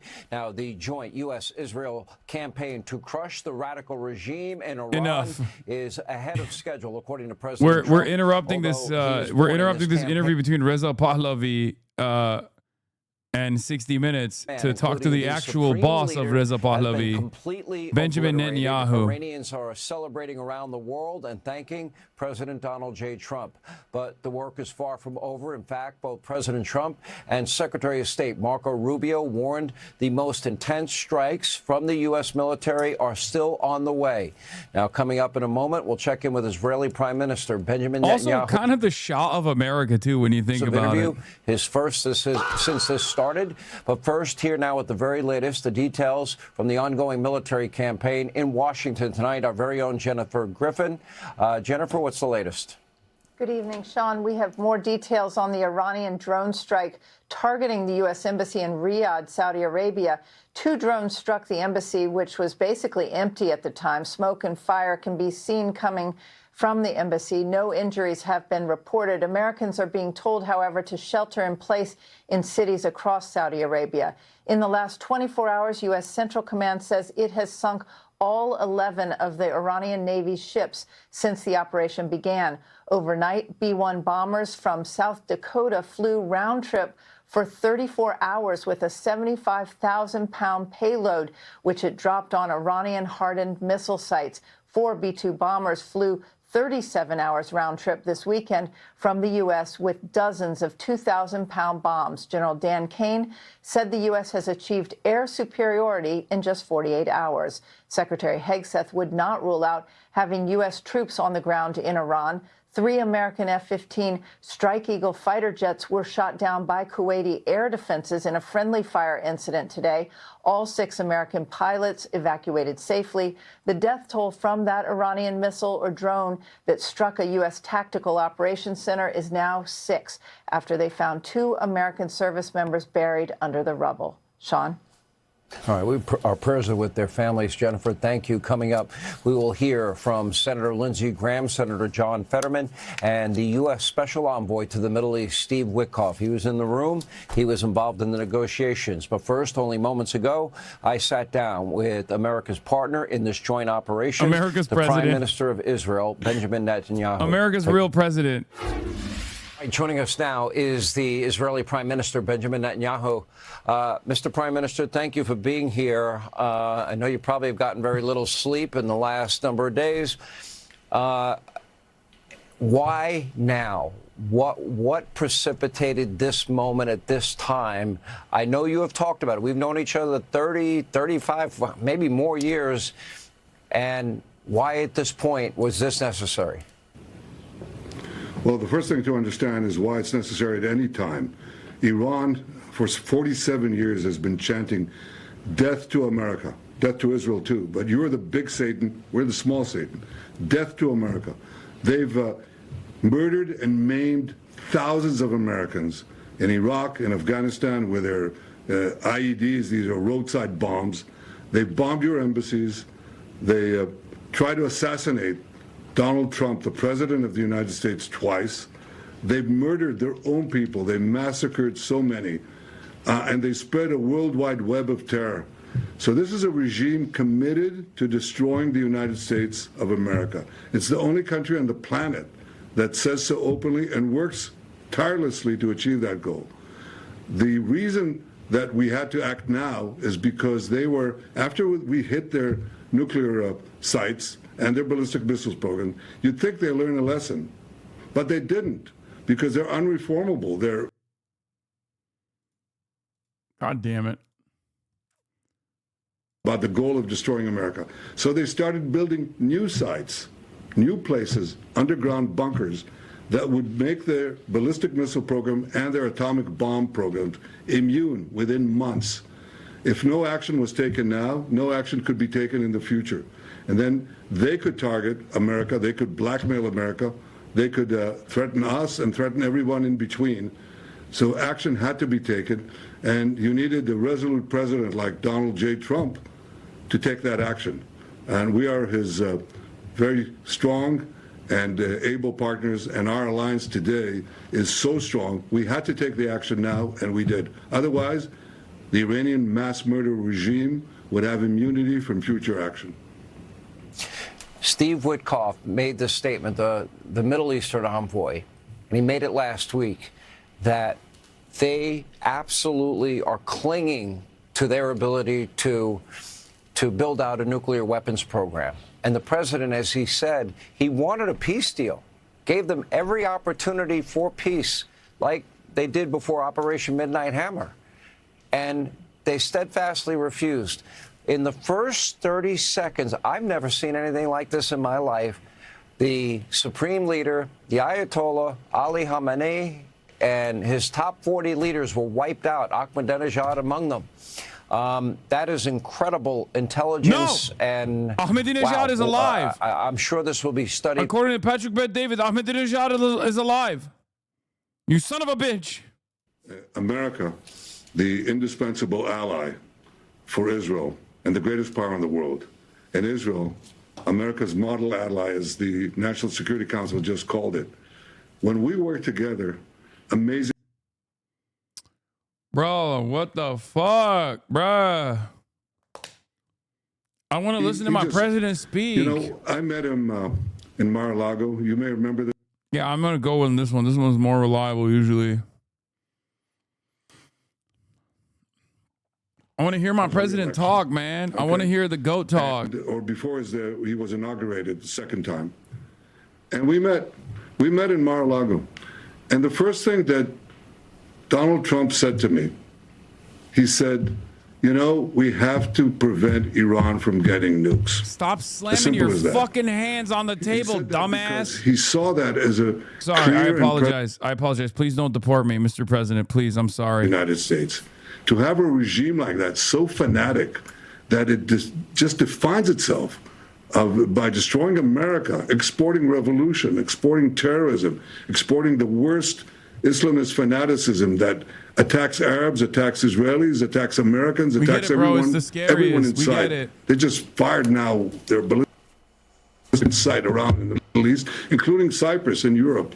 To have a regime like that, that plans to eradicate the United States, have the weapons of mass death, would have been the greatest threat that America would face in the coming decades. And so he said to me right off the bat, I didn't say to him, he said to me, we have to make sure they never get the nukes. And that's what he did. We tried first to take them out in Midnight Hammer and Rising Lion operation, and we took out their missile sites, but then they started again, their missile and nuclear sites. They didn't learn the lesson. He tried to get negotiations. He negotiated with them. They didn't get it. They tried to string him along. So action had to be taken, and we took it. President Trump repeated over and over and over again, and I would argue that the leadership that is now dead was a death cult and an existential threat, not just to the region, not just to Israel, death to America, but I am very convinced and have been convinced, as you have been for decades, that if they ever got nuclear weapons, that they would, you know, along with their fanaticism, it would cause them to use it. That is what that death cult would cause them to do. Is this now the culmination of decades of your work and your belief and your passion that these radicals needed to be defeated? And what is next for Iran? You know, we talk, well, the regime's changed, but we don't know into what yet. What are your thoughts? Well, you're right. I did have spoken about it for decades, and I try to persuade successive American administrations to take firm action. And President Trump, in his first term, did. He got out of the disastrous Iran deal right off the bat, and he did everything he could to prevent them from going into the nuclear program that they seek to build atomic bombs to threaten us and you, and ultimately to attack both of us and to destroy as much as they can, because this is what these people do. They basically are in the business of mass death, and you're right to call them a death cult. I worked with several presidents. I always appreciated the fact that we had, well, forthright discussions. Often we agreed, but often we didn't. We disagreed. And I appreciated that we kept the alliance going. But I want to tell you something. I'm not a youngster, so I've been around. There's never been a president like Donald J. Trump. His resoluteness, his decisiveness, his clarity of thinking, the way he gets right to the crux of things. It cuts through all the fluff. He's trying to convince us really bad he's in Israel. No, he is in Israel. They sent the plane back, but he stayed in Israel. Needs to be taken. And I think for Israel, and I think for the countries of the free world, let me tell you, I think for the world, we're very lucky to have him as the leader of the free world, and in fact, the leader of the world. He's brought America back to being the leader of the world, and it makes a huge difference. And I can tell. I'm gonna be honest. I don't think Benjamin Netanyahu sucking Trump's cock this hard is going to be good for Trump. Conversations, but I can tell especially the way people are reading what's going on. You know. Thank God that Donald Trump is here. Thank God that the two of you are acting together to remove this threat, not only to you, but to us. And Iran today just bombed with these ballistic missiles, these weapons of mass death, these weapons of terror. They're terror weapons. They bombed all these countries. They bombed Cyprus, which is Europe. I've said it won't take very long. They're bombing us, then they'll bomb Europe, and when they develop the intercontinental ballistic missiles and the nuclear wars to fit on these ballistic missiles, they'll threaten you, and eventually they'll bomb you. This is what President Trump understood, and alone among U.S. presidents that I've worked with. His mic is cranked though because he has to speak softly. Yeah, because the Berliners in the hotel room next door might hear him. I think that history will, through the prism of history, he will be viewed very favorably by recognizing a threat. In the last century, you're a historian, Mr. Prime Minister, you know, between Mao, China, Stalin, Russia, Hitler, Germany, Mussolini, fascism, Tojo, Japan, Pol Pot, the killing fields, estimated over 100 million human souls slaughtered in the name of some ism. Now we see a president and a prime minister partnering together to stop a threat before it emerges and becomes unstoppable, which I got to give you both so much credit for. It is transformational. It is consequential. I guess I want to look forward a little bit. We had in his first term the Abraham Accords. I know that there are countries in your region of the world that have been looking for a window of opportunity. I'm talking about the likes of Saudi Arabia and the UAE and Dubai and Egypt and Jordan, et cetera. Do you see a path to a long-lasting peace in the region, which we've not seen in forever? Yes, I do. In fact, I hear the people are saying we're going to have an endless war here. You're not going to have an endless war, because we are at this point that we've been, and Iran, this terror regime in Iran, is the weakest point that it's been here since it hijacked Iran from the brave Iranian people 47 years ago. So this is going to be a quick and decisive action, and we're going to create the conditions first for the Iranian people to get control of their destiny, to form their own democratically elected government, which will make Iran a different Iran altogether, because Iran has been the main engine of war over these years. It's just 95% of all the problems you see in the Middle East are generated by Iran. And the worldwide terror network that they built is generated and orchestrated from Iran. So when you take away Iran, when you let the people of Iran have the opportunity to act, to liberate themselves, free themselves from the yoke of this terror machine, you get a different future. I think that will open up the way for many peace treaties with other Arab countries, with Muslim countries. I think it changes the world. Now, of course, it's up to the people of Iran in the final count to change the government. But we are creating, America and Israel together are creating the conditions for them to do so. I think that if we go through what we plan to do, I think it will create conditions for peace. This is not an endless war. This is, in fact, something that will usher in an era of peace that we haven't even dreamed of. You know, the president said to the people of Iran, the hour of freedom is at hand. And, you know, you've been asking America for years to do this, and now your window is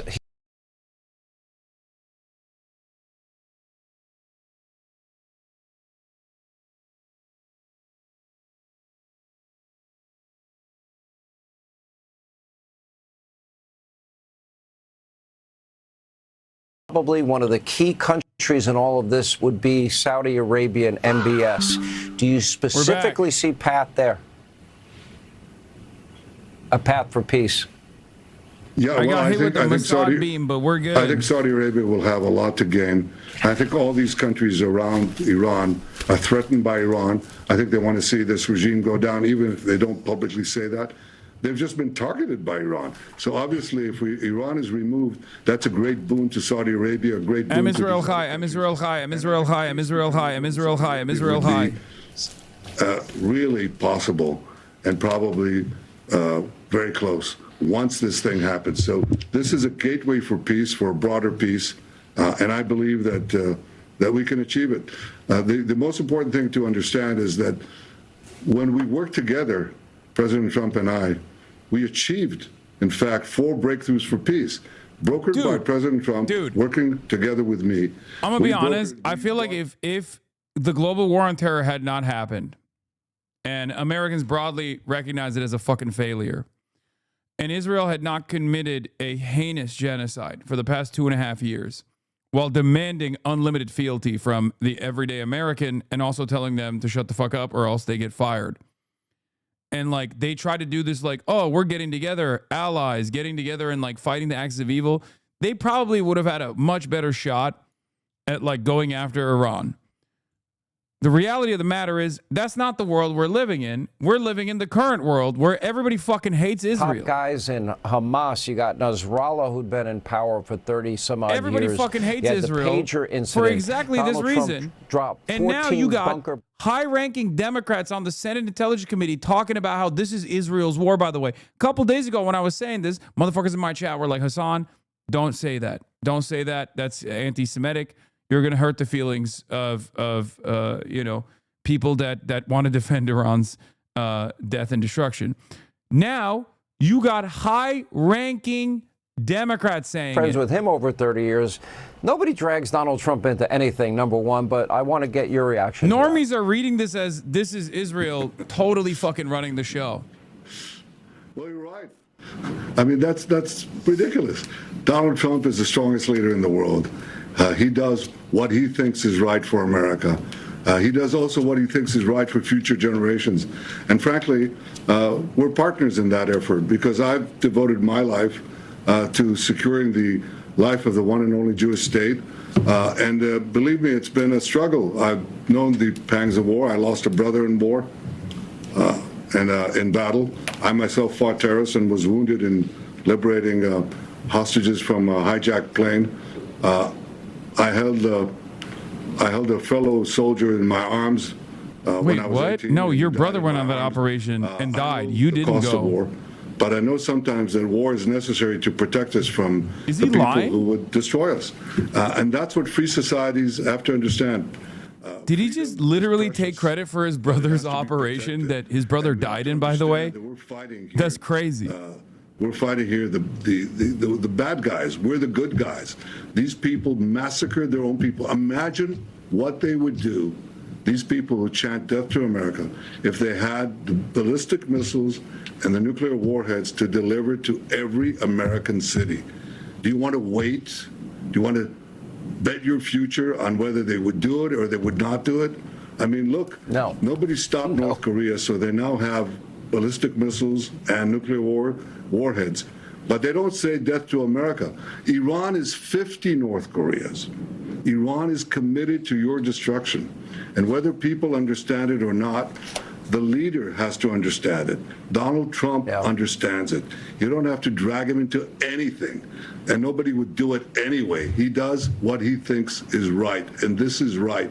And let me tell you, I visited today a town in Israel. Okay? This town, yesterday, a ballistic missile, it's like a truck, you know, it's like a bus full of TNT, comes in at Mach 8 and slams right into a synagogue. Okay? And right around there, 9 people murdered. So here's the difference between us. These mass murderers in Tehran, they target civilians. We in Israel and America target the mass terrorists. That's a nutshell of the difference. And we have to protect our world against these people. And if these people have the weapons of mass death, these mass terrorism, mosques, churches, hospitals, children in a girls' school. About it. You know, Winston Churchill called this the slumber of democracies. He said they slumber, they go to sleep, and they wake up only when the jarring gong. Once again, as I said early on, right after October 7, I wouldn't be using World War II analogies if I were you, big dog. I wouldn't. Because half of the population is already super fucking anti-Semitic, and the other half of the population also thinks that what we should be doing to Israel is what we did to the Nazis. So, you know, you have no one, really no one in your corner on the World War II side. The ones that think the Nazis were on the good side already hate you. And the ones that think the Nazis need to be punished also now think you need to be punished in the same way. who don't care, who just He's export lost 100% mass of the death population. everywhere, build terror armies to to strangle the people of Lebanon and the people of Gaza and the people of other people. That's what they do.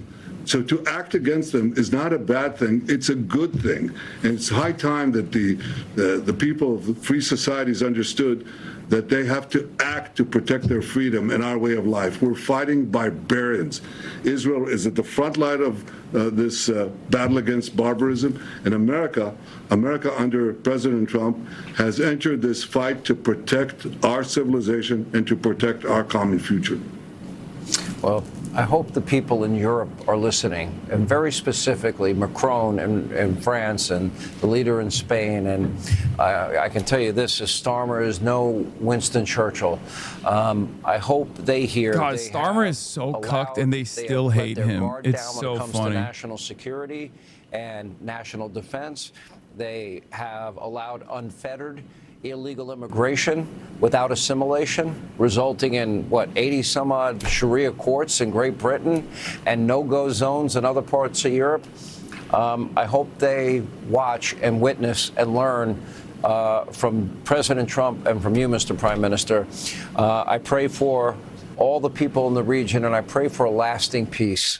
That would be my dream, my prayer for everybody in the region, and we do appreciate your time tonight, sir. Well, thank you. And it's called peace through strength. It's not a slogan.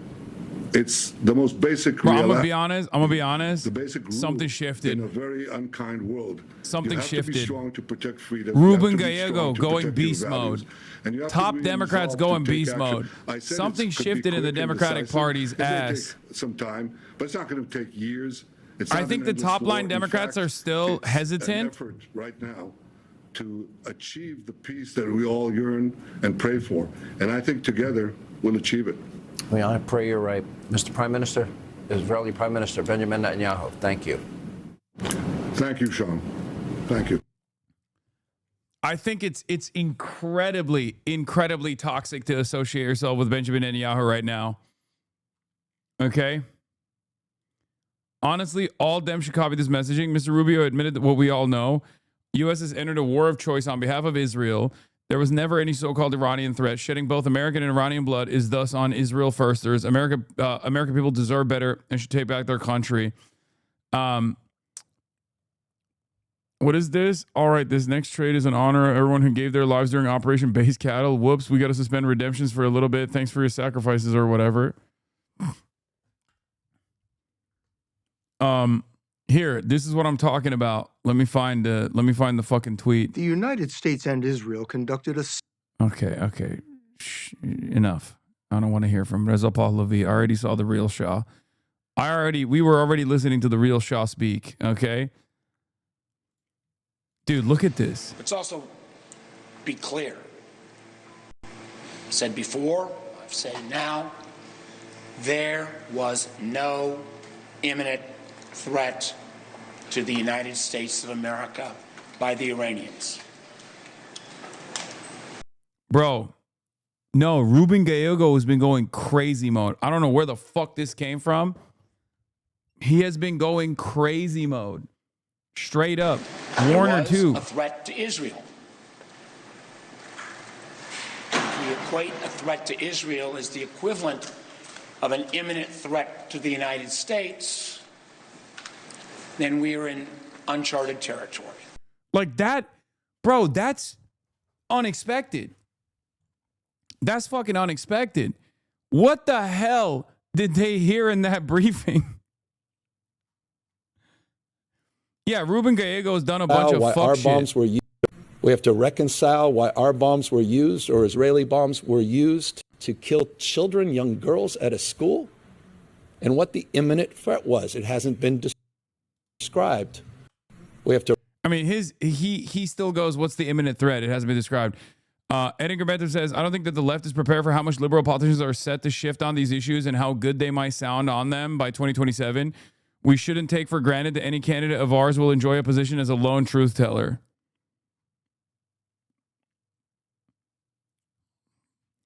But that is evidence that the battle has been almost won on the issue, isn't it? I think it's pretty clear at this point that moral victories aren't nearly the same as the real thing. Yeah.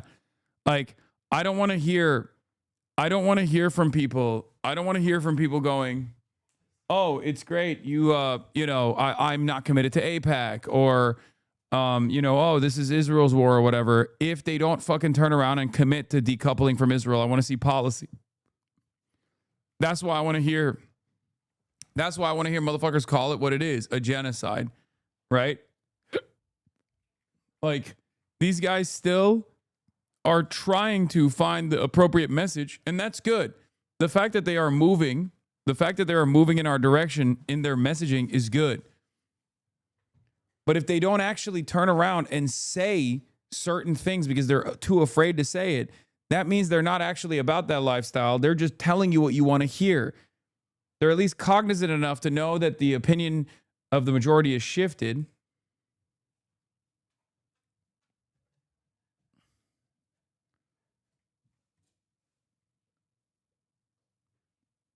But I will say, I think Marco Rubio coming out and being like, we did this for Israel, was not the best idea. And I agree with the sentiment expressed. I agree with this take, because Matt Iglesias was like, it feels like Trump administration is trying as hard as possible to maximize blowback on diaspora Jews for their own dubious choices and don't like it. And Matt Petty is absolutely correct on this. He says, I don't think they are playing 5D chess here. Most of the senior administration is in an information ecosystem where we did it for Israel is rewarded. You were also a part of this ecosystem until a few days ago when you suddenly caught up to the Democratic base. That's it. They literally came out and said, oh, this is for Israel. We did it for Israel, because I think they think that their donors will like hearing that. They've always said that, and their donors have always liked it. And up until recently, this kind of statement was rewarded.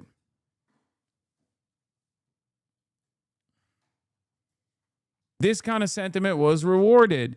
People looked at this kind of thing and thought, oh, you're acting out our interest. That's a good thing. That's not a bad thing, right? But what shifted is the popular sentiment. What shifted is the ground from underneath their feet, and they are oblivious.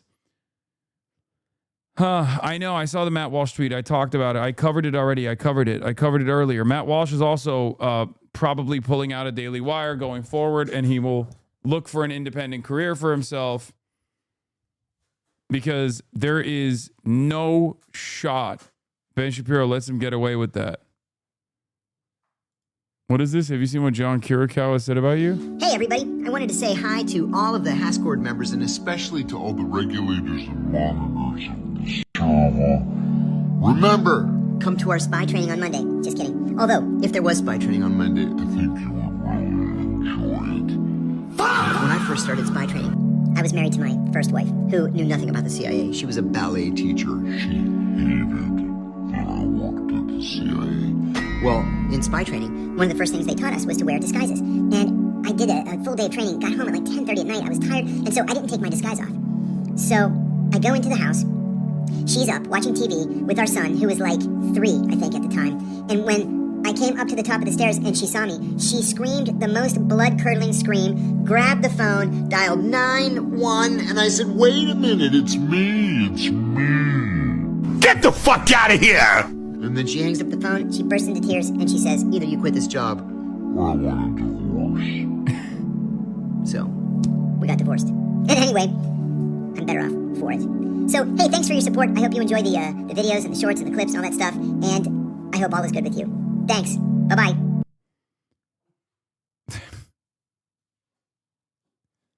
Hexit praised Israel as a capable partner and mocked all the other allies for not helping. Missions as well, for which we are grateful. What will it take? Like, I swear to God, these guys are literally going to come out and be like, we like Israel a lot more than you, quite frankly. I think all of you deserve death. All of you are being very anti-Semitic for all of your criticisms against the best country on the planet, which happens to be Israel, not the United States of America. And even if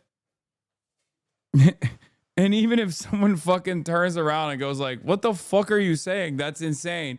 There will still be a bunch of like Vox.com article writers that'll be like, let's talk about the real anti-Semitism, which is calling into question the American allegiance with Israel. I do think they're just like stress testing the cattle theory in general. Like, I feel like they're trying to see like how much can we communicate to the MAGA base about how their sons are gonna die for Israel before they say, okay, I think this is kind of fucked up. Maybe I would like healthcare instead. That's what it is. It feels like Benjamin Netanyahu literally came out and was like, I love Donald Trump. He's given me my childhood wish. My childhood dream was to destroy Iran.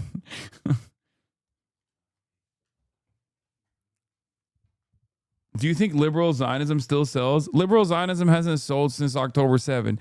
It doesn't sell. Wait, is this supposed to be funny? What the fuck is this? Okay, well, you don't know who that is. But yes.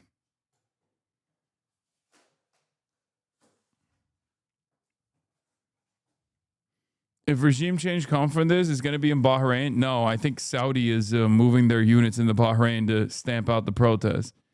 Not a Vox writer, but writing in the same annoying way. Oh, that's Park McDougal, dude, or whatever, however you say it. That's a tablet guy. I'm by no means a critical Trump admin booster. I just slavishly... Noah hates this fucking guy. It's so funny. I don't know anything about this person. The only reason why I know about him is because Noah Colwyn hates him so much. He has so much hatred in his heart for this guy. I'm by no means an uncritical admin booster, but I don't throw around TDS as an all-purpose insult, but the combination of establishment TDS and dooming subversion from the right-wing influencer sphere is creating a truly astounding amount of garbage analysis. MSM and alt media are amplifying each other's worst tendencies in a joint effort to meme a catastrophe into existence. Okay, I don't even care enough about this shit.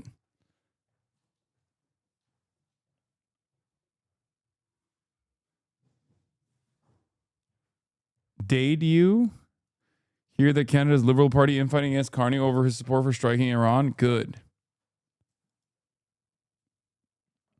Why is the Prime Minister of Israel going on TV to explain this war and not the President of the United States?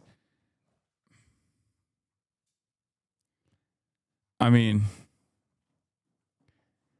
okay, something shifted. Can you feel it? Do you feel like it's like these are the guys who would be like, we can't go on the HasanAbi broadcast because he's far too critical of Israel and people will call us anti-Semitic. Now they're saying the things I'm saying. Do you understand? Like that's not like, that's a regular ass lib, man. That's like a normal ass lib. That's not like a fucking radical. That's not even someone who is like United States Senator from Hawaii, Chief Deputy Whip, Brian Schatz.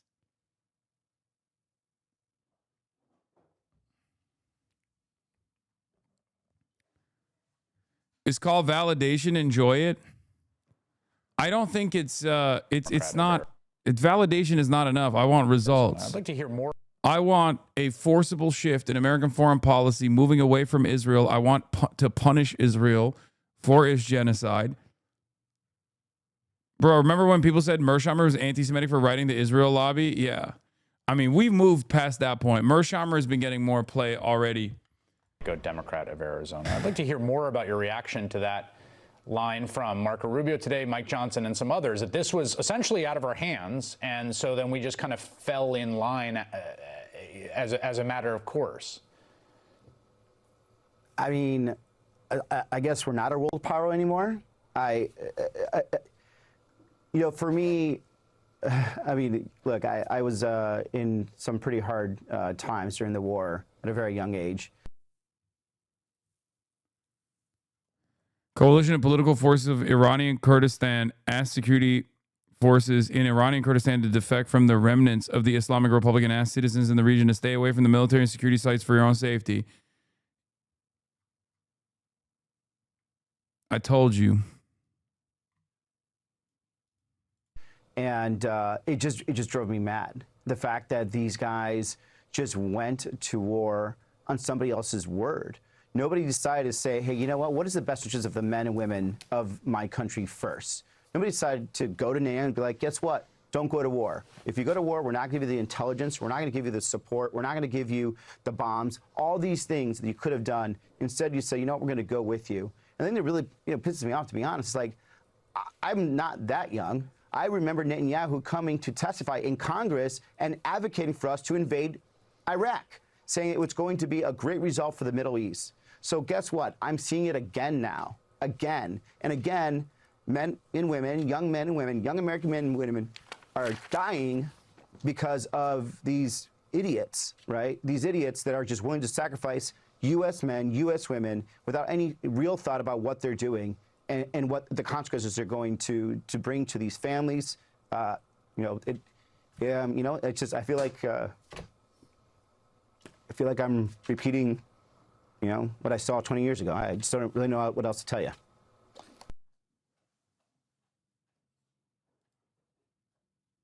Never mind, they're still doing this dog shit. Country leaders doing, they're following Netanyahu, who has literally told us, he just told it on TV that he's been trying to do this for 47 years. Never mind, maybe we're not beast mode territory. I suffered the first attempt at this in 2005, and now America is suffering again because of it. There's a lot of ways that we could be supportive of Israel. There's a lot of ways that we could defend Israel's existence. There's no significant Kurdish faction that will go in Iran. PUKs with IRGC and KDP has explicitly said they would never consider it. It's more probable to assume that SNA Turkish-backed brigade led by Abu Amsha, same mercenaries that have been used in Libya and later killings of Druze, Alawites, and Kurds. Turkey has already mentioned for weeks that they're preparing to move in if Iran is destabilized. Yeah, I think so too. No, I think I think they're going to there are Kurdish militias both inside of Iran that they'll activate, and there are Kurdish militias in Iraq that they will send in. And then once there is destabilization, they'll send in the Turks. They'll send in the Turks to fucking create a border area or something.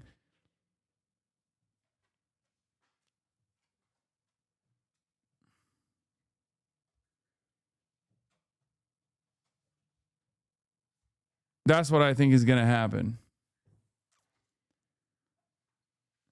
There's no significant Kurdish faction that will go in Iran, PKs, IRGC. I think they will try to do their best. And then Kaya, what's up? Hello, lady.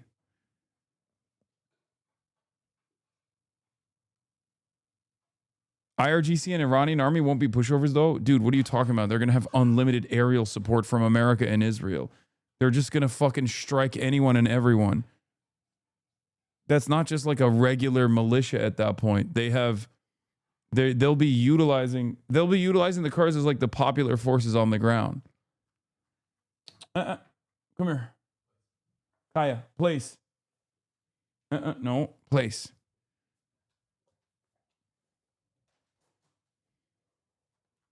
Remember when you were in a good mood a couple days ago? Let that fuel you. It's hard.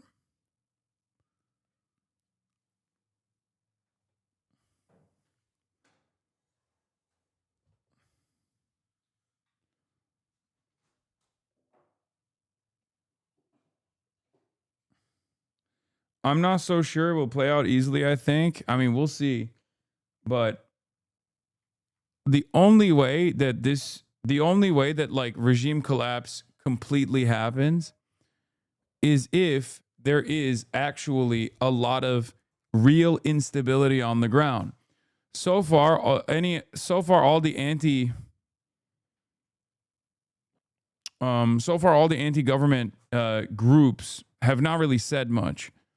There have been some instances where people have celebrated the Ayatollah's death, but they're not doing mass mobilization. They're not trying to do acts of terror.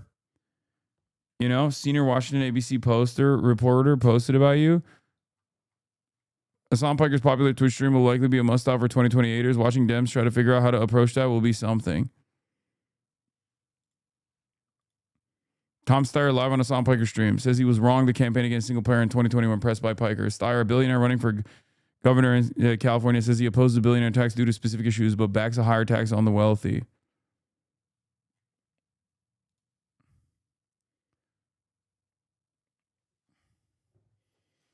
There would need to be a force of 3 million plus to take over Iran. It's never going to happen. Brother, what are you talking about? It's not about taking over. It's not about taking over Iran. It's about causing chaos. Like, Iran is not going to be Kurdistan, okay? That's not the goal here. The goal is not even to implement a different regime and keep Iran as a country intact.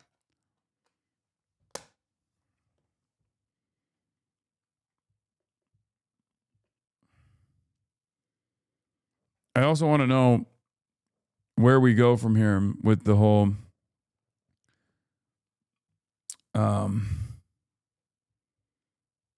with what Donald Trump said he was going to do. Yeah, they're trying to pull a Benghazi.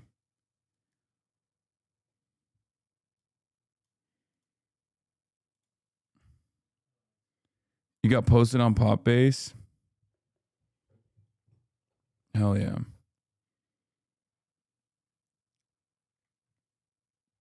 Is Trump going to go live or not? Because I'm tired.